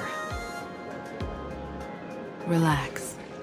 To step into the elation's right, what you need the most is ease. Don't dance to your enemy's tune. Find your own rhythm. Now it's our turn to set the steps.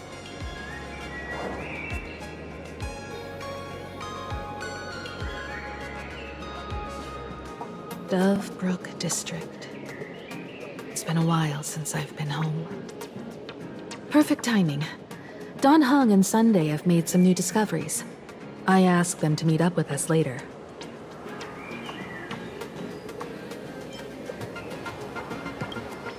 Don't get your hopes up too high. Looks like this vacation trip has gone right back to our usual trouble magnet mode. Now this is the kind of vacation the Nameless just has to savor.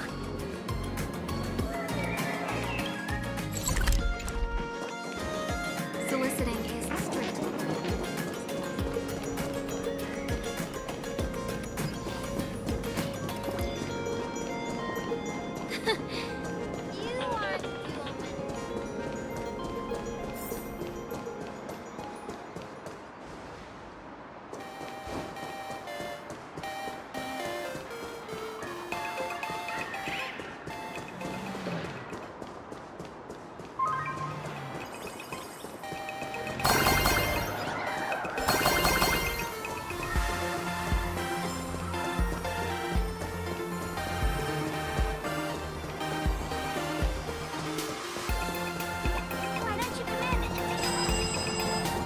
A Furbo snapped a pic of me on the street without my consent just now.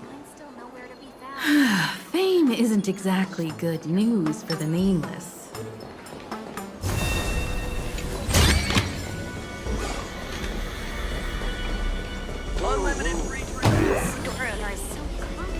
Creamless coffee. We're almost at Dovebrook District.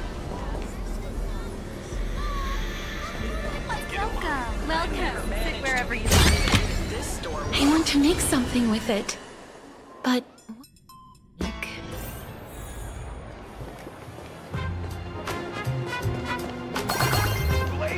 Quite a bustling district. Is this really where Himiko lived back then? It's been 15 years since I've been back. I wonder what's become of these houses now. If they're being rented out, or if they've been sold off already. Perhaps they've become like the Graffia family. Nothing but empty shells of their former glory. Let's go. Stay safe on the road.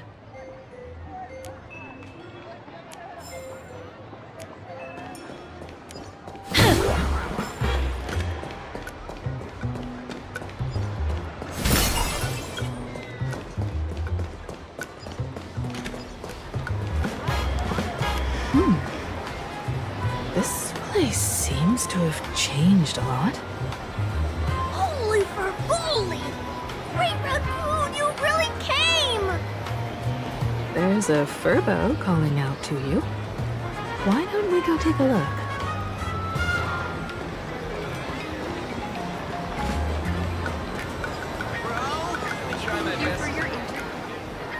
Rest assured, I haven't forgotten a single thing about the compensation. This Furbo was actually waiting outside the magazine's office just to make amends? Wait, Furbo absurdo. And you are?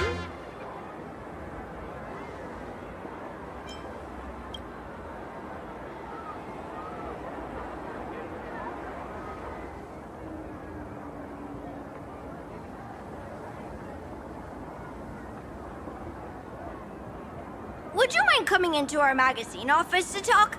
Let's discuss compensation, shall we?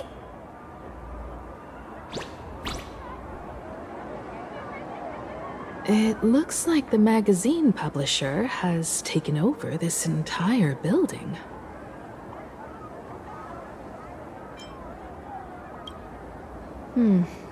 Strictly speaking, the entire street where this building stands belongs to my family's estate.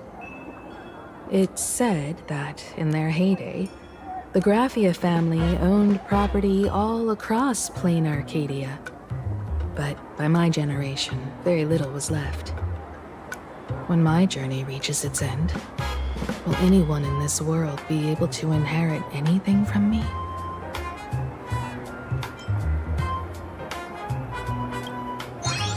Silly child. What nonsense are you talking about? Come, Let's go inside the magazine office and see what this little Furbo is up to.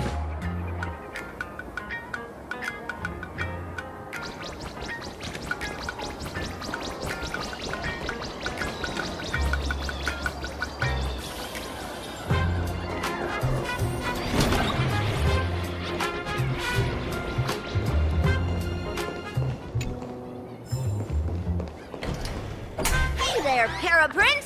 I brought quite an impressive creditor to visit you. Beep beep. Debt collector signal detected. I'm out of here. Don't run! It's the Great Raccoon from the Astral Express! Furbos and raccoons. We're all one big family. Beep boop. Family or not, you're all just here to collect debts, aren't you?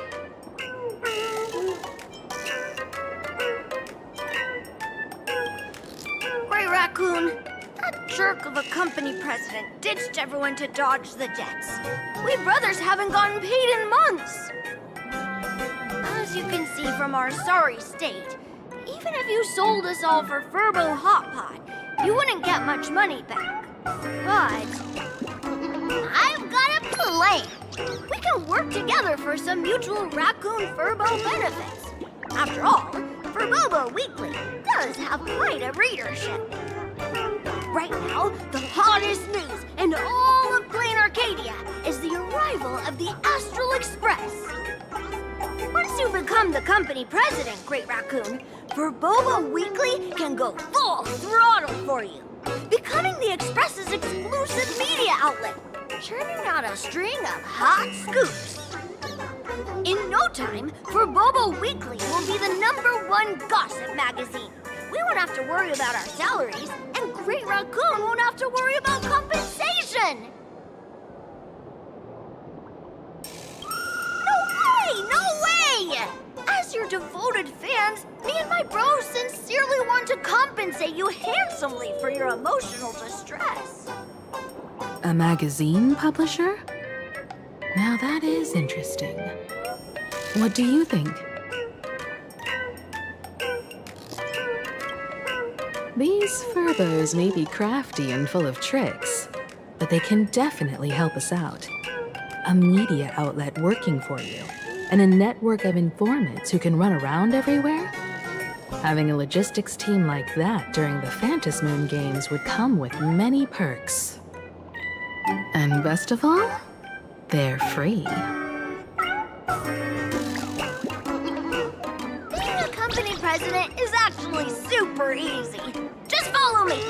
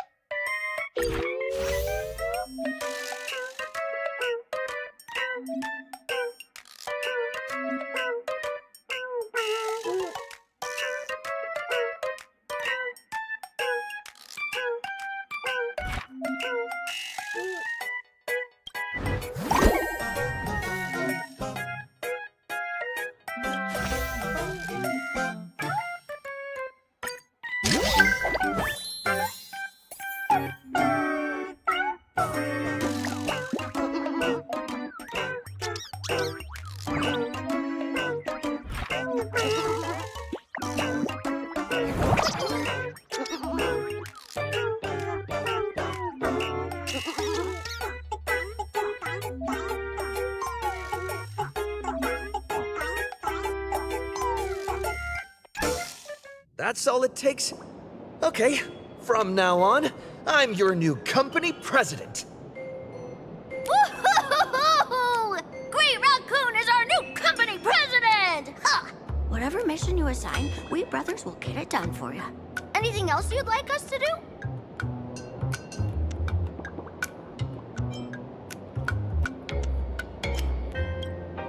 Boss, you don't like Furbobo gossip? What name would you prefer then?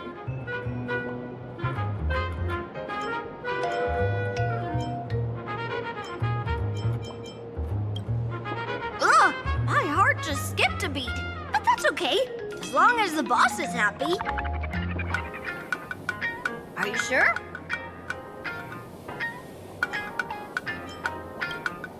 In return, make sure you create some big news stories.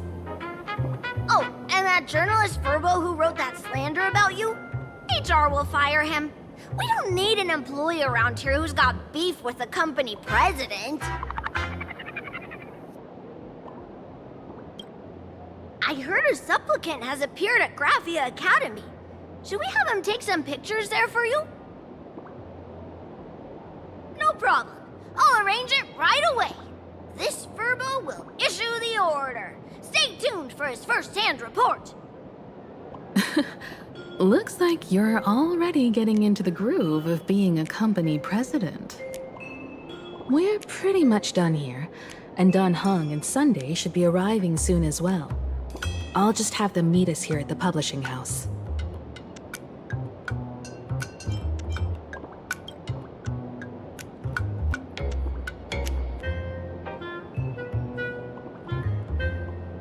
Miss Himiko, we're here. Slower than expected, huh? Looks like you had quite a harvest. That's, difficult to say. Ah, Miss Himiko. And Benefactor is here too. It's been a while. I've missed you all dearly. Miss Tingyun, are you representing the Xianzhou on this diplomatic mission to Planarcadia? This is a matter of great importance. A humble girl like me doesn't have that kind of standing. I'm just tagging along with General Yao Guang of the Yuchui to help out with odd jobs. I happened to run into these two on the way. The seer strategist. What happened on this journey? Sorry, there was a bit of a hiccup. I accidentally put on a mask of elation. Now I'm a supplicant in the Phantom Moon Games. Well, that's quite unexpected. I know the Express has been seeking to join the Phantom Moon Games, and I've been quite curious about that. Sorry. Did I make things more complicated than they needed to be? No need to apologize, Sunday. You are a companion of the Trailblaze. No nameless would ever stop a companion from finding their own path. Many thanks. But wait, did you just say accidentally? It's a long story. I'm afraid we'll have to wait for General Yao Guang to explain it herself. She was with us just now, but somehow disappeared without a trace. Madame Yao is always like this. She probably disappeared suddenly to deal with something urgent. This seer strategist is just as elusive as the rumors say. Should we wait for her? No need. I wouldn't dare impose. The tides of fate shifted. I had to delay my steps to arrive at the proper time. I asked for your understanding. Oh my. Counting me, we make exactly 6. Let me do some calculations. Your fortune in the coming days looks grim. You'd better watch out. Wheel. Makes sense. You got what you wanted today. The fates spell danger. This matter is most likely connected to that blade. Ah, the little fox's misfortune has overflowed into good luck. She's blessed with constant good fortune, a true harbinger of prosperity. Huh. That's weird. I can't see yours. So, you're that trailblazer Fushuen mentioned. Your reputation precedes you, seer strategist. I'm Himiko, navigator of the Astral Express. Whatever's on your mind, you can discuss it with me. My sincerest apologies. When a diviner encounters someone whose fate is unfathomable, we can't help but feel 3 parts excited, 3 parts flustered, 3 parts curious, and 1 part awestruck. What do you mean by unfathomable? My eye of Ishvara can scan the aura of fortune surrounding each of you, manifesting as weal or woe signs above your foreheads. I'd like to divine your fortunes as a welcome gift. However, this person really surprised me. I can't see anything from him at all. Are you really free to try any choice? To do anything you want? Does an Ishvara like you actually exist in this world?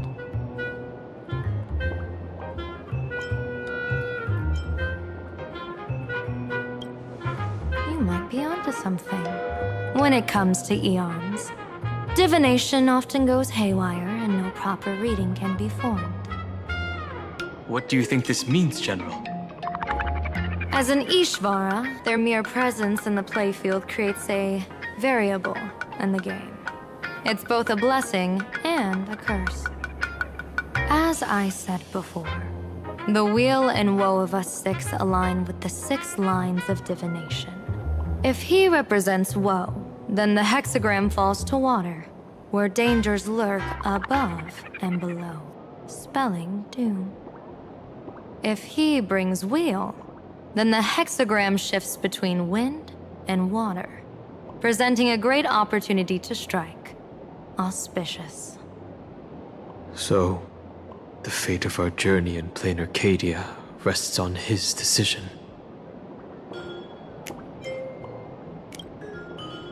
I am not an Ishvara free from fate. So naturally, I can't guide those of that disposition. Back to business.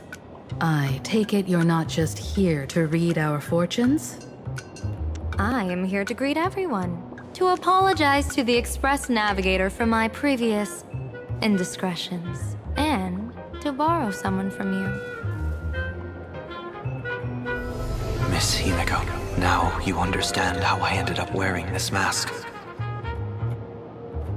I get it.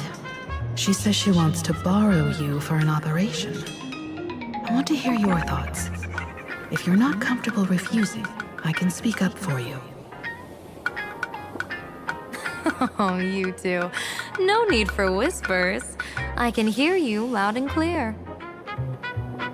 How did you... Well, since the General heard us, would you mind telling us your reasons for doing this? I'm collecting variables. During this journey, I'll be acting as unpredictably and irrationally as possible. Don't be surprised. Some Arbiter Generals excel in battle with their wit and valor. Others master the art of forging weapons, and some guard the Netherworld with their lives. I, however, fight for the Alliance by calculating and manipulating fate itself, peeking into the future. I'm here to discuss matters regarding the Anti-Destruction Alliance, and then I'll head to Astropolis for the vote. That's the real business.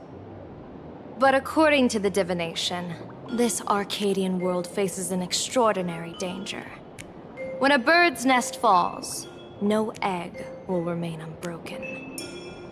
Are you saying we'll all perish along with Planarcadia? What's going on here?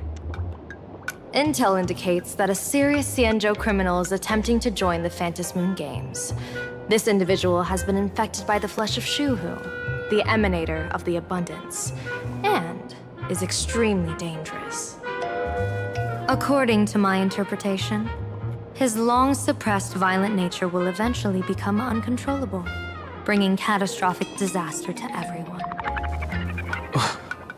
There's no way he could do that.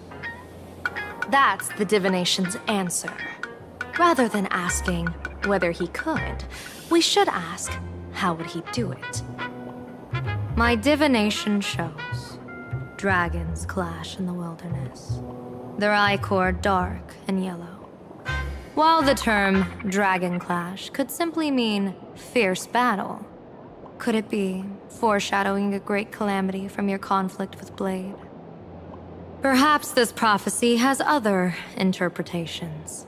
But with my limited intel right now, I have to prioritize Blade, this most volatile and dangerous factor. I've heard that different interpretations of prophecies can lead to completely opposite outcomes. Until things become clearer, it's better to reserve judgment. Let's put that aside for now. In any case, I've brought along a creation forged by Blade himself. If things get out of hand, it might temporarily restore his sanity, giving us a brief chance at victory. What is it? I'm sorry, but fate has shifted once again. I must take my leave. To put everyone on the Express at ease, I solemnly swear that Mr. Sunday won't be obligated to do anything for the Xianzhou. On the contrary, our delegation will give him every ounce of aid within our power. What did you say, General? Aid within our power? She's gone. Whoa, that was quick. Madame Yao must be really busy. Has she vanished into thin air like this before? Yes. I don't know the details myself. With Madame Yao, it often happens and no one knows when she'll return. She doesn't do it on purpose. Allow me to apologize on her behalf. No worries. At least we know what the Xianzhou is up to. Right now, 2 companions from the Express are still trapped somewhere. He and I must head to the tavern to uncover some clues. If Miss Himiko needs my help, please don't hesitate to ask. Are March and Mr. Yang in trouble? I'll go with you. No, you and Sunday will act together with the Seer strategist. We're not at the point where we need to call in reinforcements yet. The situation with Blade is unusual. That Seer strategist's concerns aren't just baseless worries. I don't want to see the Phantasmoon games bring catastrophe to my homeland. So this is also my request. To put it in the General's words, please do your best to introduce new variables.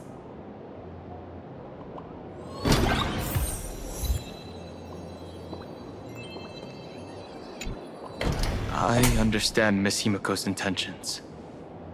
I'll leave March and Mr. Yang in your care.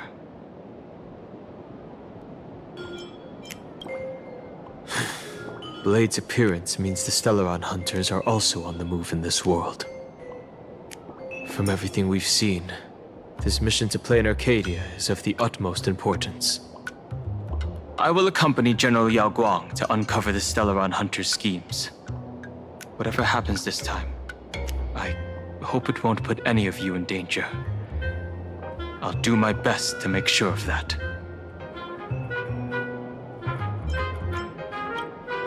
What? Those 2 are trapped in the school, forced to become a student and teacher? And the security officers are turning a blind eye to all this?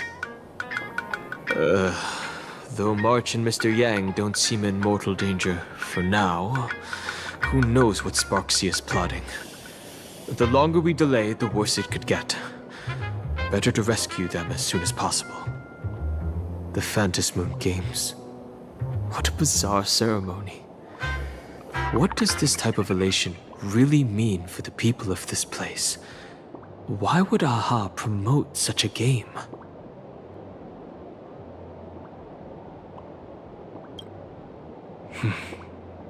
Whatever happens, keep me posted on how things go.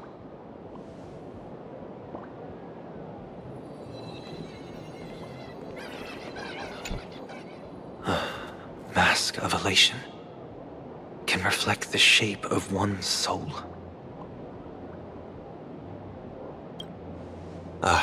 sure. In Penacony's decorative arts, ravens often symbolize the hidden desires and whispers of humans' dreamscapes.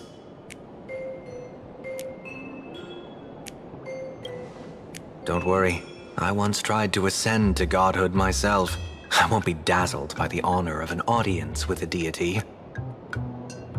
Taking part in this grand event is also about gaining a deeper understanding of this Arcadia. Just as one cannot miss the Charmony Festival when visiting Penacony.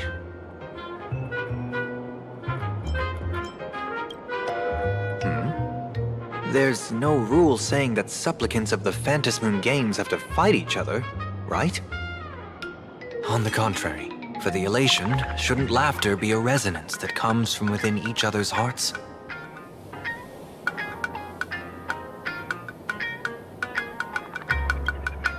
After putting it on, I seem to hear curious voices.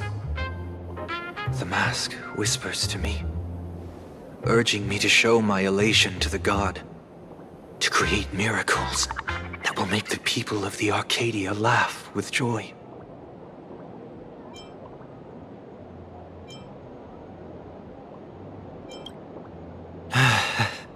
That's a good one. When that general, Yao Guang, shows up again, I should discuss our collaboration plans with her. Good luck.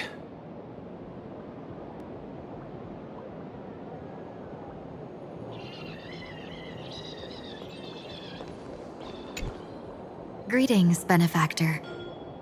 It's been many days since we met in Penacony, and I've been thinking of you day and night. Thank you for your concern. I'm doing well.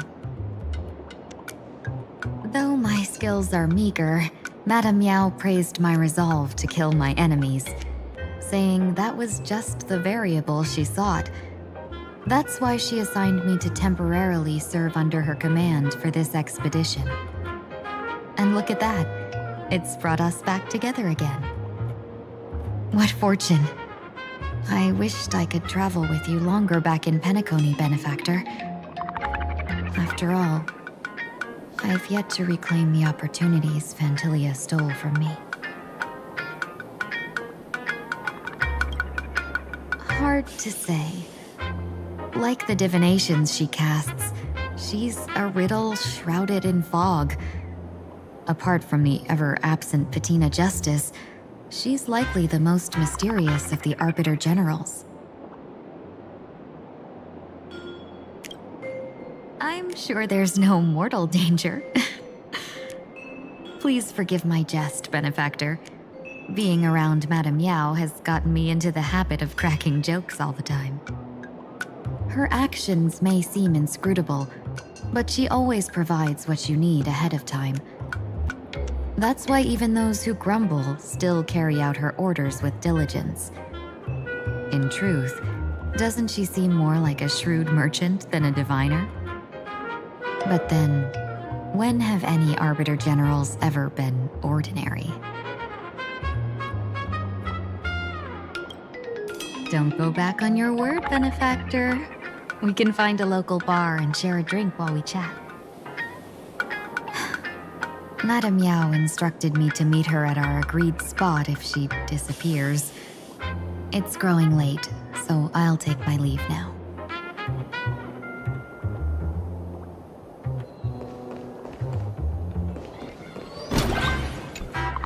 The IPC, Masked Fools, a Cienjo General, the Stellaron Hunters, and the Nameless. Some came for the Alliance. Some for the Eon's game. Whatever their reasons, a storm is brewing in the skies over this world. But at least we got some good news. Sunday has joined the Phantasmoon Games. He can help us in our showdown against Sparksy. Let's rendezvous with Sparkle at the tavern. We must uncover why Sparksy entered the Phantasmoon Games, and what sort of Sparksicon she's got planned for Graphia Academy. When I was little, I heard a few urban legends. They say the entrance to the tavern exists behind every single door in this land. But those who aren't invited, or haven't found their destined path, can never step inside. This time, we already have the Fool's invitation in hand. As for the key to open the door, there's a silly rhyme on the back of the business card. For revelry and drinks galore, no need to search from door to door. Heed the fool's riddle with care to find the key that leads you there.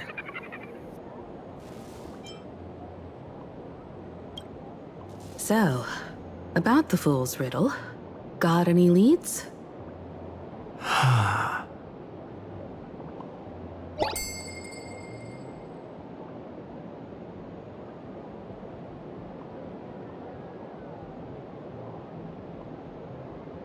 Whether they look up or down, the moon that humanity gazes upon in the sky is always the same Fantis moon. Looking up makes sense, but looking down? How exactly do you gaze at the sky?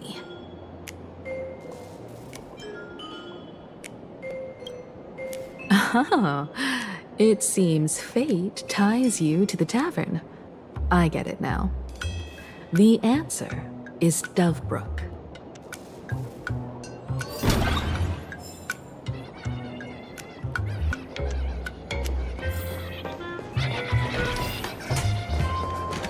Many generations ago, the Dovebrook was already a river flowing with countless legends. It's no surprise the door to the tavern lies hidden among them.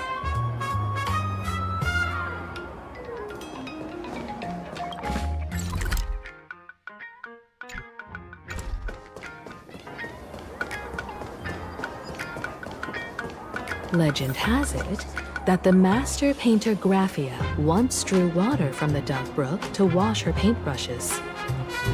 Many later artists followed suit, hence its other name, the Painter's Stream.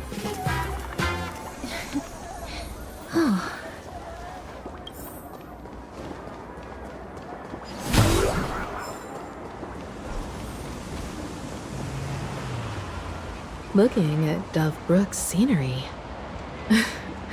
Memories from my student days just come flooding back.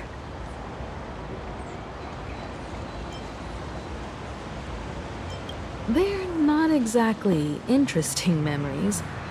Back then, Dovebrook District was teeming with gangs. There were hooligans running around everywhere, and some really loved messing with the students. I was taller than my peers, and happened to be training in martial arts. To stand up for my juniors, I would occasionally get into scraps with the thugs on the streets. The people who fell into the Dovebrook River would cover the surface like bean sprouts in noodle soup.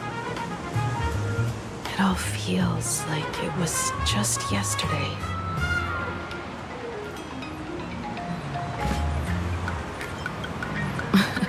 Sometimes the thugs fell in. Other times, I took the plunge myself. Back then, I was a bundle of restless energy. The teachers always said I was like a wind-up toy that never stopped banging its drums and cymbals, stirring up a commotion wherever I went. In the blink of an eye, 15 years have passed. Hard to believe someone as reckless and willful as me became the navigator of the Astral Express. Now's not the time to wax sentimental. We've reached the banks of the Dovebrook. So, where's the tavern entrance hidden?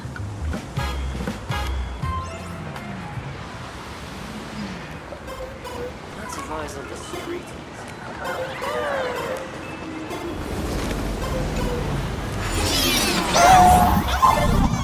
According to the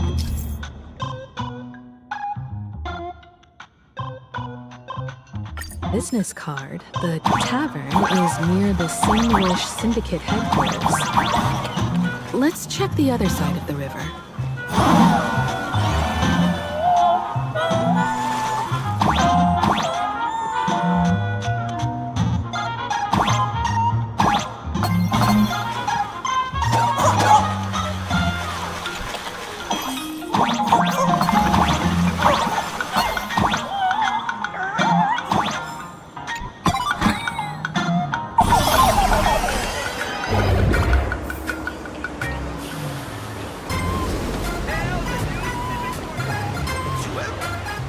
Hey, folks! Have y'all heard the joke about the Dove Brook? Yeah, one day, a criminal escaped from prison. He ran for his life, but just when freedom seemed within reach, the Dove Brook blocked his path. With his pursuers closing in, the man prayed to the river. I am hammered by the law, stained with filth. Oh, pure flowing waters, please do not swallow me. The voice from the Dove Brook replied, there's a pedestal of light upon the water. Step on it and you can cross. The criminal wept. What pedestal of light?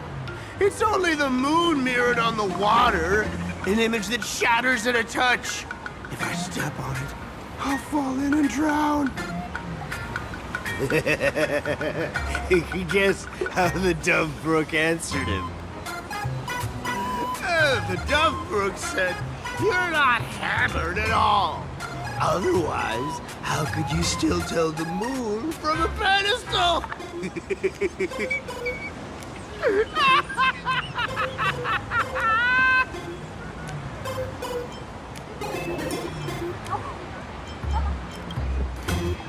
It's fine. You don't have to buy me a drink as long as I can make you laugh.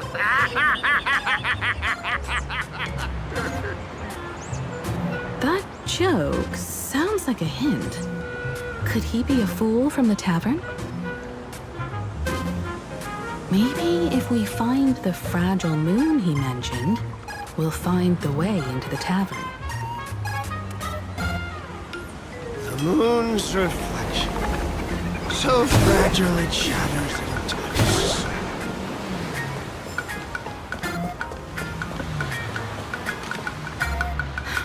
Sparkle's riddle says this. Whether looking up or down, they all see the same phantasm moon when gazing at the sky. We've gazed at the sky already, so next...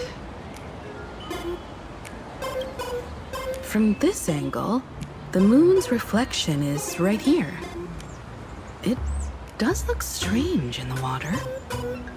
If what the card says is true, and the fool's riddle is the key to entering the tavern, then this moon must be the door lock.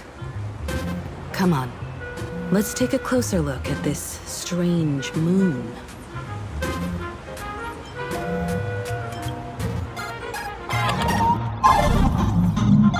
Keep going. Chase that moon's reflection.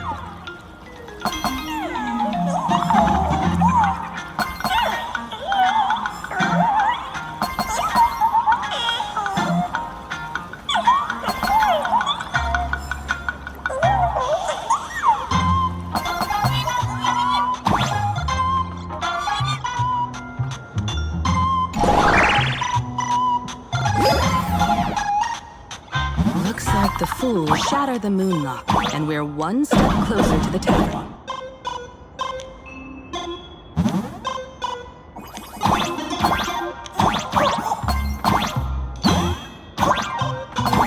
Let's try again.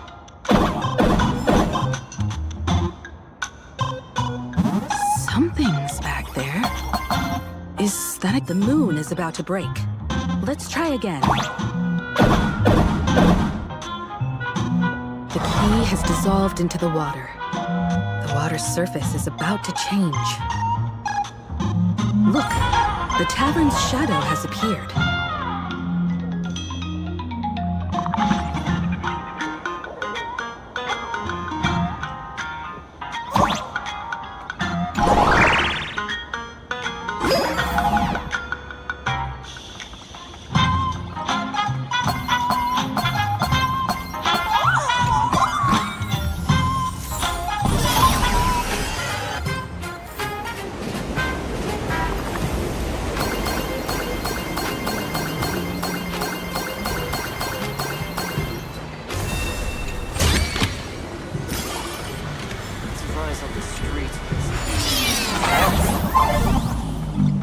follow this path ahead, we should reach the tavern.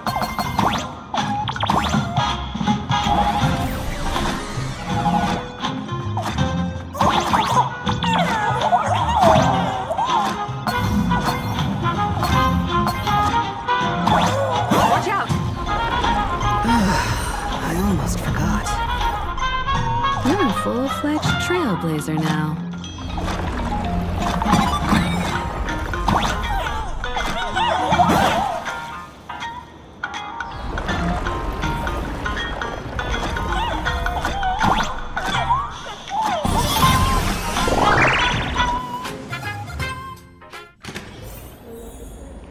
Welcome.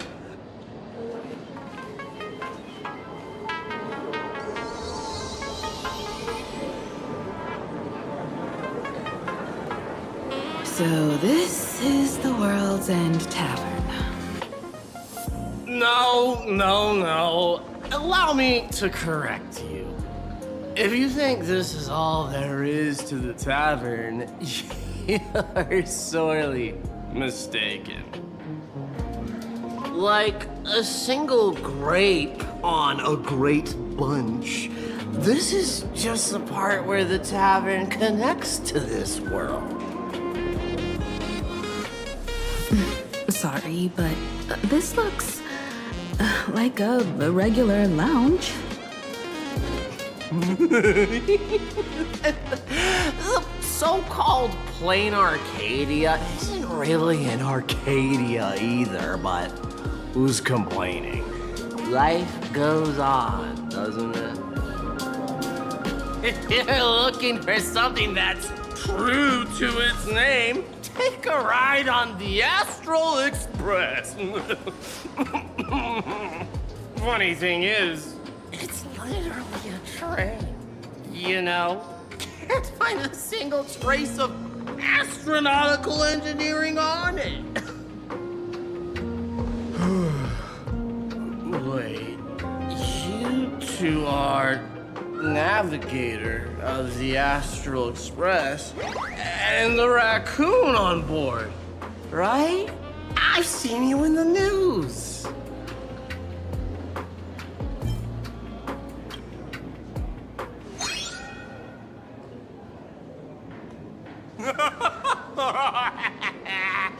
Friends, a big shot is here. A real knee slapper incoming. Really? From the Express? You're not so freaking way enthusiast, are you? Express folks come to the tavern too? Do they even have the sense of humor? Hey, can I get your autograph? Sorry, sole of my foot. I'll never wash it again. Everyone, curb your curiosity. These two are my guests. Even the most mischievous among you should know when to stop and mind your manners. Oh, well, if it isn't Little Sparkle. We've all heard your joke. Take the mask from a masked fool, and what's left but a fool?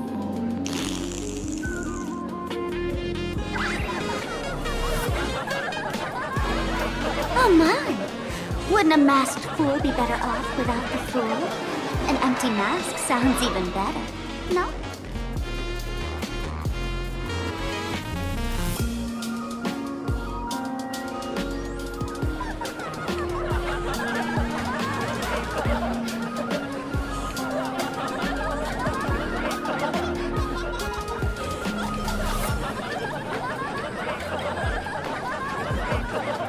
Don't take an idiot's words too seriously. Unless you want to join them.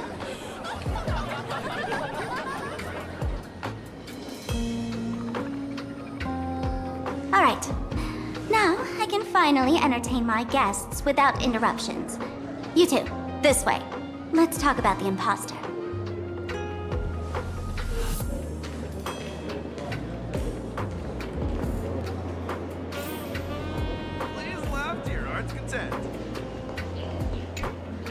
All right, you two. First round's on me. What'll it be?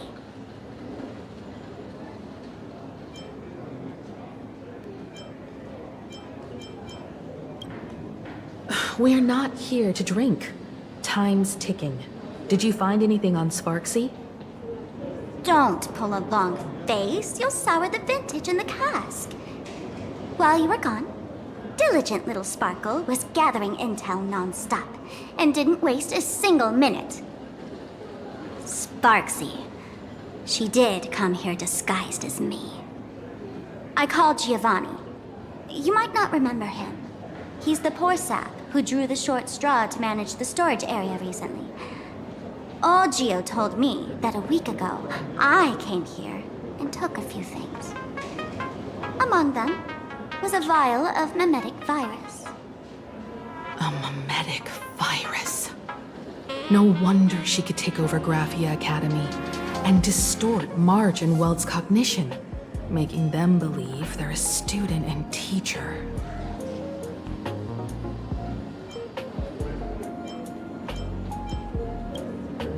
Close enough. The so-called Sparksicon is a front for spreading a mimetic virus. Knowing that isn't enough, what type of mimetic virus is she spreading? What are the symptoms? We need more on her plans and actions before we can counter it. Thought of that already. So I visited a few friends and learned where the imposter's been haunting. To dig up details, we'll have to get hands-on. Lead the way, then. Let's move. Stay close.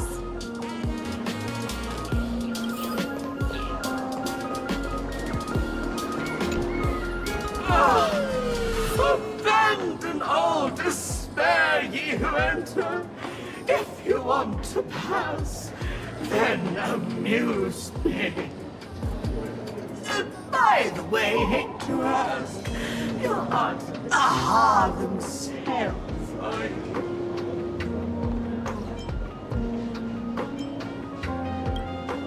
Isn't this the Tavern of the Elation? Don't you welcome the laughter, gracing you with their presence? You're wrong. It's not that they are welcome. See that? The fools put up a sign over there. Aha and morning actors stay clear from the door. Stay clear! Ridiculous as it sounds, it's true. After 666 invitations to AHA went unanswered, the younger fools voted to expel the laughter from the path of elation. Oh, I get it. It's like students expelling a teacher from a classroom. The action is meaningless. The message is loud and clear, though. All right, Mr. Doorway. I assure you that none of us three is AHA, and none is a morning actor. Oh, it's Sparkle. Is it really Sparkle? It's not someone else pretending to be Sparkle. I can't tell, and I don't care. Listen up, gray-haired lad. If you want me to open, pay the toll with saying a joke. I've been waiting for the one joke that can cure my melancholy. Now, amuse me.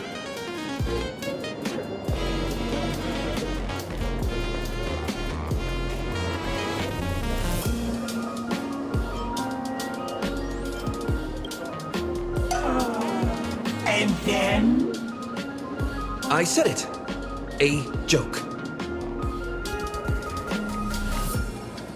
Oh, poor child. A bad joke is more pitiful than melancholy.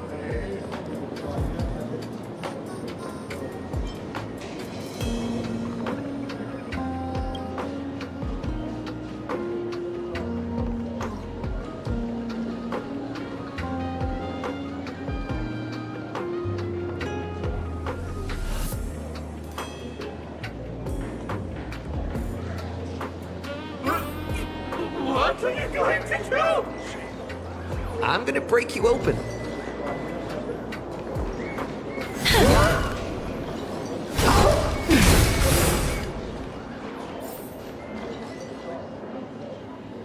Didn't expect you to have the pull to get me into the tavern. As expected of a detective's assistant. Back when I still had a sense of humor, a fool gave me an invitation. You can thank him for that. You're really going to see the Stellaron Hunter case through? They can only pay you in dirty money, you know. What else can I do? The boys need the money. Credits aren't black or white, they're ones and zeros. All right. I reached out to Costide. He said that one of the 3 people who stole the mask looked familiar. He might have seen them in the news. Based on his description, I spent ages sketching the suspect's portrait. And I suspect it might be Don Hung, the nameless from the Astral Express. Costide. You owe him another favor. No paying this one back, huh? Speaking of which, Don Hung. That's a Xianzhou name, isn't it?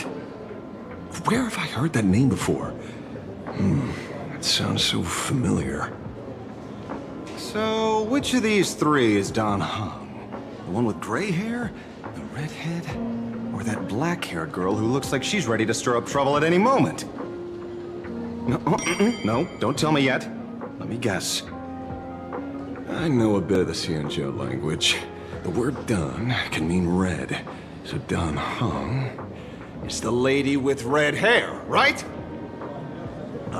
Your deduction skills never fail to impress. Fine, I'll just give you the answer. None of these 3 is Don Hung. Do you even watch the news?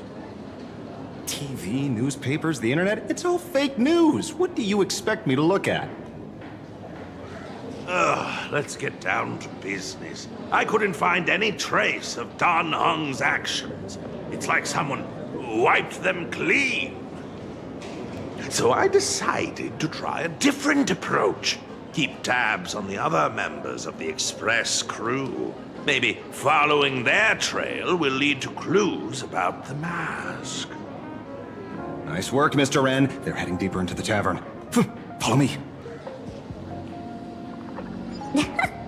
I see, gray hair.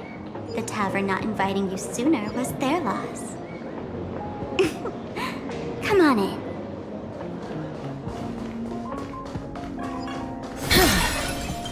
Is the drink in these barrels really brewed from jokes? Yep, you know your stuff, man. Just heard some rumors, that's all.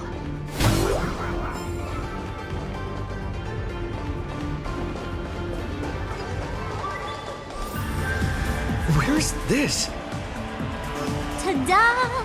Welcome to the dazzling lights of the Bliss Star. The heart of the tavern, Planarcadia's dazzling dance floor. There are some tasteless masked fools who consider this place the secret to keeping the laughter going. If life's cruel, don't beg for fairness. Dance! Shake away that sadness until it's all well mixed with the joy in your body.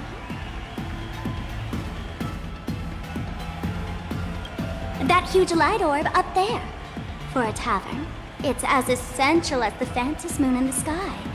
If we get the chance, I can take you inside for a real eye-opener. Speaking of which, 2 months ago, some idiot, after downing hundreds of drinks, had the bright idea to knock it down with a Super Overlord spinning top. So, we had to reinforce the Blue Star with a steel frame around it, and seal it inside the world in canvas.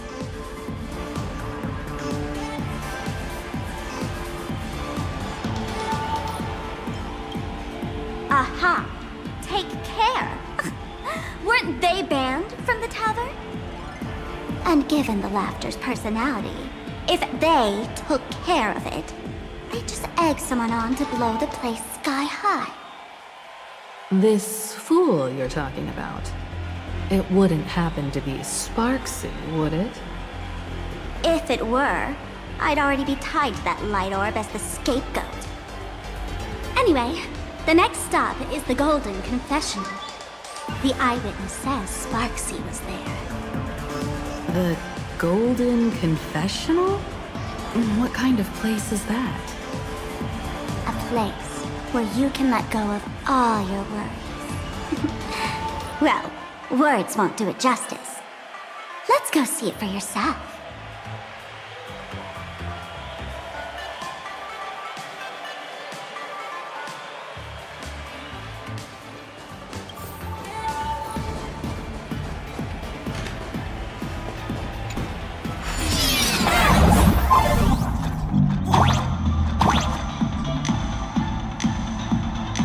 Let me show you how to open a path.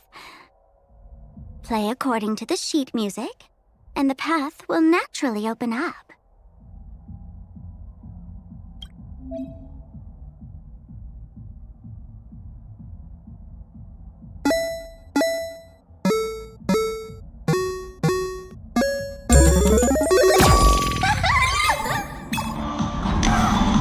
The steel frame actually opened.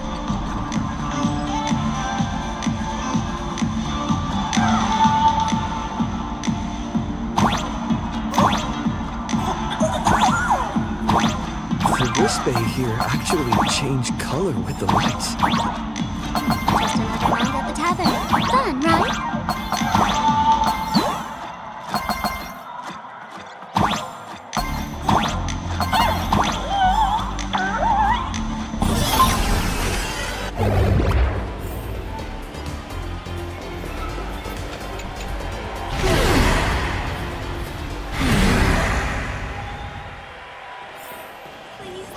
So many sinks? Why bring us here?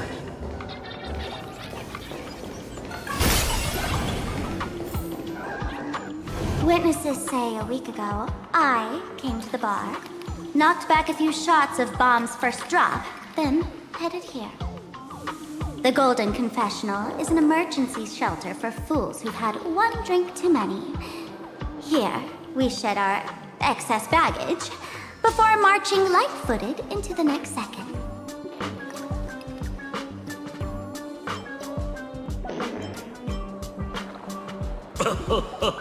Oh, well, well, looks like old Sippo's become the king without a crown.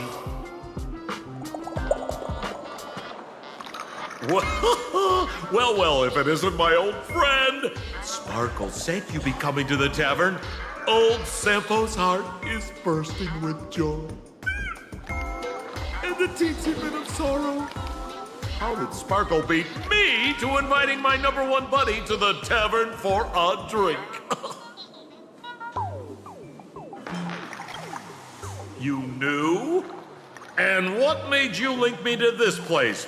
That's kinda harsh, bro.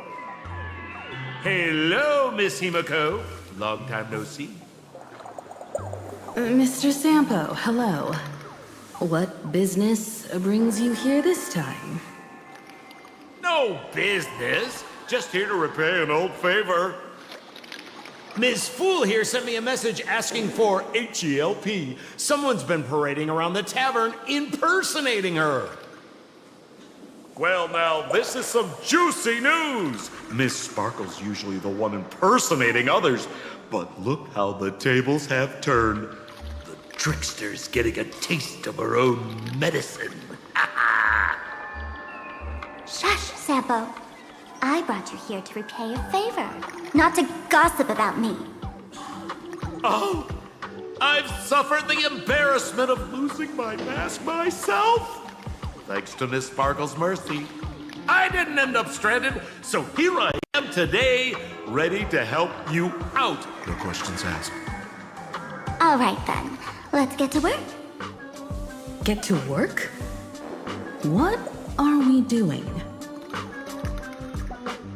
Naturally, we'll fish around in these thrones where humans dump their worries and find the worries that Miss Sparksy left behind. You want us to unclog your toilet? I'm not joking. be to shock you two, let me share a little secret about how we masked fools stay mentally healthy. Drink a mood lifter like Bomb's First Drop, and all the harmful memoria in your body, you know, the pain, the worries, gets purged in one go. That's how fools pull pranks and have a blast without a shred of guilt. So, all that memoria has settled under this bathroom. And you want to sift through it to find Sparksy's worries and catch her thoughts before she acts? If luck's on our side, maybe we'll even dig up the secret to beating her. Huh? What's wrong, ma'am? You don't look so hot. I've got no objection to the task, but doing this barehanded, I refuse. Oh, don't worry. When has old Sempo ever come unprepared? Trust me, I won't let you get off that easy. Emotional impact drill. Oh, sorry. Wrong gadget. Oh, this one. Hey, have you heard of a dowsing rod? Well, forget it. I'll spare you the theory. Oh, I tuned the drill bit to resonate with Sparkle's temperament. It'll drill out memoria fountains with similar emotions. But fair warning, use it carefully. It's been a week since Sparksy was here. Keep your guard up in case something else comes bursting out. Well, if you ask me, leave it to luck. We don't have time for luck. My radar says that pompous imposter would pick the highest spot to vent. Exactly. The Golden Throne. Give it a try. Bro, pick a spot to drill and start mining that gold. Sampo, does this thing even work? Of course it works. Don't you trust your old pal, Sempo?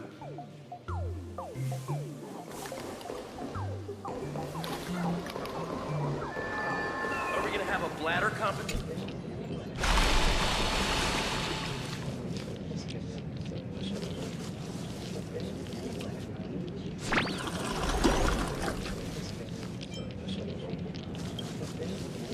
Watch out, bro! Must be some weird thing a fool dumped into the sewers, huh? Which irresponsible exorcist did this? The tavern sewer system is not a dump.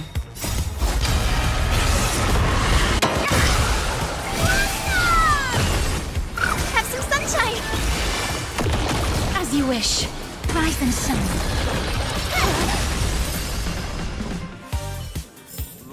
May wandering souls find their own way out.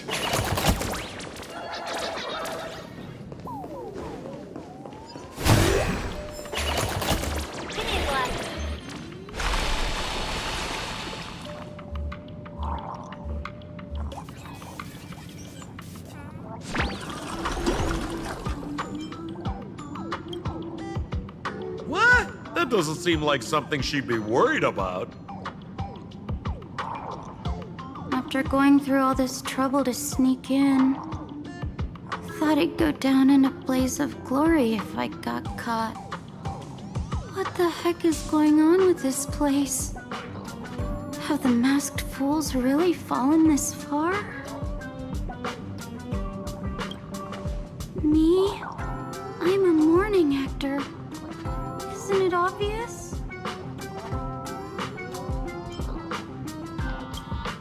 Can't you tell? I'm very sad right now. Let me tell you about my tragic mission. After the tavern issued a ban on morning actors, I painstakingly snuck in here to reveal to them the truth that destiny is eternally sorrowful. I failed. I smashed every obstacle during the infiltration, only for the outcome to smash me. Yesterday, I went on stage at the bar and revealed my true identity to everyone and told them a tragic tale, bracing myself for their harshest punishment and farthest exile. But these fools kept whistling from below, and some bought me several rounds. Someone even came up on stage to hug me, praising me as the unprecedented masked fool.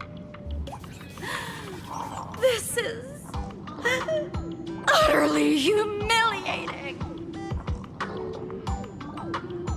Dante's joke. Cheers to your tragedy.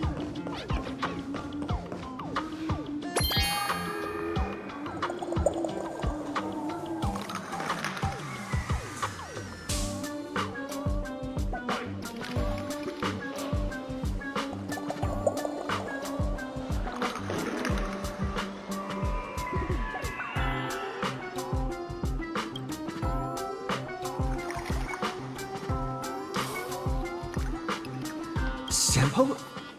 How did you get up there just now? Oh, right! Silly me. Through that pipe on the side.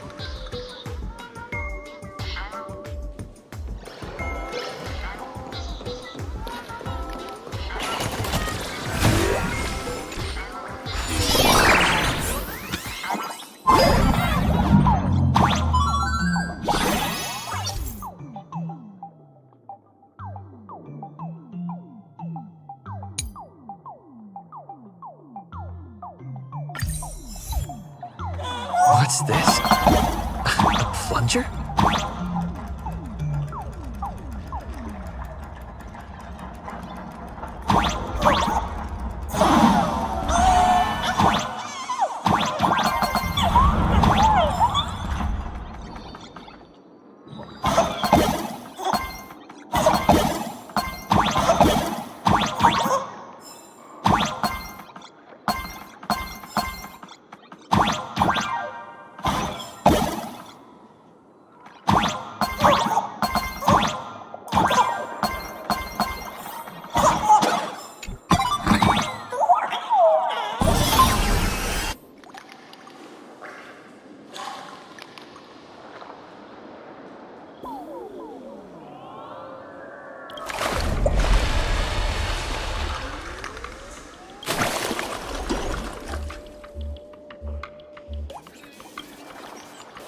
See? What did I tell you? The imposter's worries have appeared.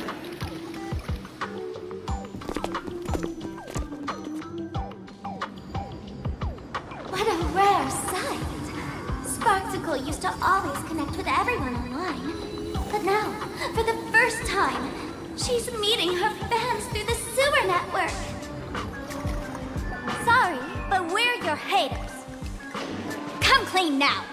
What are you planning to do with that mimetic virus you stole?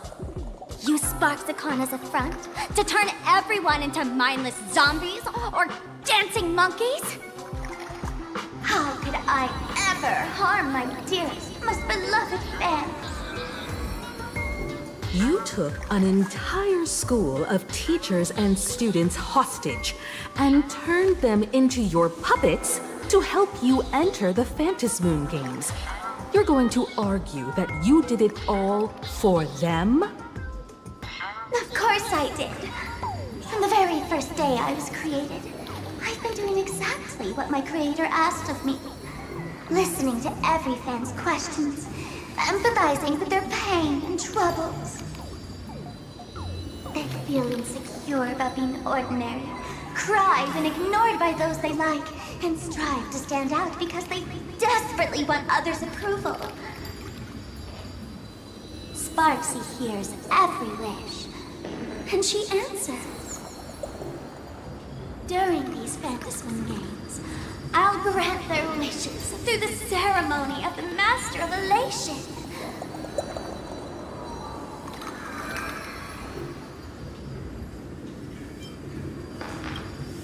No, I'll give each of them a choice. The choice to become me. Because deep down, every one of them longs to become Sparksy. To wear this dazzling mask, capture the internet's attention, and bask in praise. You must have heard that saying. In the future, everyone gets their 15 minutes of fame. Now, that moment has come. Sparksicon will turn every spectator into me! For reals? She plans to use a mimetic virus to turn everyone into herself? Oh, the answer was right there in the riddle all along. You know, I gotta say, that's very Sparkle. As expected of my imposter, you're absolutely bonkers! Sis, is now the time to be tooting your own horn? Just thinking about being turned into a copy of you? I can't even force a smile.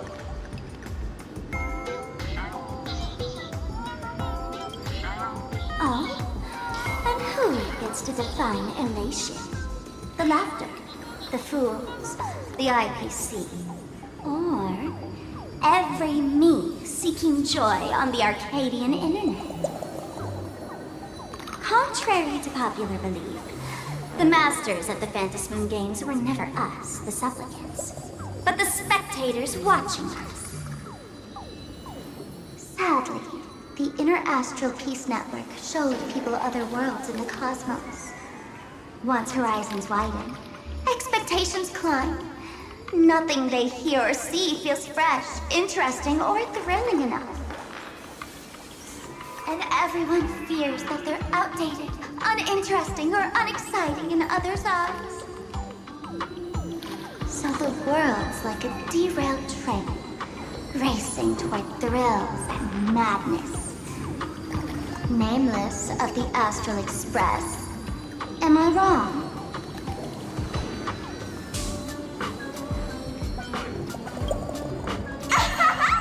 Bingo!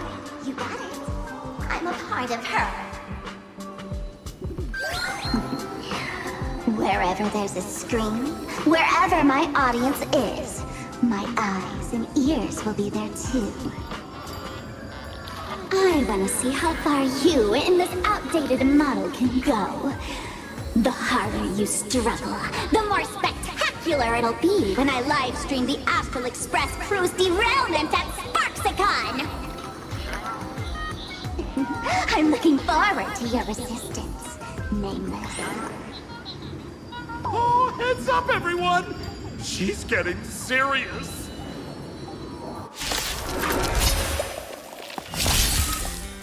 Oh man, the other day I ran into this fan. They insisted on showing me some gallows humor, jokes we found online, saying they were absolutely hilarious. But all he did was show me a video of someone being killed by the Antimatter Legion, then burst out laughing. Come, let's all enjoy this gallows humor together! Are you ready to let's win? Away we go! Root here. Embrace a new life. Return to dust.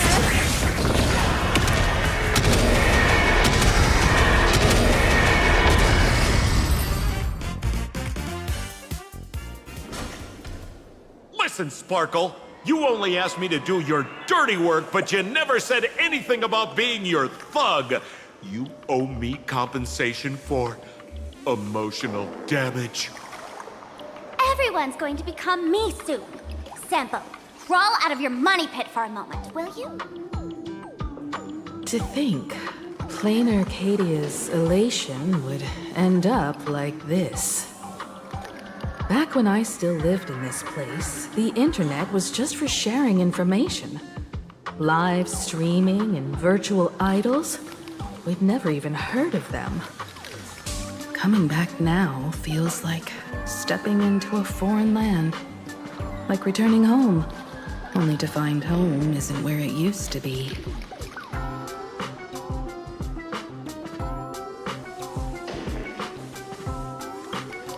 It's just madness wrapped in a cheerful shell. She's convinced that we'll be powerless to stop her plan, even if we know what it is. But I'm not ready to roll over just yet. I know. Even I don't want to turn into that phony's look-alike. Though, we're not that different. Since the fools stash dangerous things like mimetic viruses in the tavern, I assume they must have also prepared some countermeasures? Ma'am, you give us fools too much credit. This is the tavern, not the well-ordered Herta space station. But I do know a place. With some luck, we might find a mimetic virus cleanup expert. All right. Now that you folks have a lead and no shortage of fighting spirit, old Sempo's calling it a day. The Astral Express always has a way of handling crises, doesn't it? With big shots here, a sidekick like me doesn't need to steal the spotlight. Oh, if you run into trouble, you could always ring old Sempo then. I'll even give you folks a special discount, sort of. Well then, farewell, everyone. So, where are we heading next? Let's check out Fatal Joke. Fatal Joke? What kind of place is that? Maybe some kind of hospital.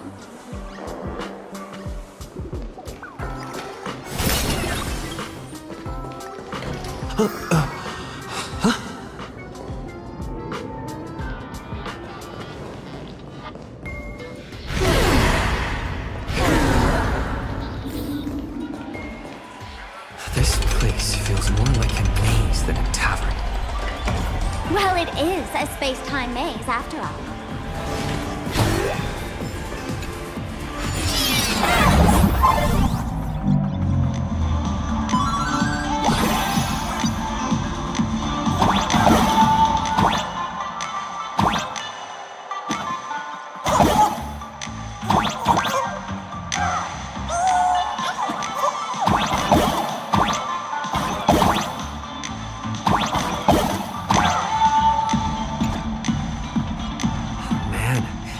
I wish we had one of these light orbs on the Express.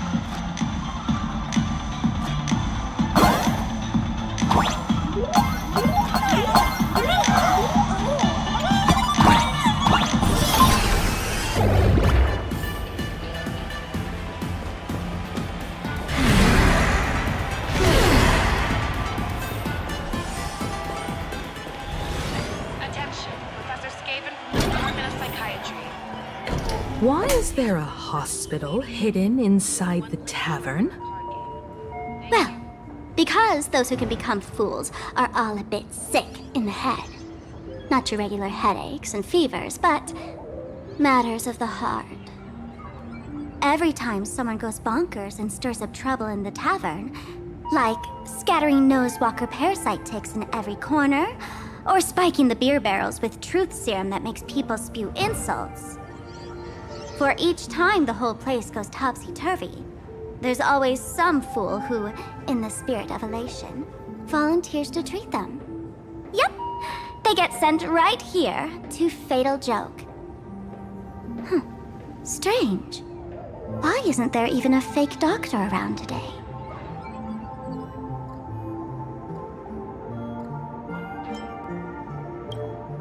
Even if some fool claims to have a legit medical license, you wouldn't dare trust them, would you?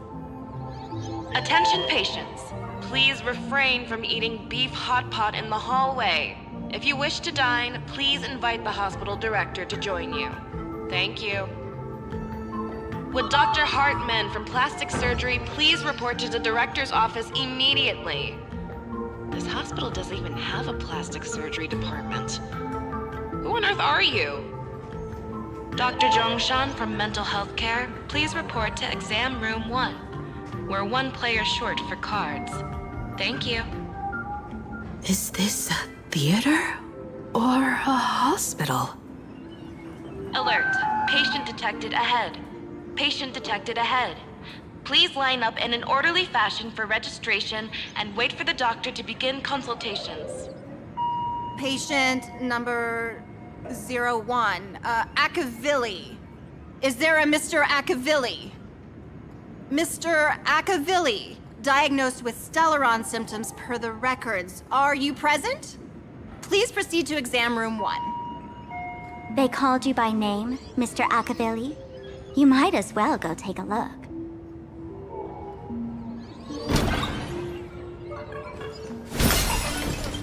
I'm extra.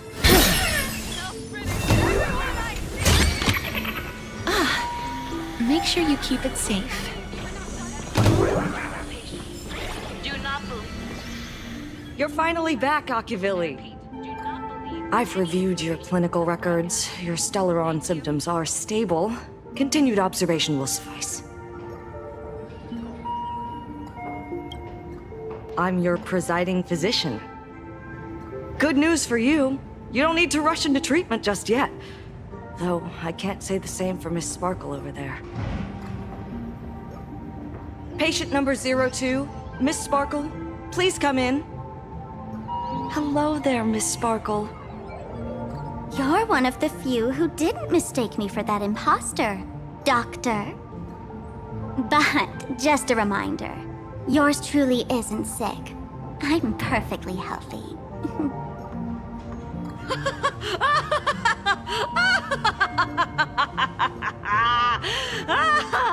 Oh, everyone who comes here says they're perfectly healthy. I've seen so many patients, and you're among the most severe. I could already make an initial diagnosis at first glance. Your ailment is loss of self. If someone can transform into 10,000 characters, would she still remember her original self? Good question. But if someone could become 10,000 characters, does the original even matter anymore? By the way, Doc, are you familiar with any treatment protocols for mimetic viruses? Mimetic viruses. I've heard about it. The city sent over a few cases. The patients had one thing in common. They were all heavy internet users. The medical records are in the room. You can take a look if you want.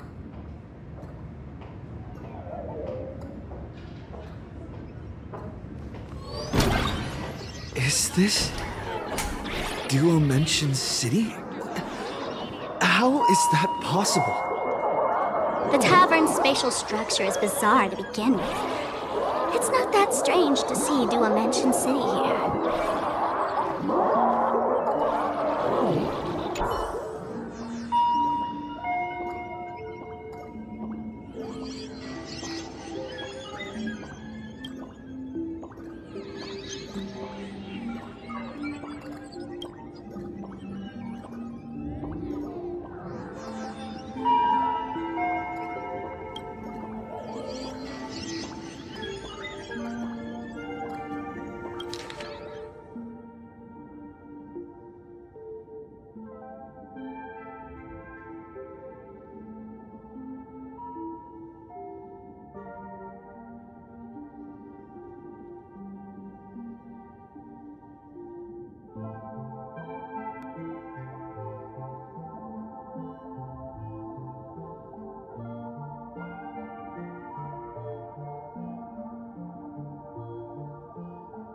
No way. Are these General Yao Guang's medical records?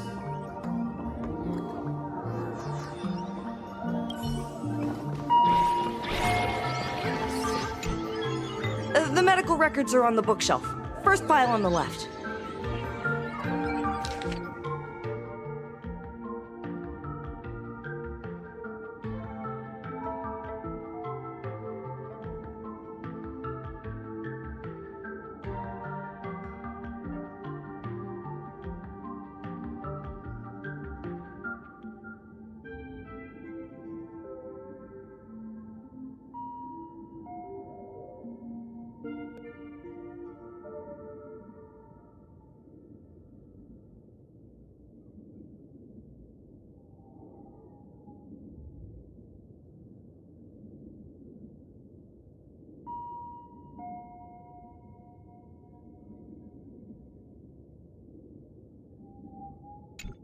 Are there already victims in the city? To eliminate the mimetic virus, helping Patient Zero face reality is a crucial phase of the treatment.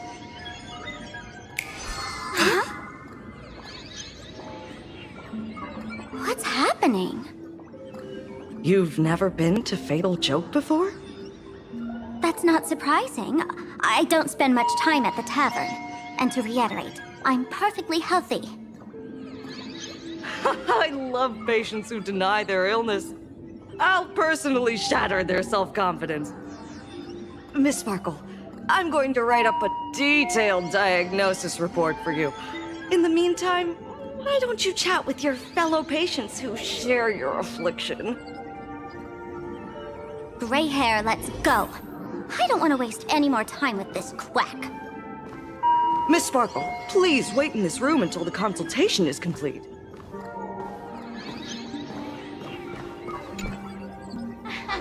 Sparkle, you're back! You seem happy. Yeah, I'm keeping my spirits high, just like she asked. Sparkle, Sparkle! You're the one who told me that a smiling mask will never have bad luck, aren't you? This world doesn't want to see too much sadness, cruelty, rage, or pain. You told me that I just need to smile, no matter what. I did everything you asked. But why did you abandon me? Right now, I just want to scream, to cry, to shout. I just want to devour you all. Just how many masks have you thrown away? Don't worry about it. Everyone sheds just as many versions of themselves in a lifetime.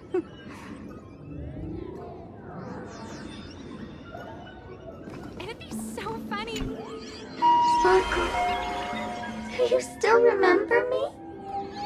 More people got my name right today than in the past week. I'm so touched. I am your original mask.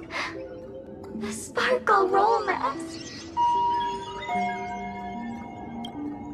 The archetype of a bright maiden doomed for a short life. The avenger who perishes with her nemesis. The lover who dies for love. The young artist driven to madness. You used me to win fame, applause, and countless eager gazes. So why would you cruelly cast me aside?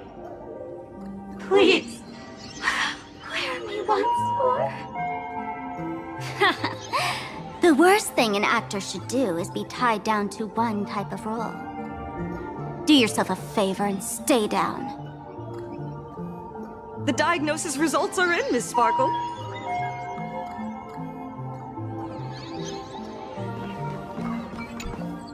Hey there. Are you also troubled by the same illness as me? What illness do you have? I once suffered from a disease called Fool.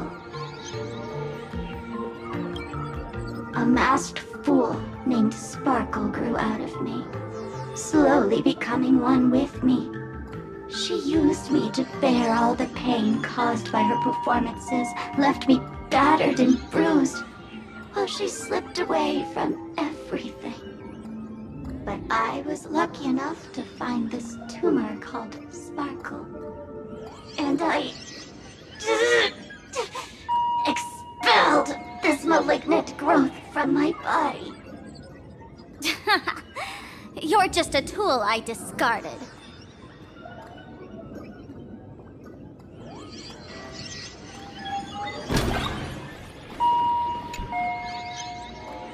Miss Sparkle, I have your results. Your main components are madness, humor and a theatrical personality. Unfortunately, the proportions are badly imbalanced. You're beyond saving. But the silver lining is your mask has fallen off. She's free at last. And that's where everyone's misfortune began. None of the masks I've cast off ever had such strong opinions or such a temper.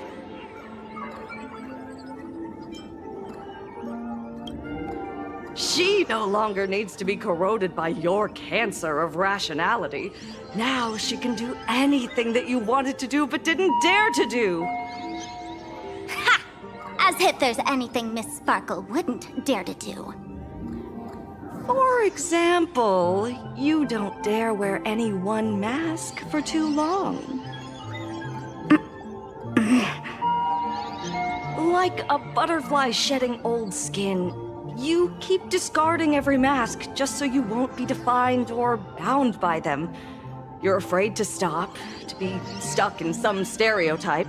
You're afraid that one day you won't be elating enough. That's why you drew Miss Sparksy and became her online. As a dazzling mask, everyone confides in her. Everyone wants to be her. Everyone feeds her their clever ideas. You thought this would inject new life into your elation. But sadly, once the mask is on you, you become its accessory. People care only about the image the mask paints. No one cares about the you beneath. And that is why she came to life. Human recognition and desire will flow through the internet, providing nourishment for her to bloom. She'll become a bewitching flower, conforming to everyone's wishes, letting them wear her, become her, and blossom across all of Planarcadia. What a beautiful sight. Stop? You mean treat? Yes? Cremate Sparkle. That's the best treatment I can prescribe. And here I thought you had something clever. After all, there's only one radical cure for all suffering. Make oneself disappear, right? Miss Sparkle, don't think I'm joking around with you. I only misbehave outside the tavern. But here, I am a doctor, without quotation marks. My treatment is real and effective. Generally, when a fool vanishes, their mask loses its power and becomes a dead thing. You're two sides of the same coin, after all. But as for Sparksy, I can't say for sure. During SparksyCon, she'll be worn by millions of ordinary people in Planarcadia, feeding her with sustenance and strength. Your window of opportunity is therefore fleeting. Go on, lie down on that bed and say goodbye to your friends. Press that button and the nurse will come wheel you away. There's a door in the tavern that absolutely positively leads to a still-burning star in Siduni Rama. The nurse will send you there, and that'll be the end of it. And if I say no? Then I'll have to be impolite.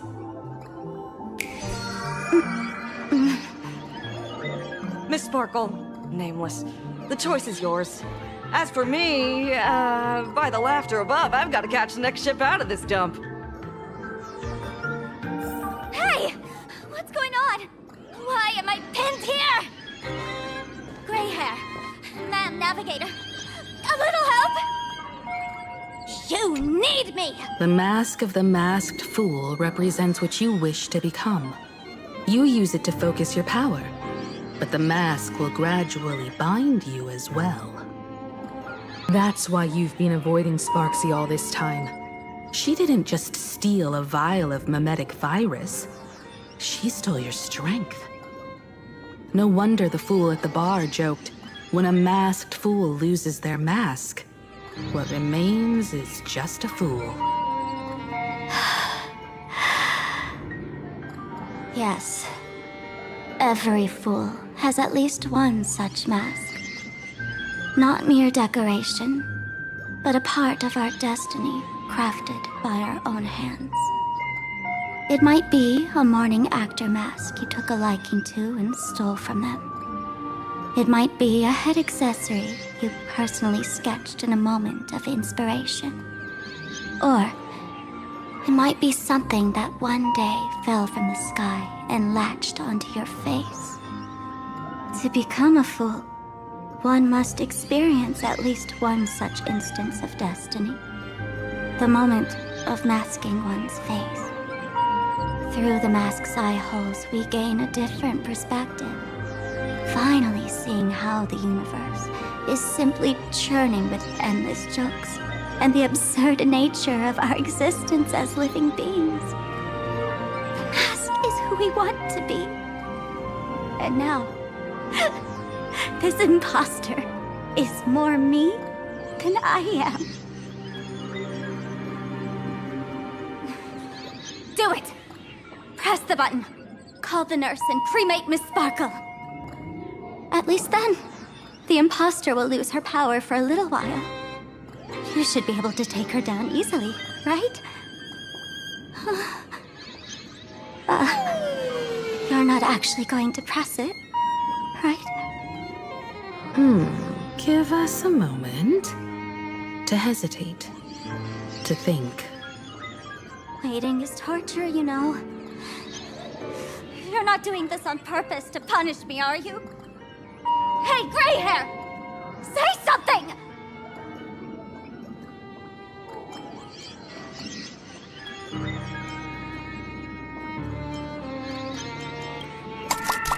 Hey! Gray hair! Have you forgotten our friendship?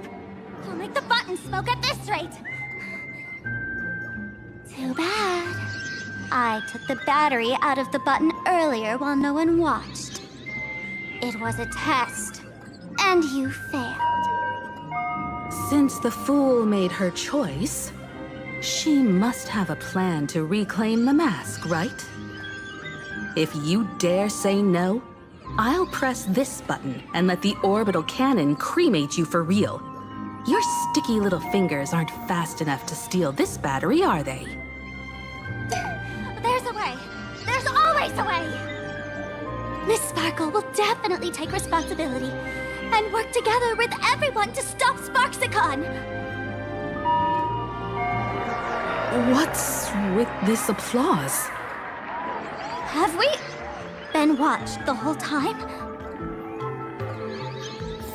Bravo!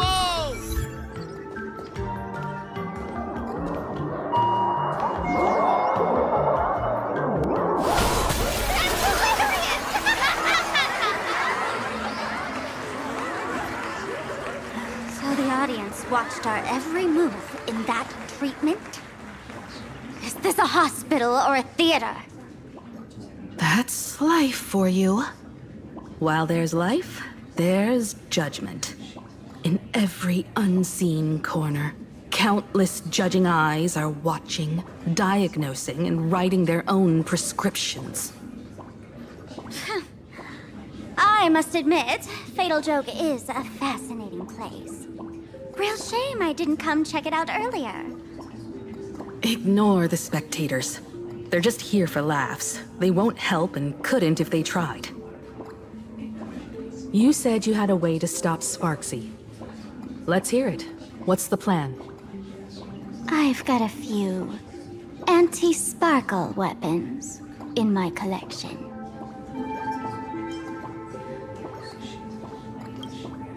I've always had this premonition that one day Miss Sparkle would become an unstoppable terror in this universe.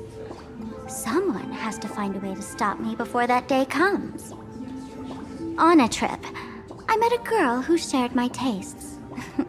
She had quite the knack to be a fool.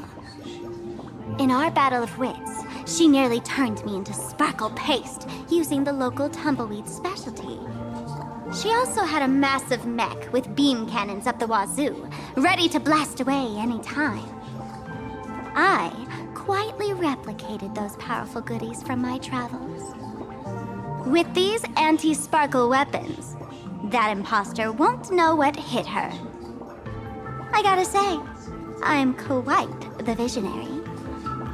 You two, let's head to the storage area next. I've already contacted Giovanni. He's doing an inventory check of the lost items there.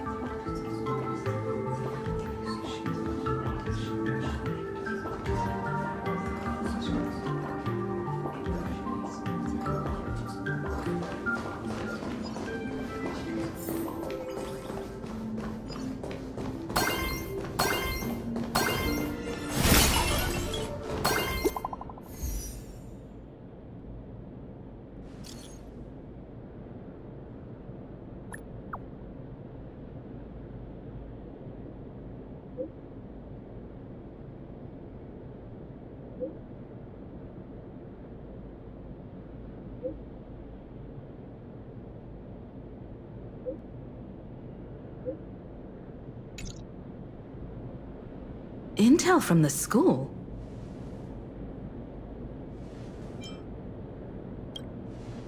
The Furbo journalist couldn't find March or Mr. Yang, but they did spot Sparksy taking down the wave mural in the school courtyard. Oh? That's noteworthy. Looks like Sparksy is busy making preparations too. But why do all this? Never mind her for now. Let's check out the Fool's storage area.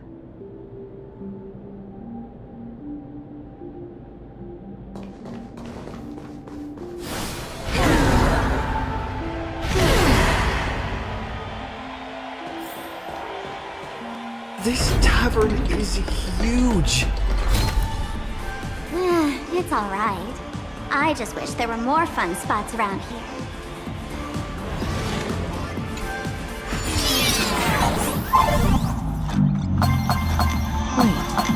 There are that many people under the dance floor?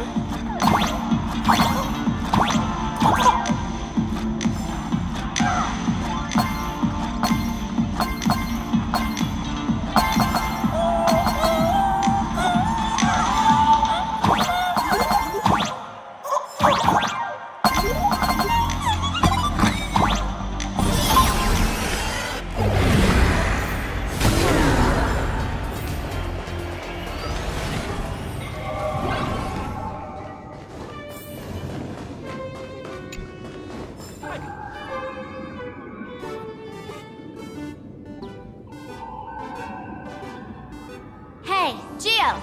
What are you doing up there? Working my tail off for you, tallying the losses.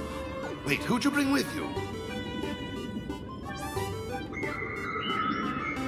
Oh, it's Mr. Trailblazer. I knew you'd step into the tavern and become one of us someday. Those with the makings of masked fools are naturally drawn to one another. You sure know quite a few fools. Ah, and the lovely lady behind you. You must be Miss Himiko, navigator of the Express. A pleasure to meet you. Mr. Giovanni, just call me Himeko. Normally only fools may enter, but since Sparkle brought you, and you are practically an old friend, I can make an exception as the caretaker. Let me show you around. Gio, cut the spiel. Sampo says you recite that intro so often he's grown calluses on his ears. Want the fool's treasures, souvenirs, and prank gear? Come to the Grand Treasury Storage. They've stashed everything here. You stole my line again. Picked it up on a trip to another world. You've heard this phrase too, haven't you? I'll admit it's catchy, that's why I used it as a slogan. Storage area visits went up by 26% after that. Business first.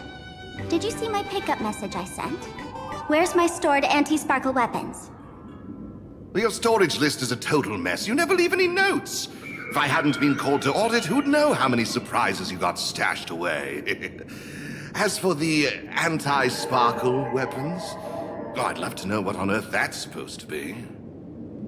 Ah, why don't you go in and look for yourself?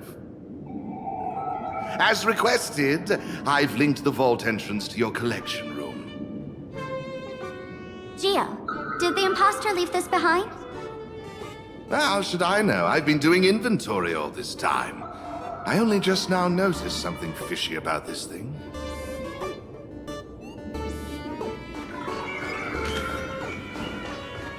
Huh? What's this? Whoa. That's one massive stellar jade. Let's go in and take a look.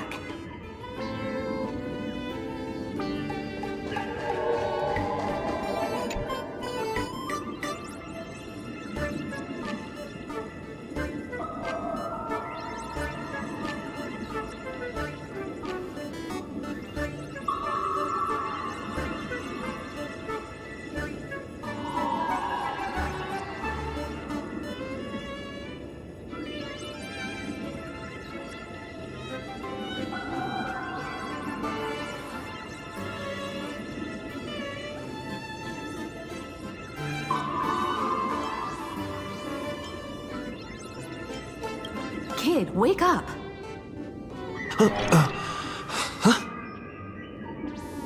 This rock is dangerous. Dangerous? I'll smash it with one swing.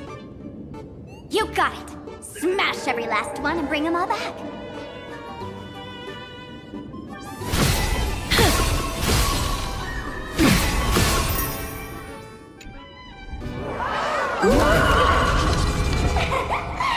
Stellar Jade is the perfect bait for catching the nameless. How generous of you. First time I've seen a thief steal something and leave something even more valuable in the vault. Isn't this exactly the type of phantom thief flair we masked fools adore? Remove a carefully curated piece and leave a gift in place to soothe the owner. A jumbo-sized stellar jade is surely worth a jar of mimetic virus and a few anti-sparkle weapons, wouldn't you say? And you stole my other prized pieces too? That worthless junk? Consider it a complimentary vault cleaning. Before SparksCon begins, I'd like a little warm-up entertainment. Old model and the nameless. You should be able to break out of this room, right? Don't disappoint me now!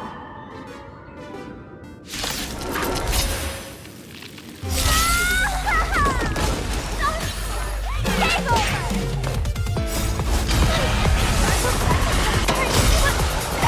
Science project!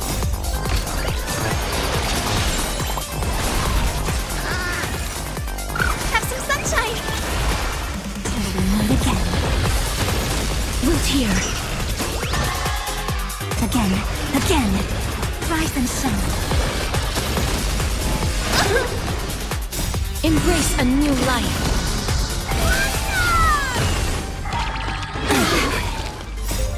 Dispel the gloom!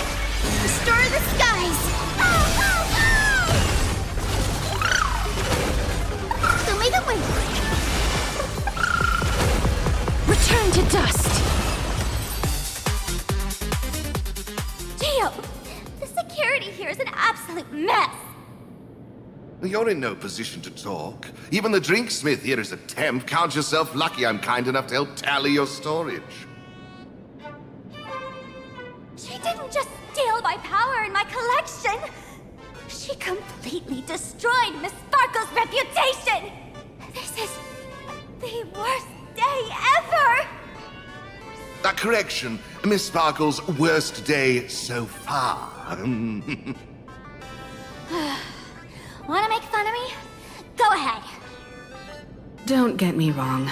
I also don't think gear tumbleweeds and giant mechs would work on someone spreading mimetic viruses. I thought of a way just now that might suppress the mimetic contagion at Graphia Academy. You can fight fire with fire, but a mimetic virus can be scoured away with water. What do you mean? Our informant at the school reports Sparksy is removing the central mural there. The imaginated mural, World Breaker Waves, is said to be a work left behind by Graphia herself.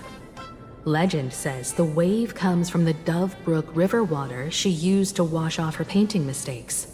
The artists say it is blessed. That's why they kept it in the school. I couldn't understand why Sparksy went to such lengths to tear it down. Now I do. Painting mistakes are redundant information that stain a painting. A mimetic virus is redundant information that stains the mind. If someone knew how to harness this Dovebrook wave to wash over the school, they could cleanse the infection she spread. That's why Sparksy wanted to hide the mural.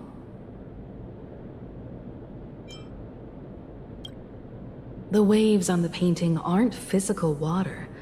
Only those versed in the art of imagenesis can control them. As a Graphia Academy alumna, I know a bit of traditional painting.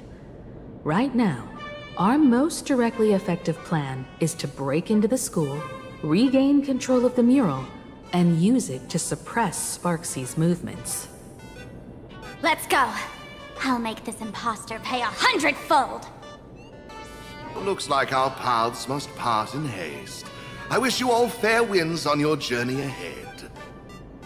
Oh, if any of you feel uncertain about what's next, here's a small suggestion. Take a detour inside the Blistar Light Orb. For us masked fools, that light orb holds the same significance as the Phantos Moon hanging above. Deep within the orb, everyone can find the divine revelations of the elation.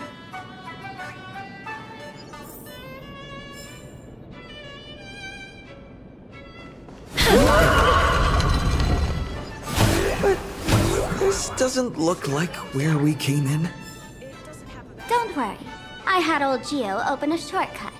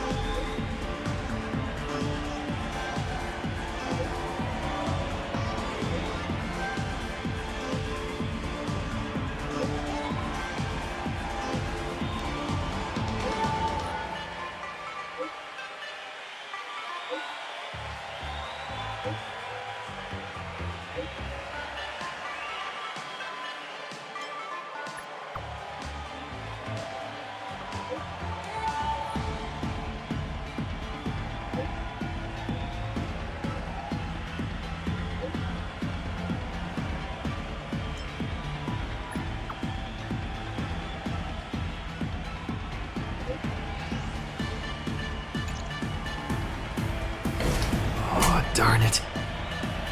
They found something else at the school? We need to pick up the pace.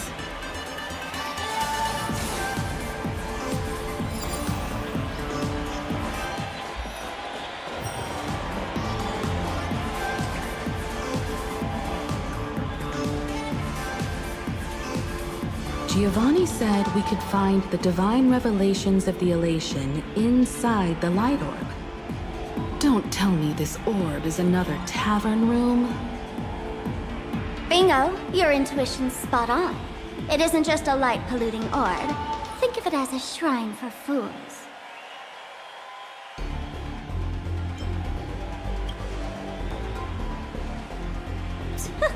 Worship sounds a bit too serious, no? Most masked fools treat the laughter like an invisible, mischievous drinking buddy. Fine for a mental toast. But if they really come looking for you, it's usually bad news. Inside this light orb is a miracle tied to Aha. It responds to any fool who approaches.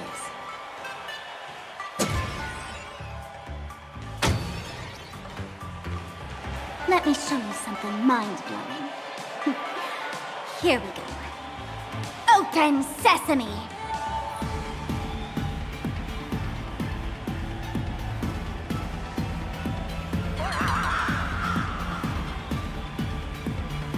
I said, open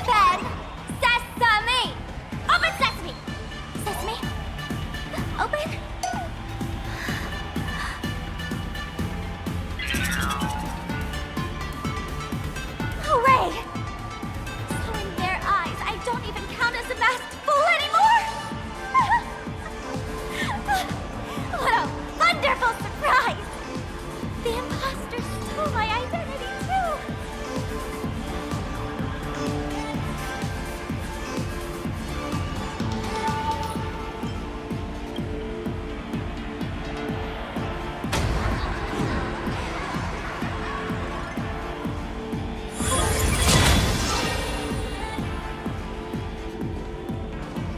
The good news is, at least one of us is still a masked fool.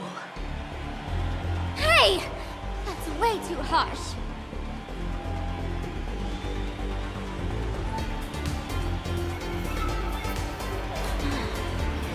I hate to admit it, but gray hair, it's opened for you. The light orb has acknowledged you.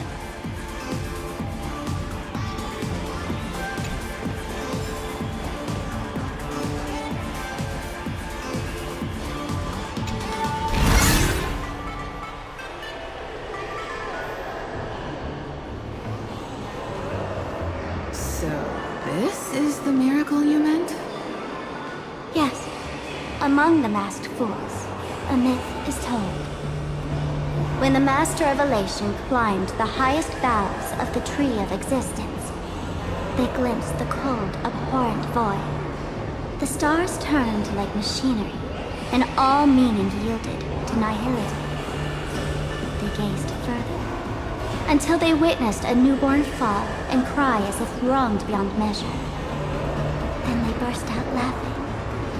That crystalline laughter tore through the cold, dead universe, echoing through the realms to this day.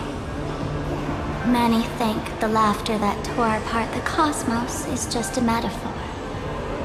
But sadly, it's real. The tavern folks call this thing the echo of primordial laughter. It tore open a spatial rift. They say other tavern branches have this too, in multiple locations. No one knows how many there are, or what their existence means. When we shout into it, there's no echo. Toss in trash, and it merrily swallows it all. No one knows if this thing will keep widening and swallow the tavern whole. Either way, it just sits there, right over there, motionless, grinning at us forever.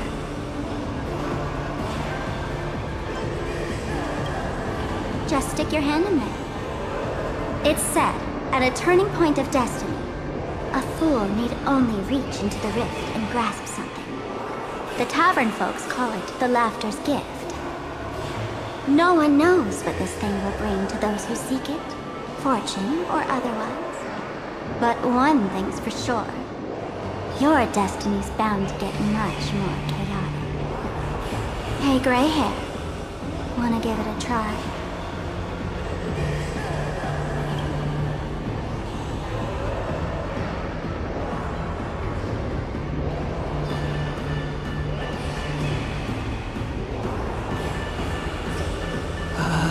Akivili, have mercy. In Akivili's name, please don't hurt me. My hand doesn't taste good.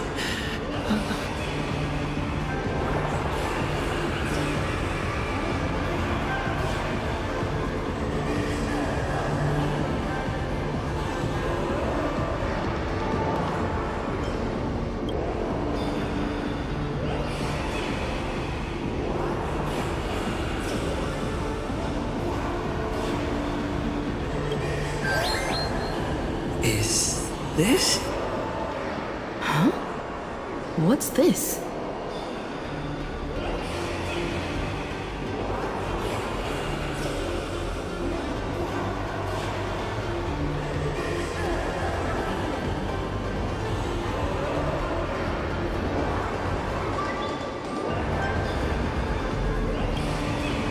Laughter above, they really answered! But what's their deal giving you another mimetic virus?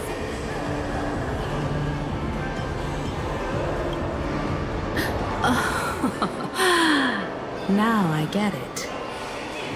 Audiences infected with the Sparksy virus naturally won't be able to resist Sparksy. We'd end up like that soon after breaking into the school. But if we're already infected with another mimetic virus, Well, that changes things. And this banana serves exactly that purpose. To buy us some time to resist. The elation really has a twisted sense of humor, huh? All right, let's move.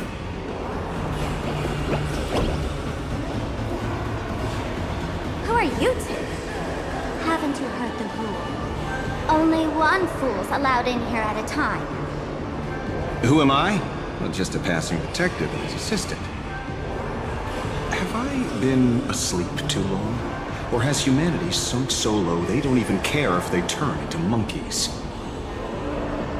Meanwhile, the ignorant criminals believed they had discovered a treasure that could change their destiny, completely unaware that what they held in their hands could shatter the sanity of the entire world! Hey, Mr. N, cut the narration when it's time to fight. Well, I got to do something, right? Like this? Whatever floats your boat. Now, listen up, you three. Put that banana down and walk away, and I'll let bygones be bygones.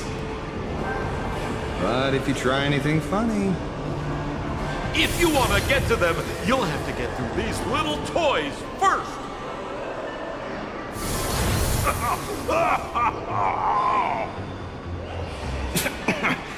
Are these folks really the Mings? In all my years, I've never seen the Mings dealing with mimetic viruses. The real deal. Just some nameless passing through. Mr. N, I've got to go after them. You won't be able to keep up with me. Just head home and wait for the news.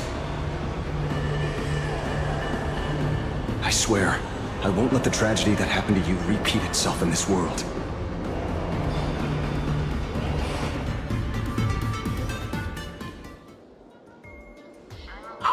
Over here! This way! Run faster! You don't want to get caught by that guy back there, do you? Yo, bro! Just how many troublemakers did you people manage to tick off when you landed?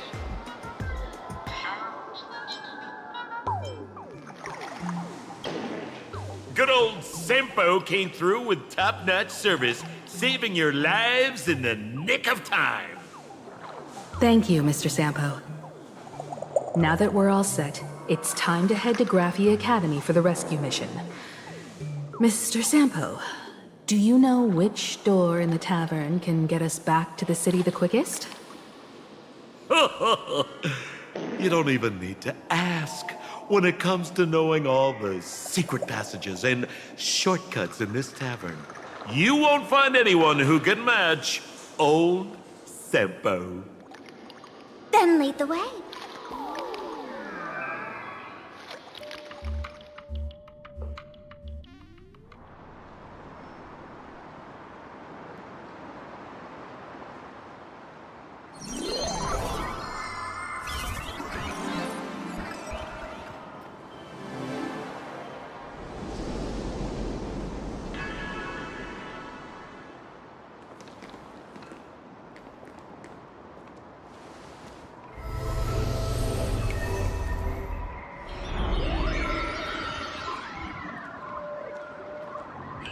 Your thoughts tell me that you still have doubts about me.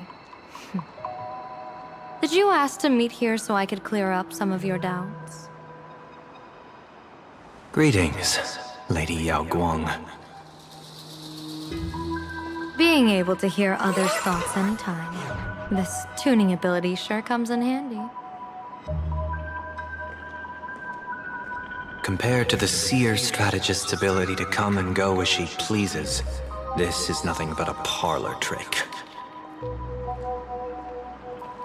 I've heard that Xianzhou folks are big on etiquette, yet here I am, and you're still playing hide and seek, General. Isn't that a bit discourteous?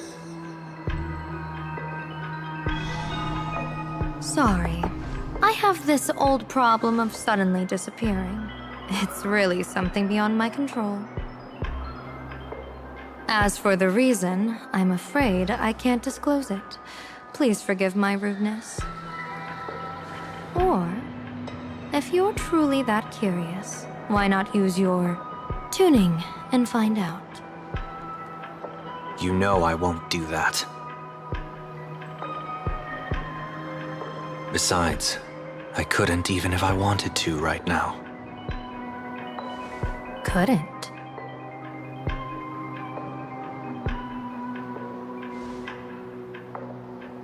At this moment, the crowd's thoughts are crashing over me like a tidal wave. I can't block out all this mental noise. Just keeping my own thoughts from getting tangled up in everyone else's is hard enough. I see. So that's why. When you were speaking with Miss Himiko earlier, I accidentally intruded on your private conversation. My tuning is spiraling out of control. This mask is distorting my abilities.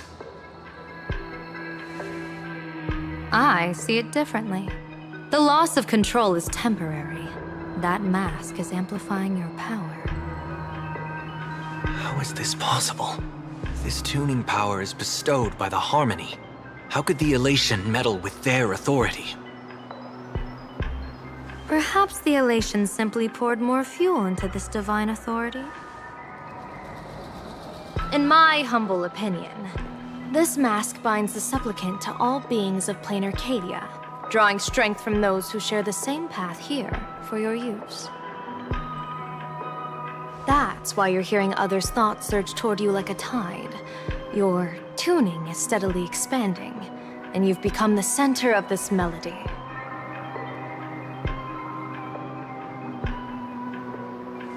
You sure gave me quite the gift, General. But why would such a precious gift be placed on my face? I need an honest answer. You want to know the reason? Didn't I explain it already?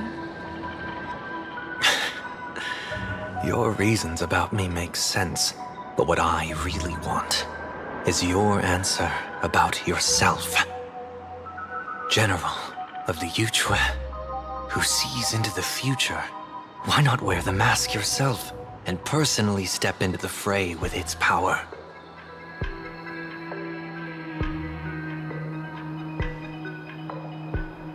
Words can deceive, but only tuning lays the truth bare. Mr. Sunday, why not use your enhanced tuning to feel the weight of that answer for yourself? Well then, pardon my intrusion, Lady Yao Guang.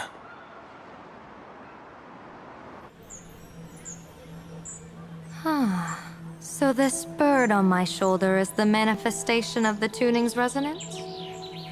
Exactly. And these symbols I see floating above people's heads would be the wheel and woe signs you mentioned, General? That's right. To become an Arbiter General, one must undergo 3 ceremonies. The Rainbow Ordainment, the Rainbow's Gaze, and the Bestowal of Spiritus.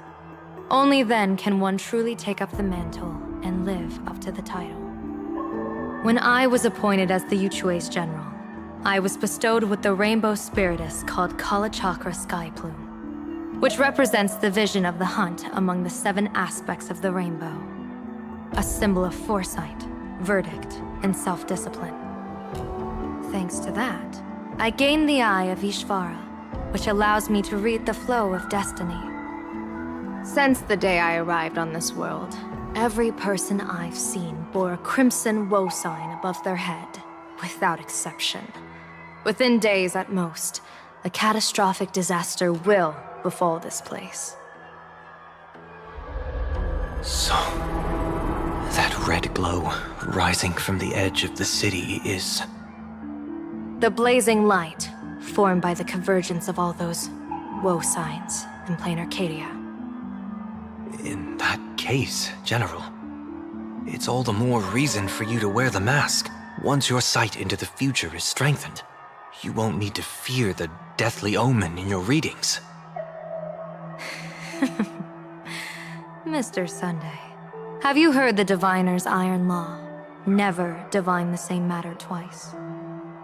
In Penacony, diviners also warn clients beforehand. You can't ask for another spread just because you dislike the result. There's a reason for that, isn't there? Divining the future is, in essence, a form of observation and calculation. It's an interference with the future. Each reading drives the murky future towards a definite outcome. A collapsed quantum state, even if that outcome isn't to one's liking. To be honest, when I set out for Planarcadia, I had fully intended to personally participate in the Phantom Moon Games. But the moment I laid hands on the mask, I understood the consequences of wearing it. Once this miraculous item is donned, the Eye of Ishvara would transcend mere sight and permeate throughout this realm. The Kalachakra sky plume would predict the future of all beings at tens of billions of instances per second. You're saying that simply by your observation, our future would become fixed. Indeed, just like how the Wisdom Walker expounded the way of destiny, anchoring the fated moments. If I wore the mask, I would become the noose of Planarcadia, and I would personally anchor a destiny that drives us all into a bottomless darkness. We will become locked in a dead end, with not a shred of hope for salvation. Close one. I passed the trial. There's still a sliver of hope in this round. Now that makes me even more curious. Pardon my bluntness, but the fate of billions in Planarcadia never had much to do with you, General. Your encounter with the Express and the IPC was merely a chance meeting. You are a messenger of the Xianzhou. Since you foresaw the omen, that an Arbiter General will fall here, you could have boarded your ship and left at any time. Why choose to stay and help us? To help this world break free of this death trap? Because I am guided by great compassion. Every life is precious beyond measure. Such diplomatic pleasantries won't fool the former master of Penacony like yourself, would they? Then, how about this reason?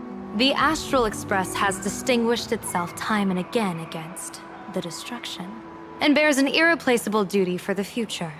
I can't just sit idly and watch you face annihilation. Give me a break. I really am terrible at all this diplomatic talk.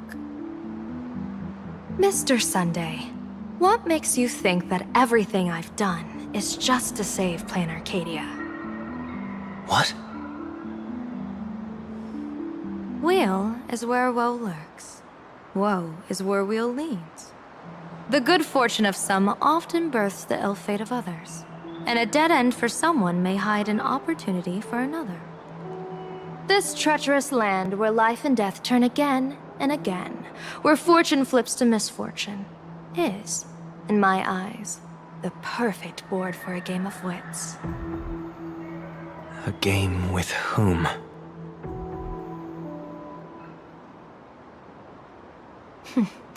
With the gods. Mr. Sunday, have you heard of the Battle of the Fonghu 30 years ago? I've heard rumors of that war, but not the details. General, are you suggesting Planarcadia is now facing dangers just as perilous as the Xianzhou Fanghu was back then? You got that right. 30 years ago, the Abundance Axis broke our lines and invaded the Fanghu homeland. The abominations awakened a living demonic star, intending to sink the Xianzhou Fanghu. With no other options, the Alliance staked everything on my Junior Soar's plan to operate the astronomical observation device, the Cloud Pier Telescope, to signal the rainbow for aid, using their Lux arrow to strike down the demon star. Whoever operated the Cloud Pier Telescope would not return. It was to be a one-way trip. So, you're Junior Soar. You guessed wrong. The one who offered his life was my master, who taught me divination. It was Master Jingtian, then the Yuchui's master diviner, and the only high official authorized to operate that device. He accepted his fate and ventured to the Fanghu. Going with him into certain death were Yueyu, the previous Yaoqing general who guarded the Cloudpeer telescope, and the Verdant Knights under her command. I was responsible for assessing the entire plan's feasibility and mending its gaps. I activated the Decalite reflection barrier, calculating and casting lots again and again. I watched as the starlight, representing countless possibilities, flickered within the reflections, faint, wavering, until the vast shadow of a pondering god swallowed them whole. And they vanished into the abyssal dark at the edges of the universe. And in that moment, I understood that I had cemented my master and countless soldiers into an inescapable doom. When the Lux arrow fell, they would perish along with the enemy and that demonic star. All reduced to ashes. You sacrificed so many comrades just to ensure the enemy's fall. To Penaconians, that must seem incredibly cruel, right? As someone born in an era of peace, I have no right to judge.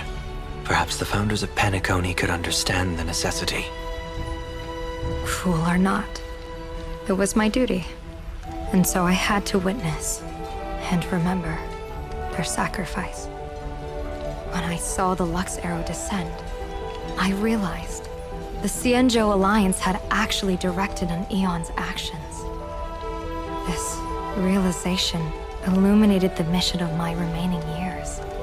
In this cold, merciless cosmos, when you're trapped in despair, an Eon's intervention is often the only hope. We are not ants, helpless beneath the celestial spheres as we simply watch the stars turn. Instead, their trails were forged by us, who offered up a portion of our insignificant destiny. Even beings as mighty as the Eons can be pulled by our will. Is this what you want to do in Planarcadia? Indeed. I will seize those starlights of possibility I once buried with my own hands. Just like the Battle of the Fanghu 30 years ago. An Arbiter General will fall, and an Eon will descend. I will forge the destined death into wagers and game pieces, and invite the god who delights in meddling with destiny to sit at my table. This time, I will invite them into my calculations, to draw a great wheel for the cosmos' future. Mr. Sunday, surely you can understand this mad idea of mine, having once reached the divine throne of order yourself.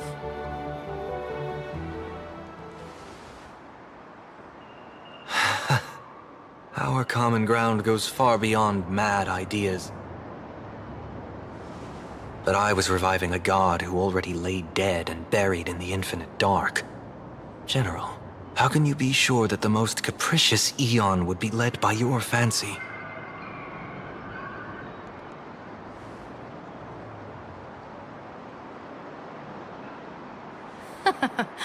Have you heard this myth about the elation? They say Ahab once climbed to the highest bough of the Tree of Existence. Gazing out, they saw stars turning coldly like machines, and the meaning of everything yielded to nihility. Only the cry of a newborn made them burst into laughter. Mr. Sunday, answer me. Why did Ahab laugh?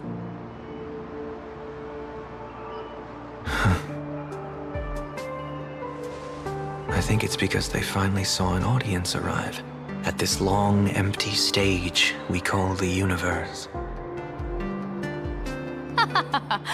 Oh, well said.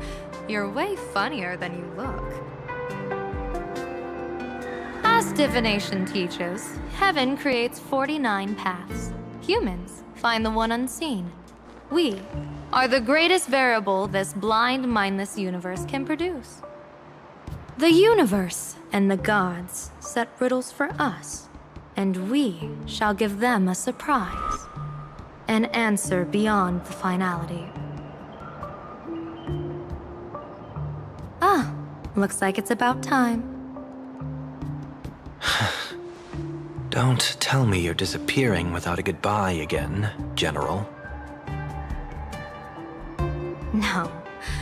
This time, we will set our eyes on the same place and carve a sliver of possibility out of destiny with our own sight.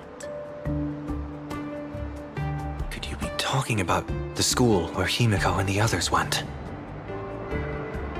Yes. The crimson light there pierces the sky today, marking it as a locus of woe. The Arcadia's first calamity will erupt there. I should have asked you to give them a few secret strategies before they left. Forget it. The stuff in those pouches is all harmless banter anyway. We should let them off the hook.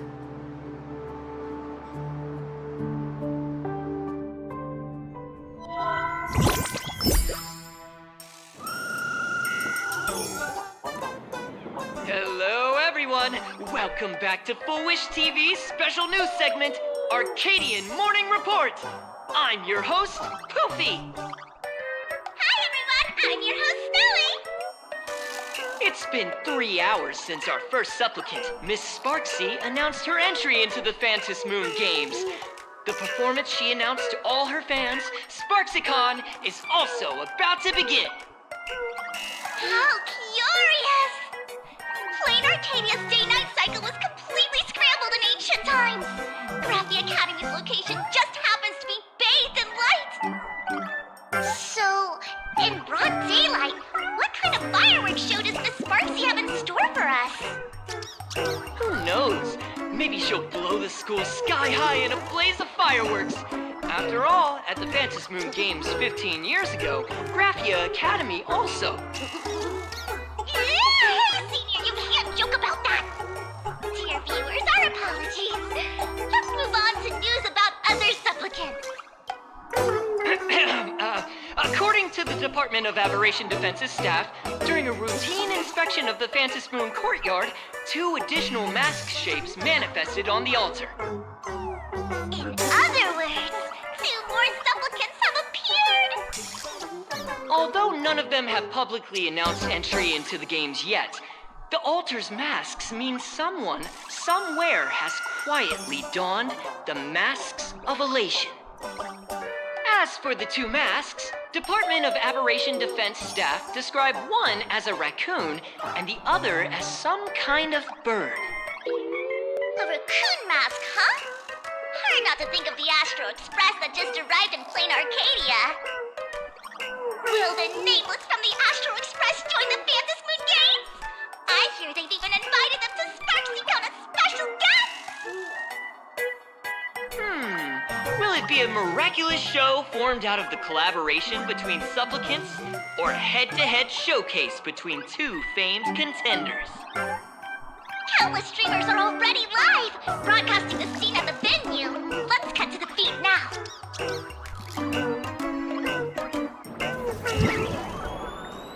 Ah! Look, it's the nameless from the Astral Express! One girl, 1,000 faces. 1,000 faces, one girl. Welcome to the SparksyCon live broadcast. Dear lovely fans, please be patient. SparksyCon is about to begin. This horror stream is about to end. Time for you all to log off. That woman has Miss Sparksy's face. What a pathetic imitation. What? My face is the original! Miss Sparksy's face alone is the greatest masterpiece in the world! Everyone should listen to her sweet voice and gaze upon her adorable face! We shall become Miss Sparksy! We offer everything to Miss Sparksy. Sparksicle! Sparksicle! Sparksicle! Sparksicle! Sparksicle! My eyes! I've seen something cursed. The mimetic virus spread among people is way worse than we imagined. There are walking Sparksy shrooms growing on the ground. I bet we'll all end up with Sparksy, or rather Sparkle faces before we can get very far. Are we really using that? If we don't take down that imposter before the virus hits, we'll all be monkeys in the jungle. Become a fake of a fake or a carefree monkey. Your call. On second thought, being assimilated by an imposter doesn't sound that bad. Enough talk. Eyes on the banana. Ow! Man, a little warning before you stab someone with a banana, please? Come on, banana. Remember the plan we made at the tavern. Yes, we dig out the imaginated painting Sparksy hid, then use waves to give Garapia Academy a good banana wash over. But what if that imposter figures it out? Just try to keep her busy and buy us some time. Let's do it!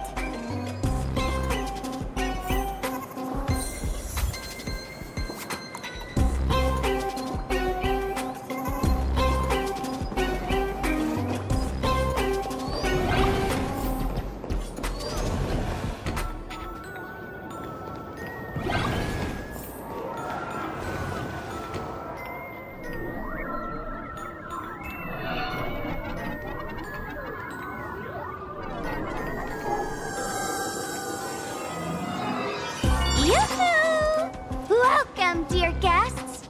I've been waiting so long, my phone's about to die. Drop the act, my dear Mask. I shouldn't have called you an imposter. That was harsh of me. Come back to Mama's arms. It's not too late. If the Astral Express crew gets involved, they won't be pulling any punches.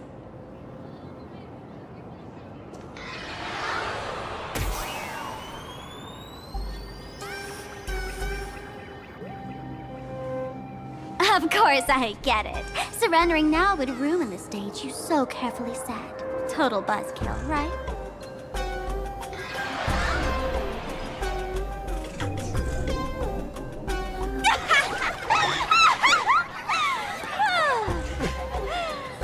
So you still don't get it? The worst thing an actor should do is be tied down to one type of role. Standing before you. The loyal friend who's been by your side all along. The masked fool who never played any tricks. She is actually the old mask I have shed.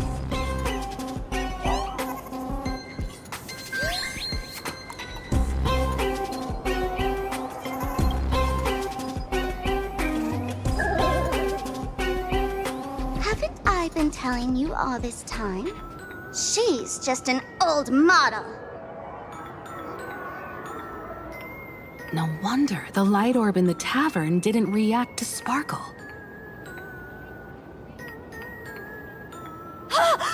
For real? That explanation is kinda awesome.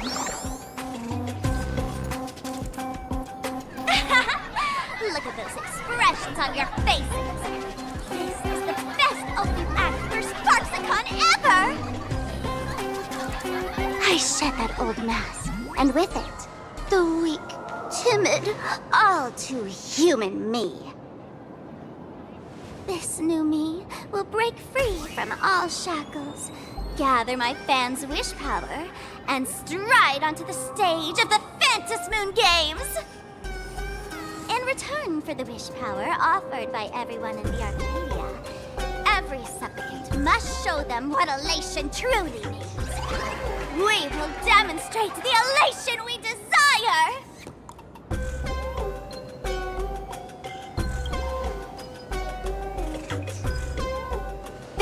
coercion involved anywhere in this. It's a simple yes or no. Like scrolling to the bottom of the terms of service. Want attention, talent, quick cash, universal praise?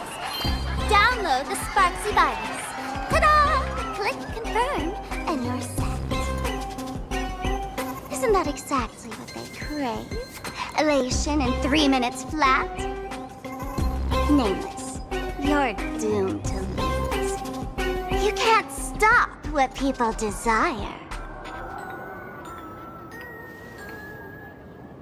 We can't stop their desire. But in this stream, we'll show this Arcadia world another possibility. What did you just say? We'll show everyone watching the live stream the elation of the Astral Express.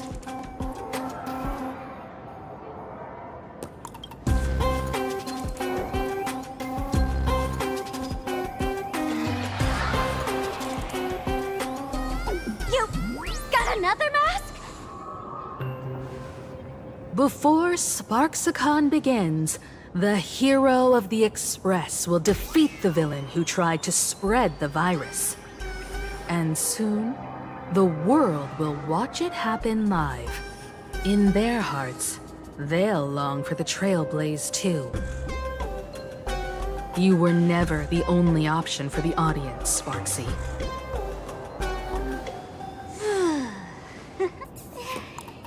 You know why I can't stand heroic stories? You lot always wave the flag of justice, then stomp all over the fun with brute force. The elation has nothing to do with justice, and you haven't won yet.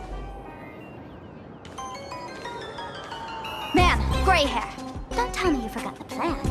I'll stall her.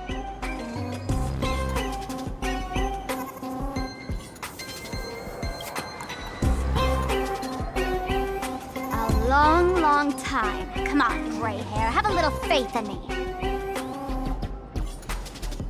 There's one thing I've always wondered. Who's the real Sparkle, and who's just a mask? Shouldn't the last one standing decide that? Then let's settle it. Right now! I'll make you the opening firework of Sparksicon.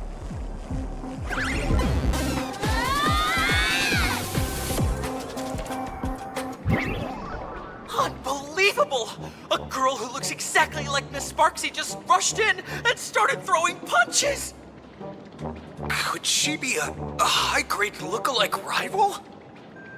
Looks like when it comes to top-tier V-Streamer wars, the fanciest fights are fought the old-fashioned way. Hey, friends! Over here! Look this way! Is that March's voice? Over here!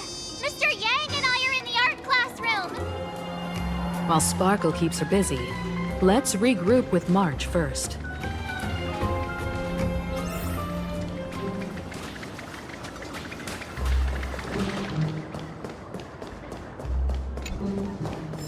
Love the sparks! Guard the sparks! Never fear the dark! What kind of trash rhyming is that?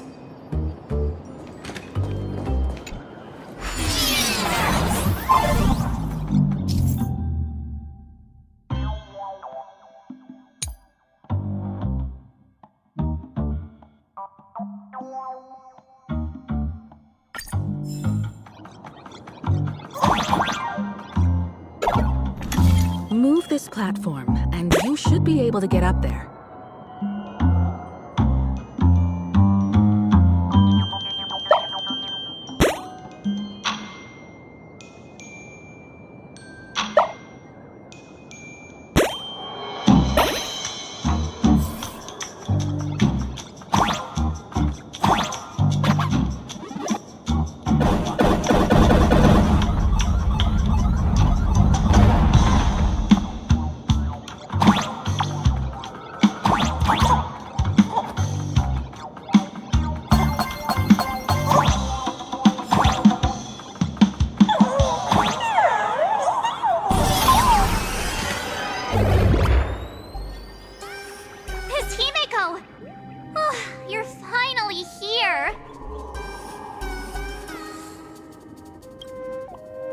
March, I'm just so happy you're safe, Bana. After he escaped the school, I figured he'd bring you back. So, while Sparksy was away, I found a classroom to hide in. The students around here have been acting weirder and weirder. Good thing my heart is pure and untouched, so her tricks don't work on me. Hold up. Were you two just talking with some weird verbal tick?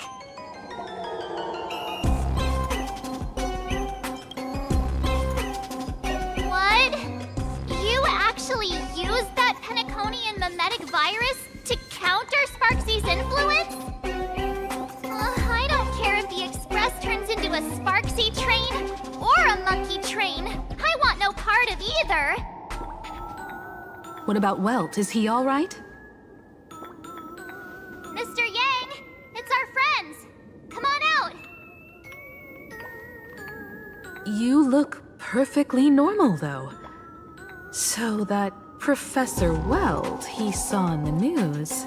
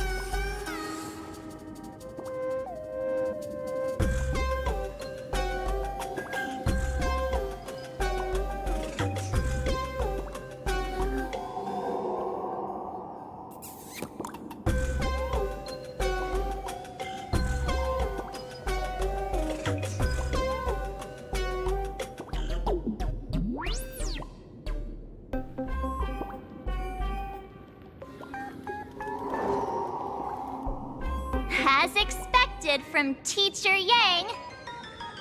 We might have a lead on the other two painting pieces. Have you seen Furbo, Nana?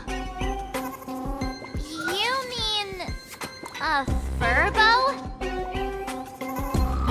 We sent a local reporter into the school, but his luck turned sour, Nana. Sparksy caught him red-handed. Before he was taken away, he managed to take a photo of the library. I want to check it out with him. What about me and Mr. Yang? Now that we have a lead, no way we'll just sit here doing nothing.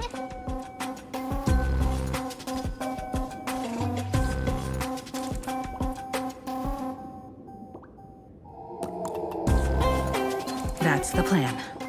Let us know right away if you find any leads.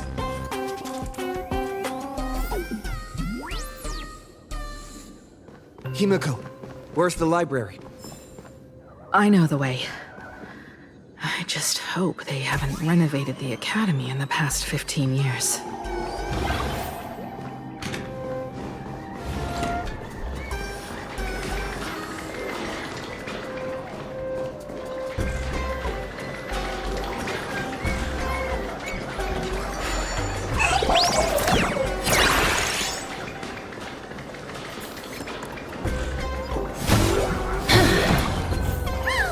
The Express crew is here! Please follow my live stream channel. Please give Miss Sparksy lots of likes!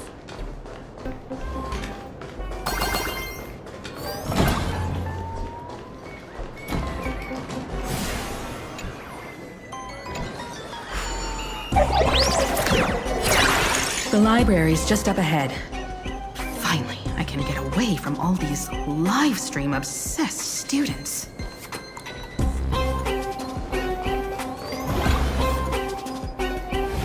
We're here, Bana. But I don't see any waves or moon. Where could it be? Like I'd ever tell you. Miss Sparksy herself ordered us to guard this place with our lives. Hey, get that stream running. Ugh, kids these days. They ignore their studies just to focus on the internet. as an alum of Graphia Academy, it's my duty, as tradition dictates, to give you all a proper extracurricular lesson. Hey, juniors, ready to roll?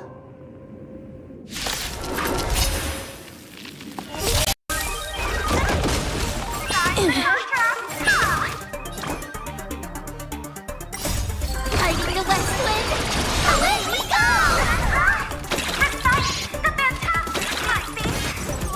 Have some sunshine! Dispel the gloom, restore the skies!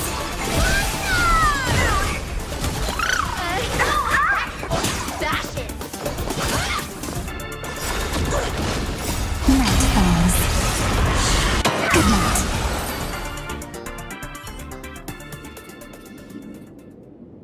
Where could they be hiding the landscape painting? After all, it's an image Nana'd thing. Once sealed in a scroll or something, it'll be a pain to retrieve, Bana. Oh, right. Let's check out that photo Nana the reporter left us. Maybe we can find some clues.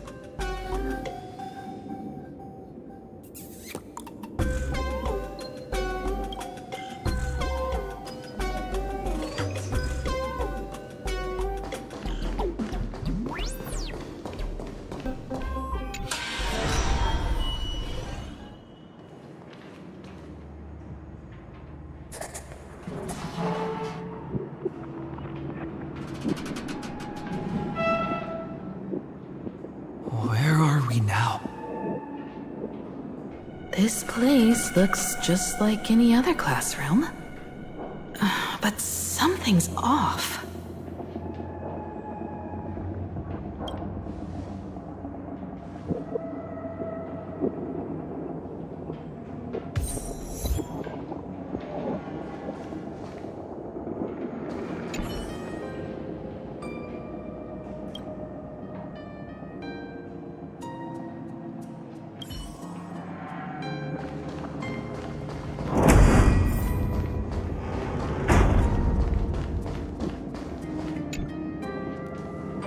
So this is where they stashed the wave.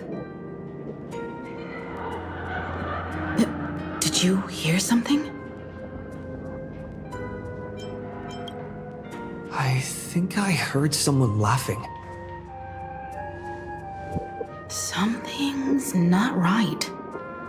Is there something hidden here?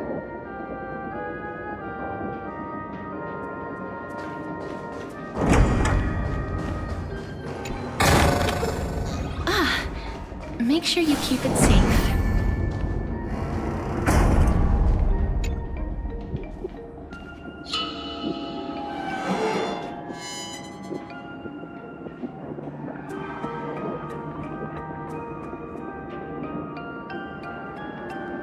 July 22nd, 1984? Belle? Could this classroom be...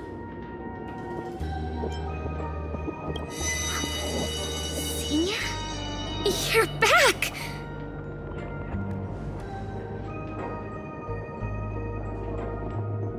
Belle? And you are? But how is this possible?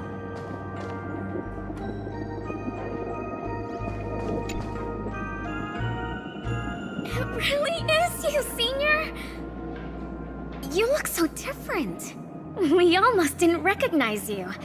Still, that dashing aura of yours simply can't be obscured.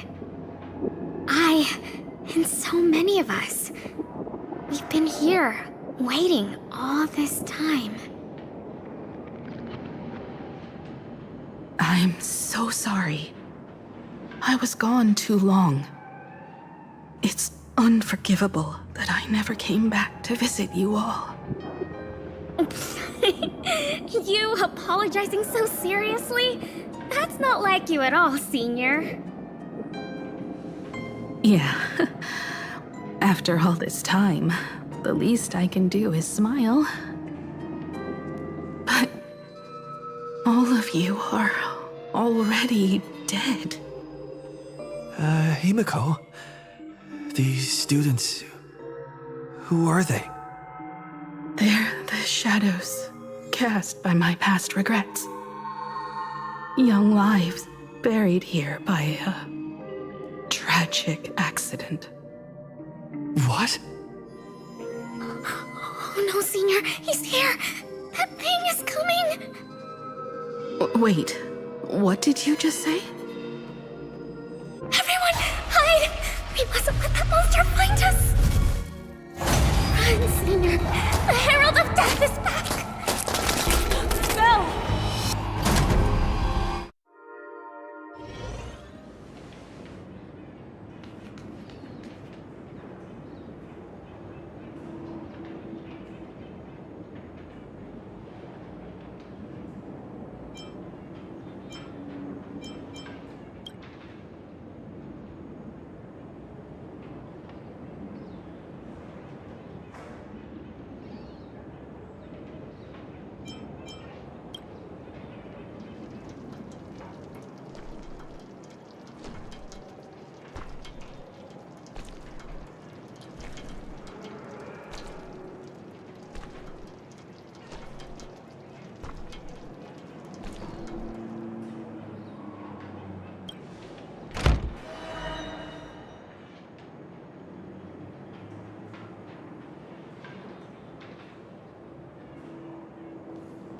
We've got the wave now.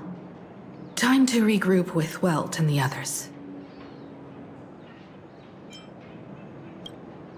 You can't save them. They're already ghosts. It wasn't Sparksy who attacked them, but something far more cruel. And they didn't die in the present, but during a certain twilight 15 years ago. We can't change their fates. However, this definitely isn't some kind of time travel to the past. Someone created this space for unknown reasons, only to reenact before an eyewitness the bloodbath at Graphia Academy from the Phantasmoon games 15 years ago. That's right. But that has nothing to do with the enemy we're facing right now. I know you have a lot of questions now, but we'll have time to talk about all this in detail after we deal with Sparksy. Come on. It's time for us to meet up with Welt. He just messaged and said he and March found the missing Furbonana reporter, Bana, and the final landscape painting piece.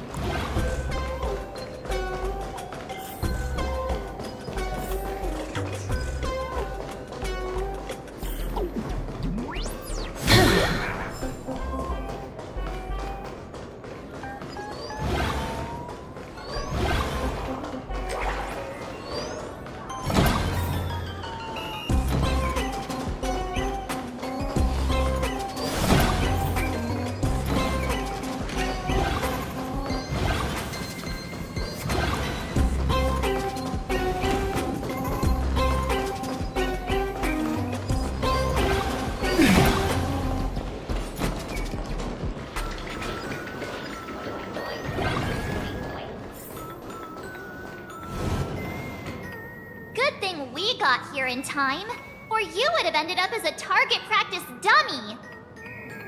Beep boop. This Furbo nearly bit the dust. President, you're here! You're gonna give this Furbo some hazard pay, right?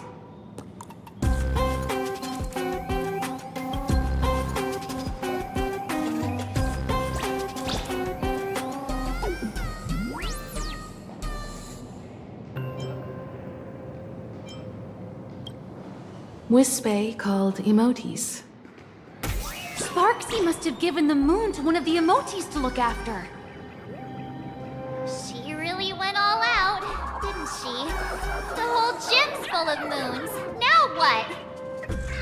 Be it Sparkle or Sparksy, both are equally just as headache-inducing. All right, everyone. Let's round up these emotes and take a look.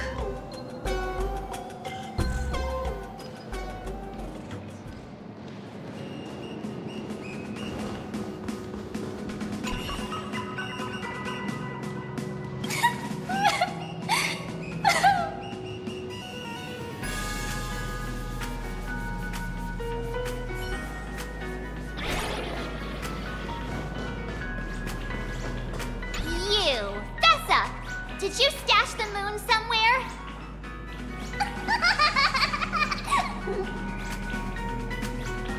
I pried open its mouth to take a look. Seems this little guy didn't swallow the moon.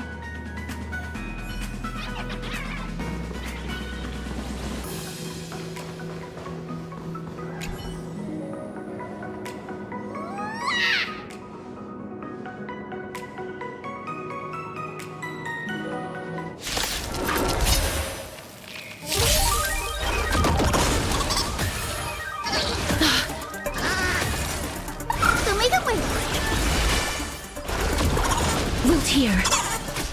Till we meet again. Your time to shine. Night falls. Good night.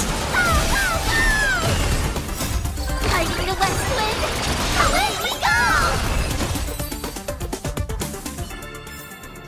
go! May wandering souls find their own way out.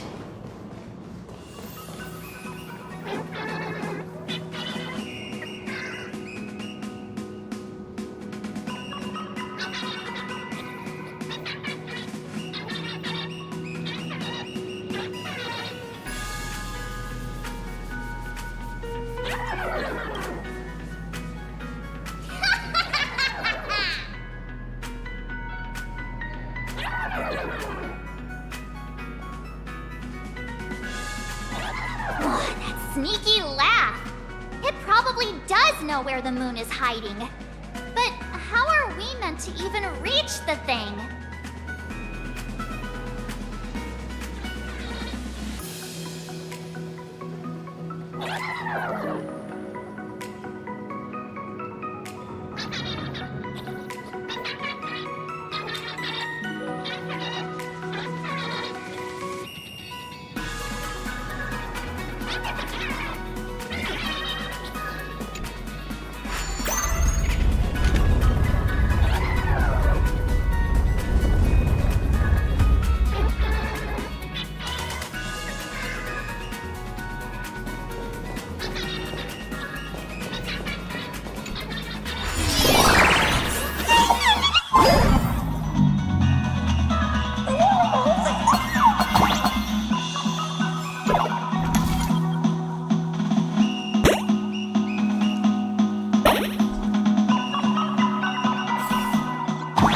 Gem. I've missed this. There was a time when I really envied those classmates who could sprint across the field, giving it their all.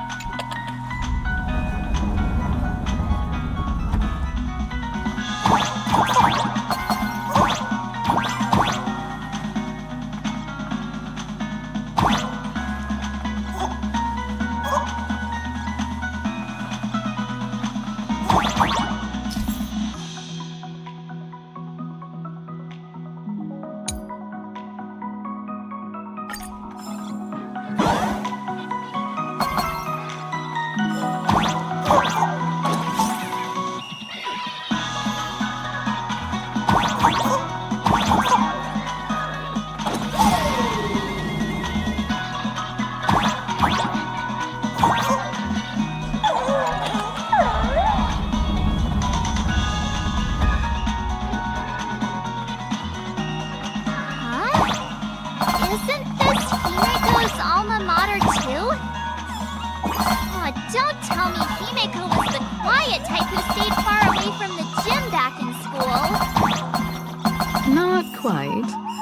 I'd already graduated by the time I started feeling this way. Due to some circumstances, I went back to my father's school to work.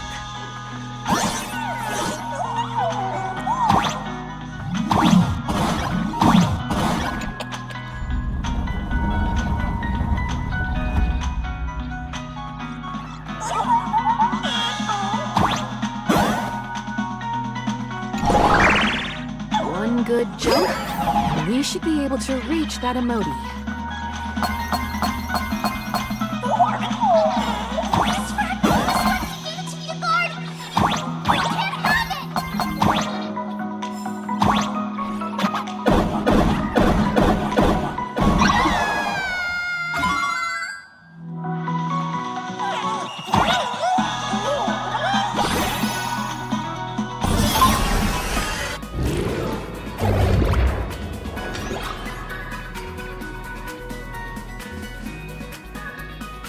All right.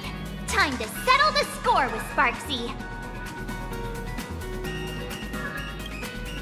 Since Sparksy dared to target the Astral Express, treating us like stepping nanostones in the Phantasmoon games, she had better be ready to become a spoil of war herself. He and I will head to the atrium next, piece the imaginated landscape back together, and help Sparkle take down Sparksy. Welt, March, I'm counting on you to protect the students at the Academy. Dovebrook's waves should suppress the mimetic contamination they're experiencing, but they might panic and run into the combat area. This time, I truly hope no innocent people get hurt during the Phantasmoon games. Don't worry, Miss Himeko. Mr. Yang and I have got this. You better give that girl a taste of her own medicine for messing with us like some comedy act.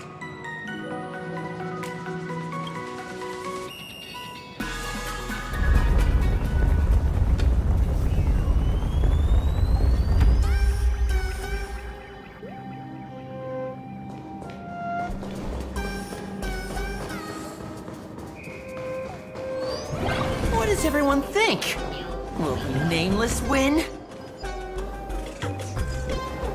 Let's cheer for Miss Sparksy!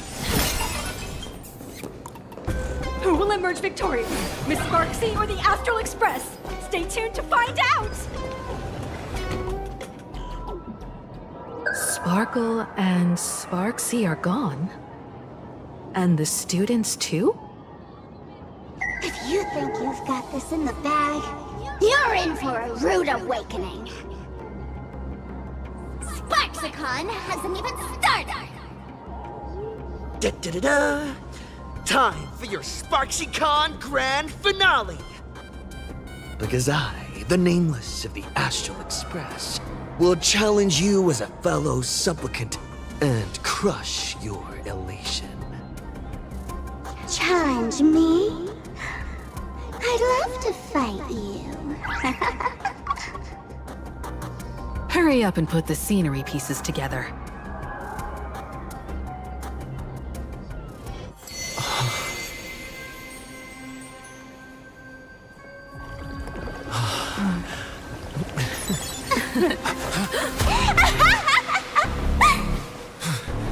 That annoying old model has already fallen asleep. Soon, there will only be one Sparkle in the world. Or maybe everyone will be one.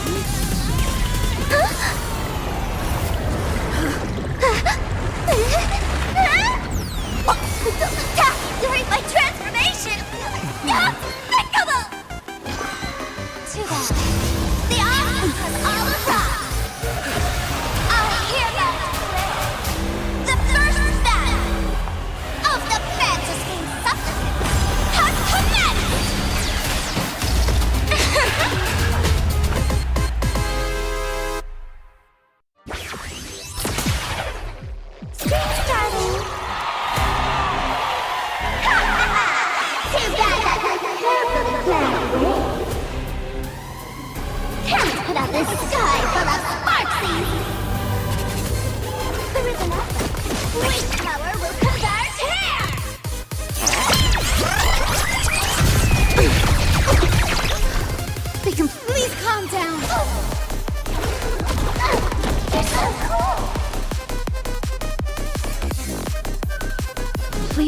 cherish the time before yours. I grant you this, as you wish. Rise and shine. Time to wake up. Come on, stop messing around. Go on, treat our guests nicely.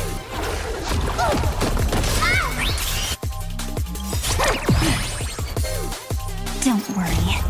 Just close. The night will soon fall. Good night.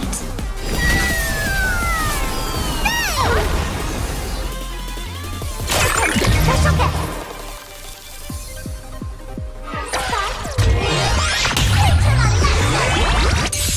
Where the heck did she drag me to?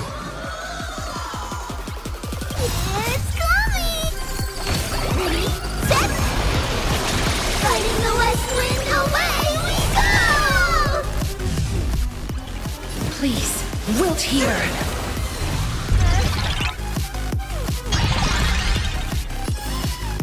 Until we meet again. For one.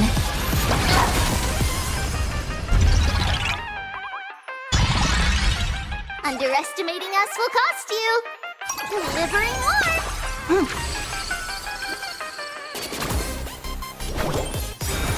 We do need some sunshine. Like you. Light. Dispel the gloom. Restore clear skies. Once more. Away, take off.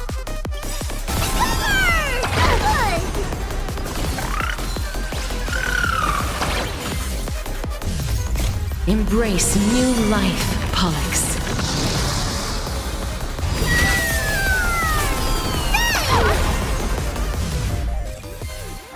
Darkness follows me.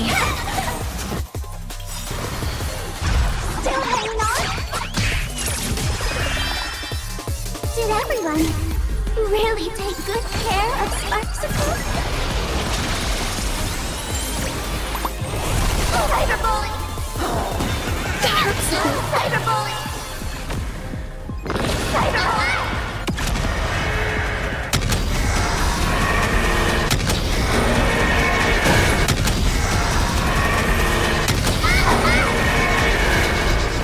I only wish that death may protect us. Cyberbully!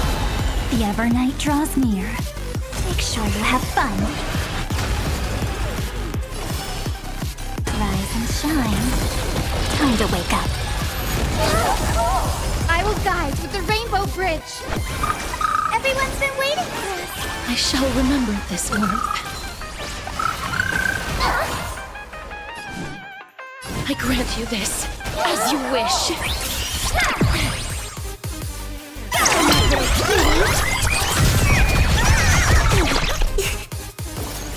Embrace new life, Pollux.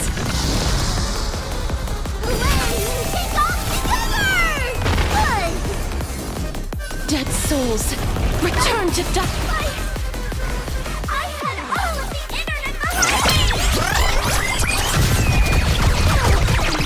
nameless, attack my popularity!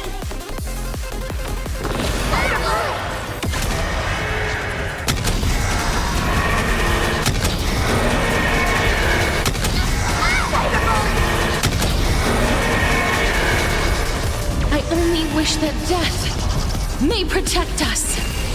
That's okay.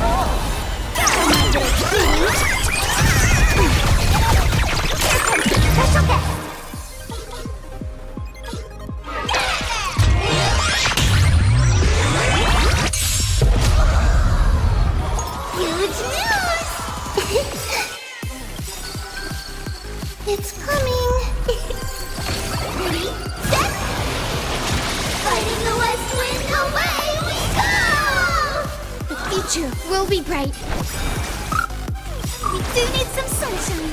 Next time it rains, I'll be there, umbrella in hand. May this faint light dispel the gloom, restore clear skies. Once more. You...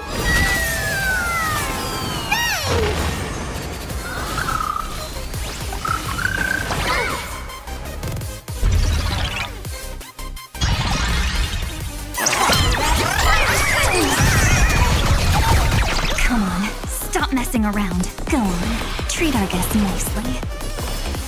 Until we meet again, everyone.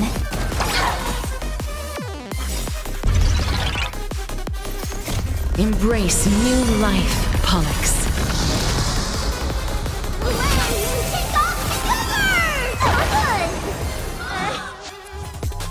Darkness follows me.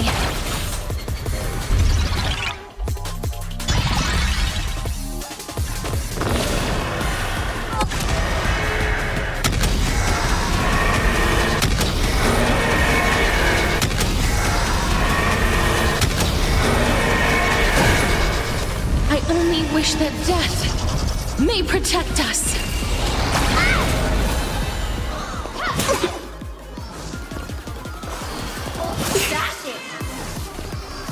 I will guide. Everyone's been waiting for us. I shall remember this work.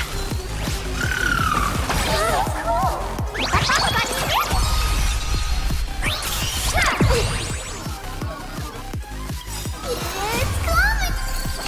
Ready, set. Fighting the west wind, away we go. The Evernight draws near. Time for some sweet dreams. You'd better remember this. Please cherish. I grant you this, as you wish.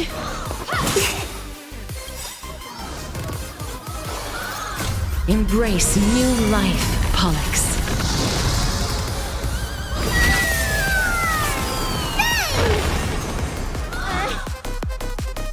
Dead souls, return to dust. Not everyone wants to be you. I'll show them my illusion.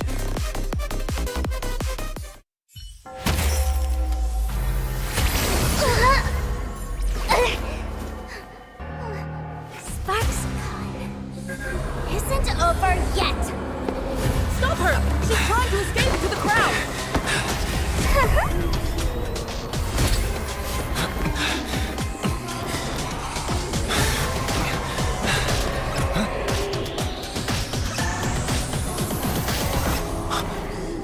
No need to panic, you two.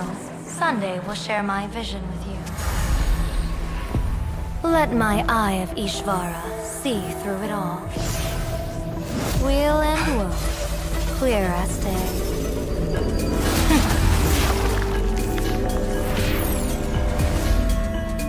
I see where the culprit is. On you.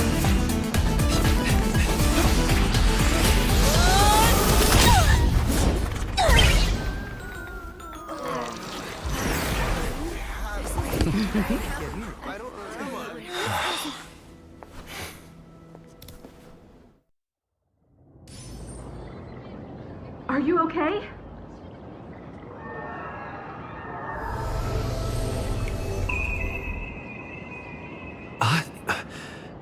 Where did everyone go? Look over here. General Yao Guang? Am I seeing things? We're just attuned to each other, that's all. Oh, feeling dizzy? Don't worry, it's just a minor side effect.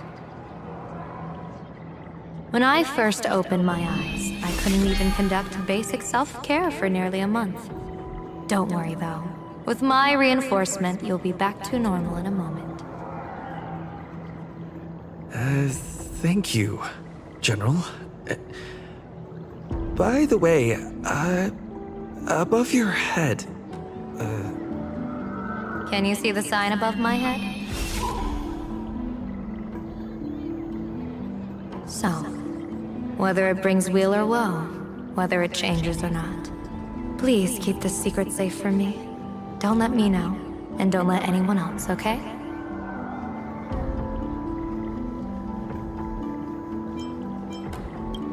Hey, I went out of my way to help you here.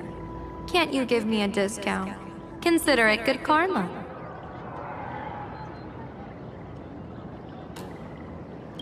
I'm afraid not. As an observer, your gaze reaches far deeper than his.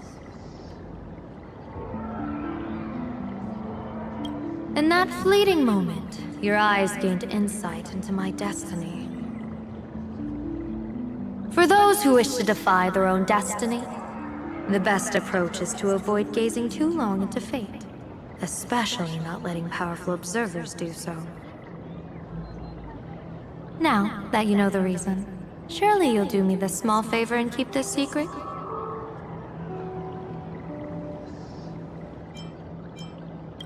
Thanks. And of course, be careful not to let it slip. Or else. I'll tell everyone all about your true identity. You're a former Stellaron hunter, aren't you? Oh, just imagine the chain reaction that would cause. I don't even want to think about it. Doesn't this feel like the opening scene of a comedy? Two people who barely know each other, yet they're keeping each other's destiny a secret. I guess you could say we're now partners in fate. No surprise there. After all, both comedy and fortune-telling thrive on unexpected twists and turns of fate, don't they? All right, looks like the side effects have worn off. Time for us to say goodbye. And you? Are you okay?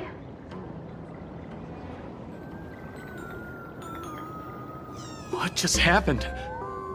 I was so confused. I couldn't see a thing. All I remember is Sparksy and the Nameless got into a fight. I saw everything.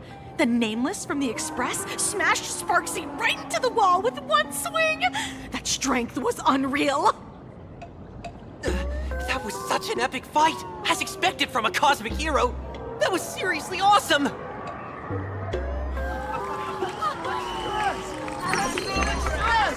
Astral Express! Astral Express! Astral Express! Looks like the students have all recovered from the contamination. Did they recover?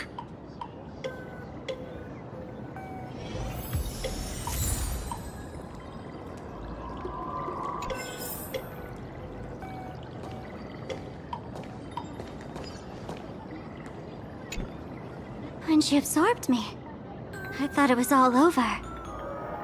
Thankfully, Gray Hair, you won this one. 1 point for the Trailblaze.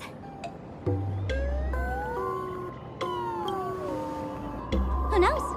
But come on, doesn't that sound insanely cool? I'm totally adding this to Miss Sparkle's 132 origin stories. Maybe we're all just masks that someone else has shed.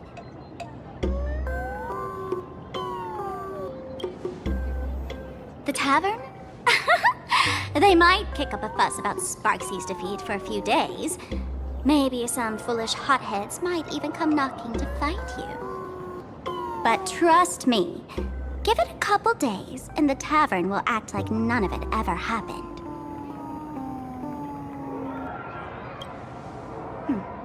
If I really am a mask, then naturally I should return to my wearer's face. But if I'm not, then maybe I need to reclaim the mask I've lost. I understand.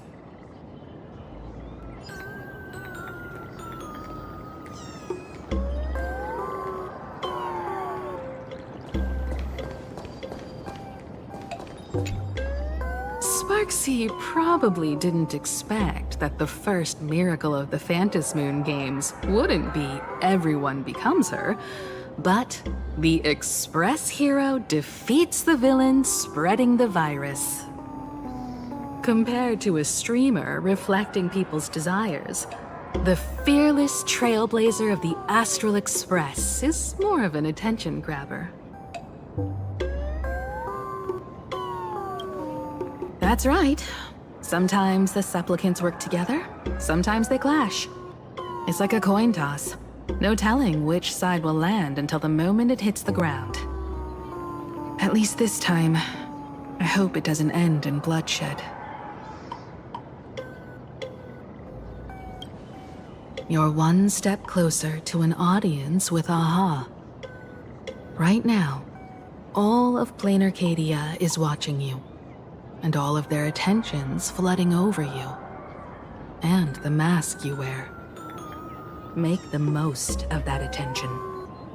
From now on, you'll represent the Trailblaze to show this world of elation what elation is.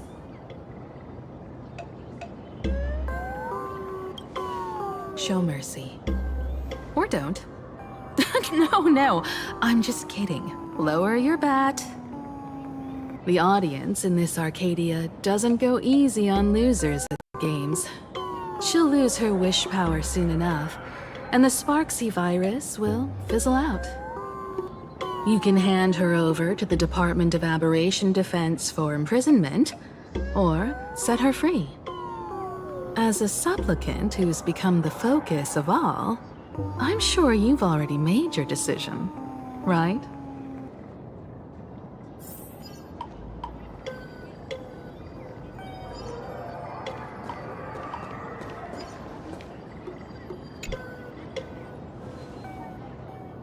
So, Victor, here to claim your prize? Very well. Sparksicle has no objections to that. So what'll it be? Gonna hand me off to the Department of Aberration Defense? Lock me up as a hardened criminal? But knowing you, you're not that heartless, are you? Or maybe you want to take away my streaming account as punishment. I'll livestream 24/7 and sing praises of your valor. All right! Let what belongs to the Graphia family return to the Graphia family. But don't let this little win get to your head. You've still got a long way to go before you meet the laughter. We can keep working together. Better to have a friend at the Phantom Moon Games than another enemy, right? What? No parting words?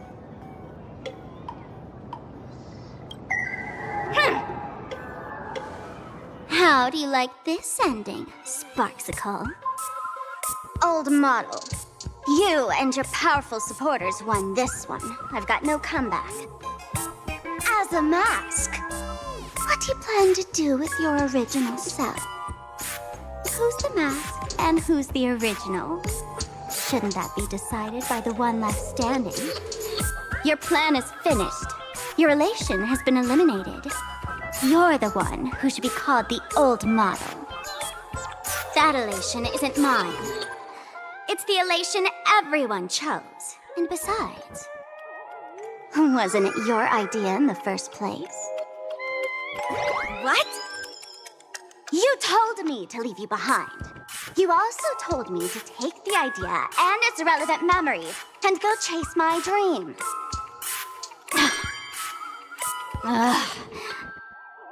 That's totally something Miss Sparkle would do. How do you like this ending, Sparkle? How does that joke go again? Take the mask from a masked fool, and what's left but a fool? But take the fool out of a masked fool, and all that's left is the mask. Come on, Sparkle. Time to end this little charade. No show is complete without a curtain call. Shall we become one at last? Bang! Ladies and gentlemen, are you having fun? A friendly reminder from Miss Sparkle. Don't underestimate the Phantom Moon Games. You won't get another opening act as spectacular as this Sparksicon, you know.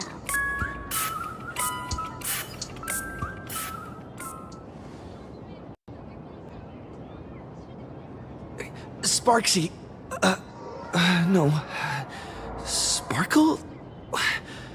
Which one is which? Perhaps it was just a masked fool playing a harmless trick under the watchful eyes of the gods. Or maybe she just wanted to remind us that the elation in Planarcadia has become something even the gods no longer recognize. In any case, everything here has come to an end. We should move on and unravel the next plot.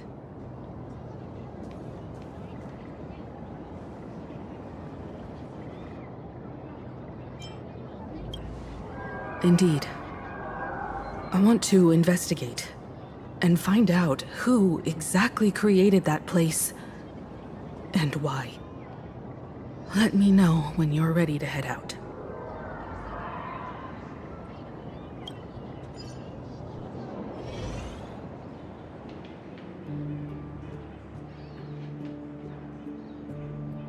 This place. It's like nothing ever happened. The ghosts are gone.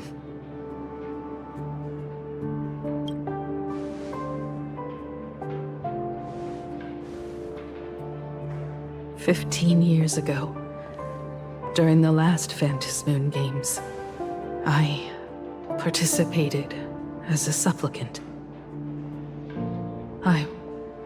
I once believed that all it took for a supplicant to win was to show the people a magnificent miracle.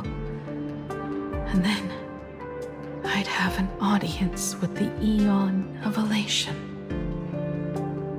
How foolish. How naive I was.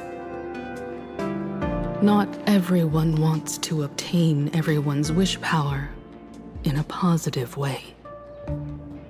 On July 22nd, year 1984 of the Arcadian calendar, a supplicant harboring immense malice stepped into Graphia Academy. He slaughtered 22 students who had stayed behind after school, then went on to Dovebrook District, where 146 innocent civilians were either killed or wounded. That killer moved like a deranged artist, leaving corpses, imprinting his signature mark. The Bloody Bloom. The media dubbed him the Herald of Death.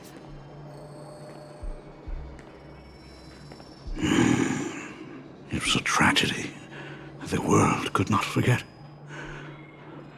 The Phantom Moon Games of that year came to be remembered as the Blood-Stained Games. So many parents lost their children. So many people lost those dearest to them. One of the victims was my very own daughter. Upon my return, I stood before the grave where she was laid to rest. Her name was Himeko.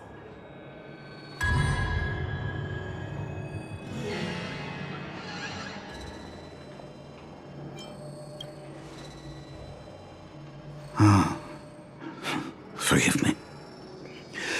Allow me to introduce myself. I am Ryusuke, the current dean of Graphia Academy. So, this lady who bears her name, who exactly are you?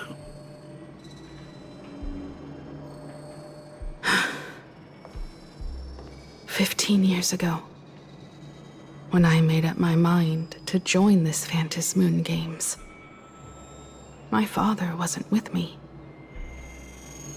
Even as I fought for my life against the Herald of Death, my father was still off somewhere, wandering the cosmos. Strictly speaking, ever since I can remember, his presence in my life has been as thin as the air in space. So, I would ask you, who bears his name?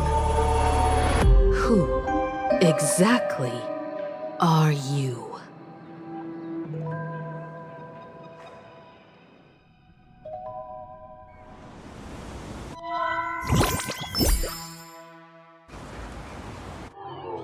Welcome back to the Arcadian Morning Report Special Edition. We continue to bring you updates on the Phantom Moon games. The SparksyCon hosted by Supplicant Sparksy came to an abrupt end less than an hour after it began! Under the watchful eyes of the entire network, the Nameless from the Astral Express went head-to-head with streamer Sparksy in a spectacular showdown. Unbelievable! I used to think all of the Trailblazers fight scenes in director Rekka's latest film, Holy Grail Stay Night, were just special effects. Turns out he's got real moves. We'll continue following the Astro Express's activities and bring you... Breaking news! Around 4 p.m. today, the Security Bureau uncovered multiple corpses at the Sinwish Syndicate's headquarters in Dovebrook District. Initial reports suggest violent infighting among gang members as the cause. Even more shocking, an IPC employee was found dead at the scene. According to the investigation, the victim was identified as Lyndon Scott. Lyndon Scott, age 34.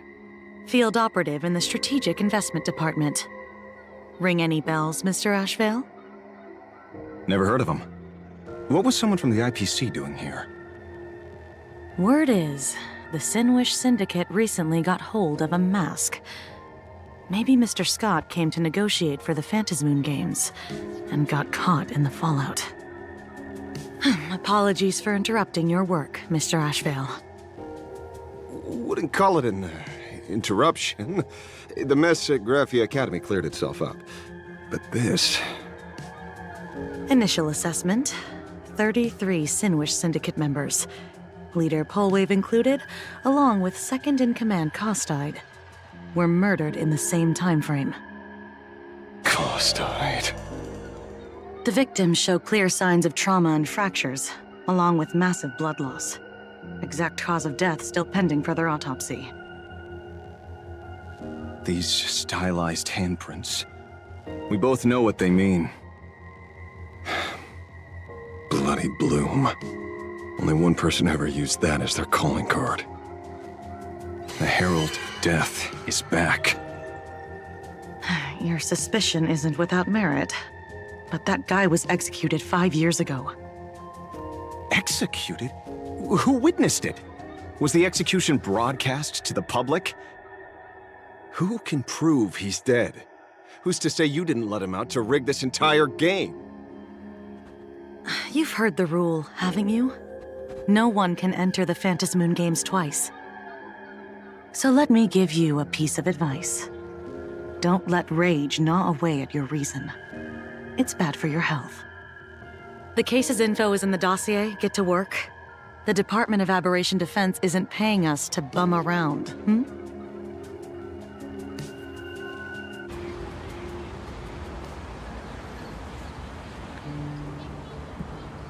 Rage sparked quietly in the detective's chest, and not even the wind from Dovebrook could dispel the metallic tang of blood clinging to his nose. When he first heard the Sinwish Syndicate had obtained the mask, a grim premonition stirred within him, but he never expected it to be the omen of a friend's death. Mr. N, he's no longer with us. Now he's just a body, another nameless casualty buried beneath a headline. People only care about the stars twinkling above, about the epic tales of the eternal conflicts among the cosmos' great figures. Compared to all that, who would mourn a small-time thug from a petty gang? What should we do next? I've been slacking off for far too long. It's time to make a choice.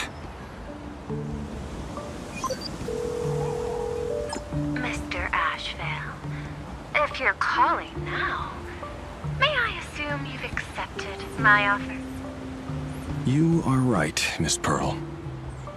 I'll join the games. Assuming you still need me, of course. My offer still stands. Just like 15 years ago, the same omen returns. There are signs the Phantasmoon games are spiraling out of control again. Mr. Ashvale, I ask for your strength to steer the Zeonic games back on course. All I have to offer is a heart set on revenge. Today, 33 citizens of Planarcadia and one IPC colleague perished under mysterious circumstances. Someone is imitating the Herald of Death's methods, attempting to interfere with the games. Only victory can bring solace to the fallen. No. What consoles the dead is only justice.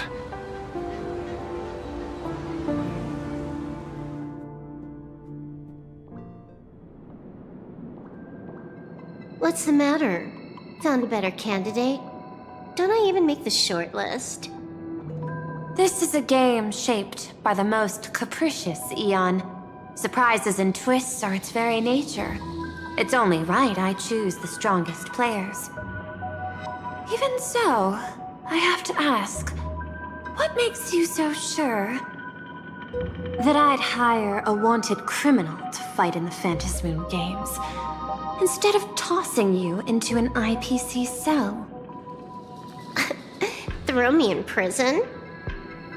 But the Strategic Investment Department in Penacony clearly extended an olive branch to us Stellaron hunters. No? Changed your minds already? You suits sure turn faster than a page in a paperback. So let's cut the fluff. Give me a mask. Call it your first strategic investment in us. What do you say? Understanding comes first, then the investment. Tell me, how do you plan to earn my trust? Apologies in advance.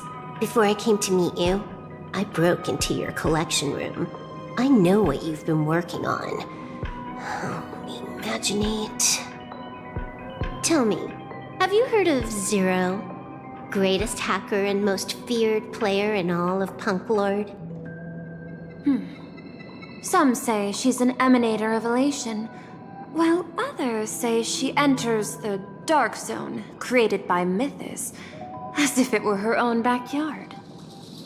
She caused Punk Lord's data meltdown and infected IPC branches in 28 segmenta, isolating them from each other.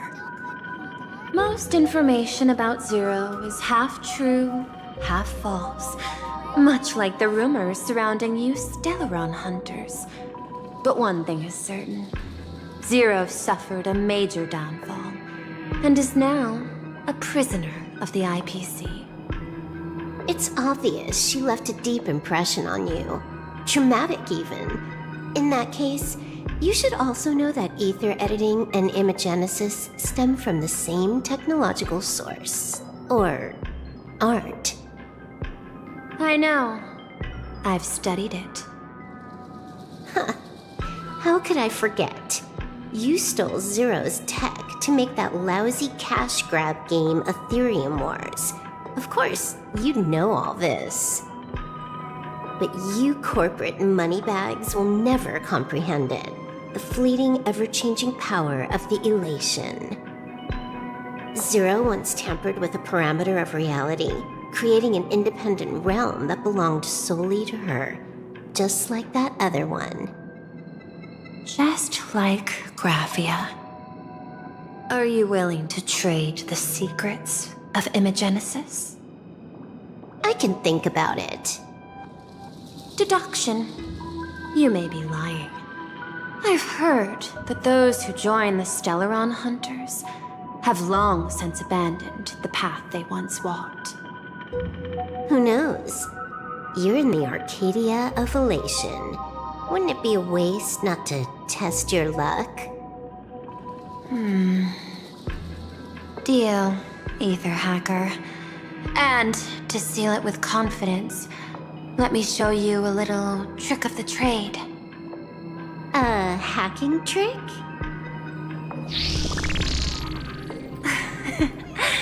Not exactly professional. Negotiating while soaked in a bathtub. I took one of your data slices. This will help us have a more honest conversation. How did you do that? Because I've studied you, including that cyber battle between you and that genius Schoolum. I even logged into all 76 of those banned accounts. I scattered just enough data breadcrumbs online for you to sniff out, leading you to the Ashen Detective. I even let you stroll through my collection room to explore as you pleased. Miss Silverwolf, a word of advice. Don't treat that mask like some 10 Stoneheart's investment in a Stellaron hunter. Just think of this deal as something private, between you and me.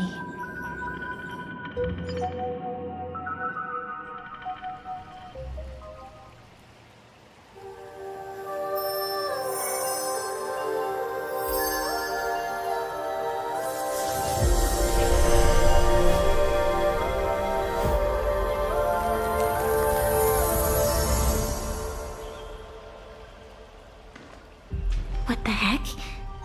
I just blinked and suddenly half the supplicants are wearing masks? I was hoping the show would get better. Streamers clashing with cosmic heroes. A flashy brawl without anyone getting hurt. Wouldn't that have been nice? But now we've got a crow, a shell, a cat, a wolf? How many more mystery guests are crashing the stage?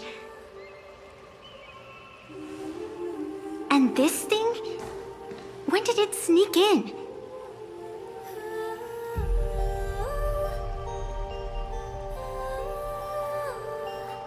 In the end, everything always spirals into the abyss.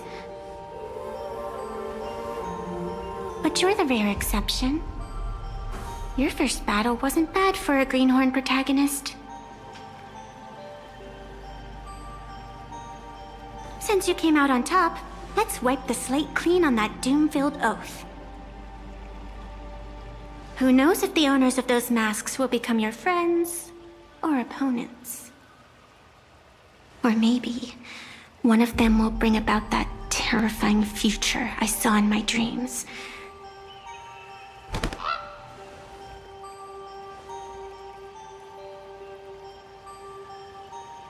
Little one, how'd you find your way here? The supplicants in this Phantasmoon Games really caught me by surprise.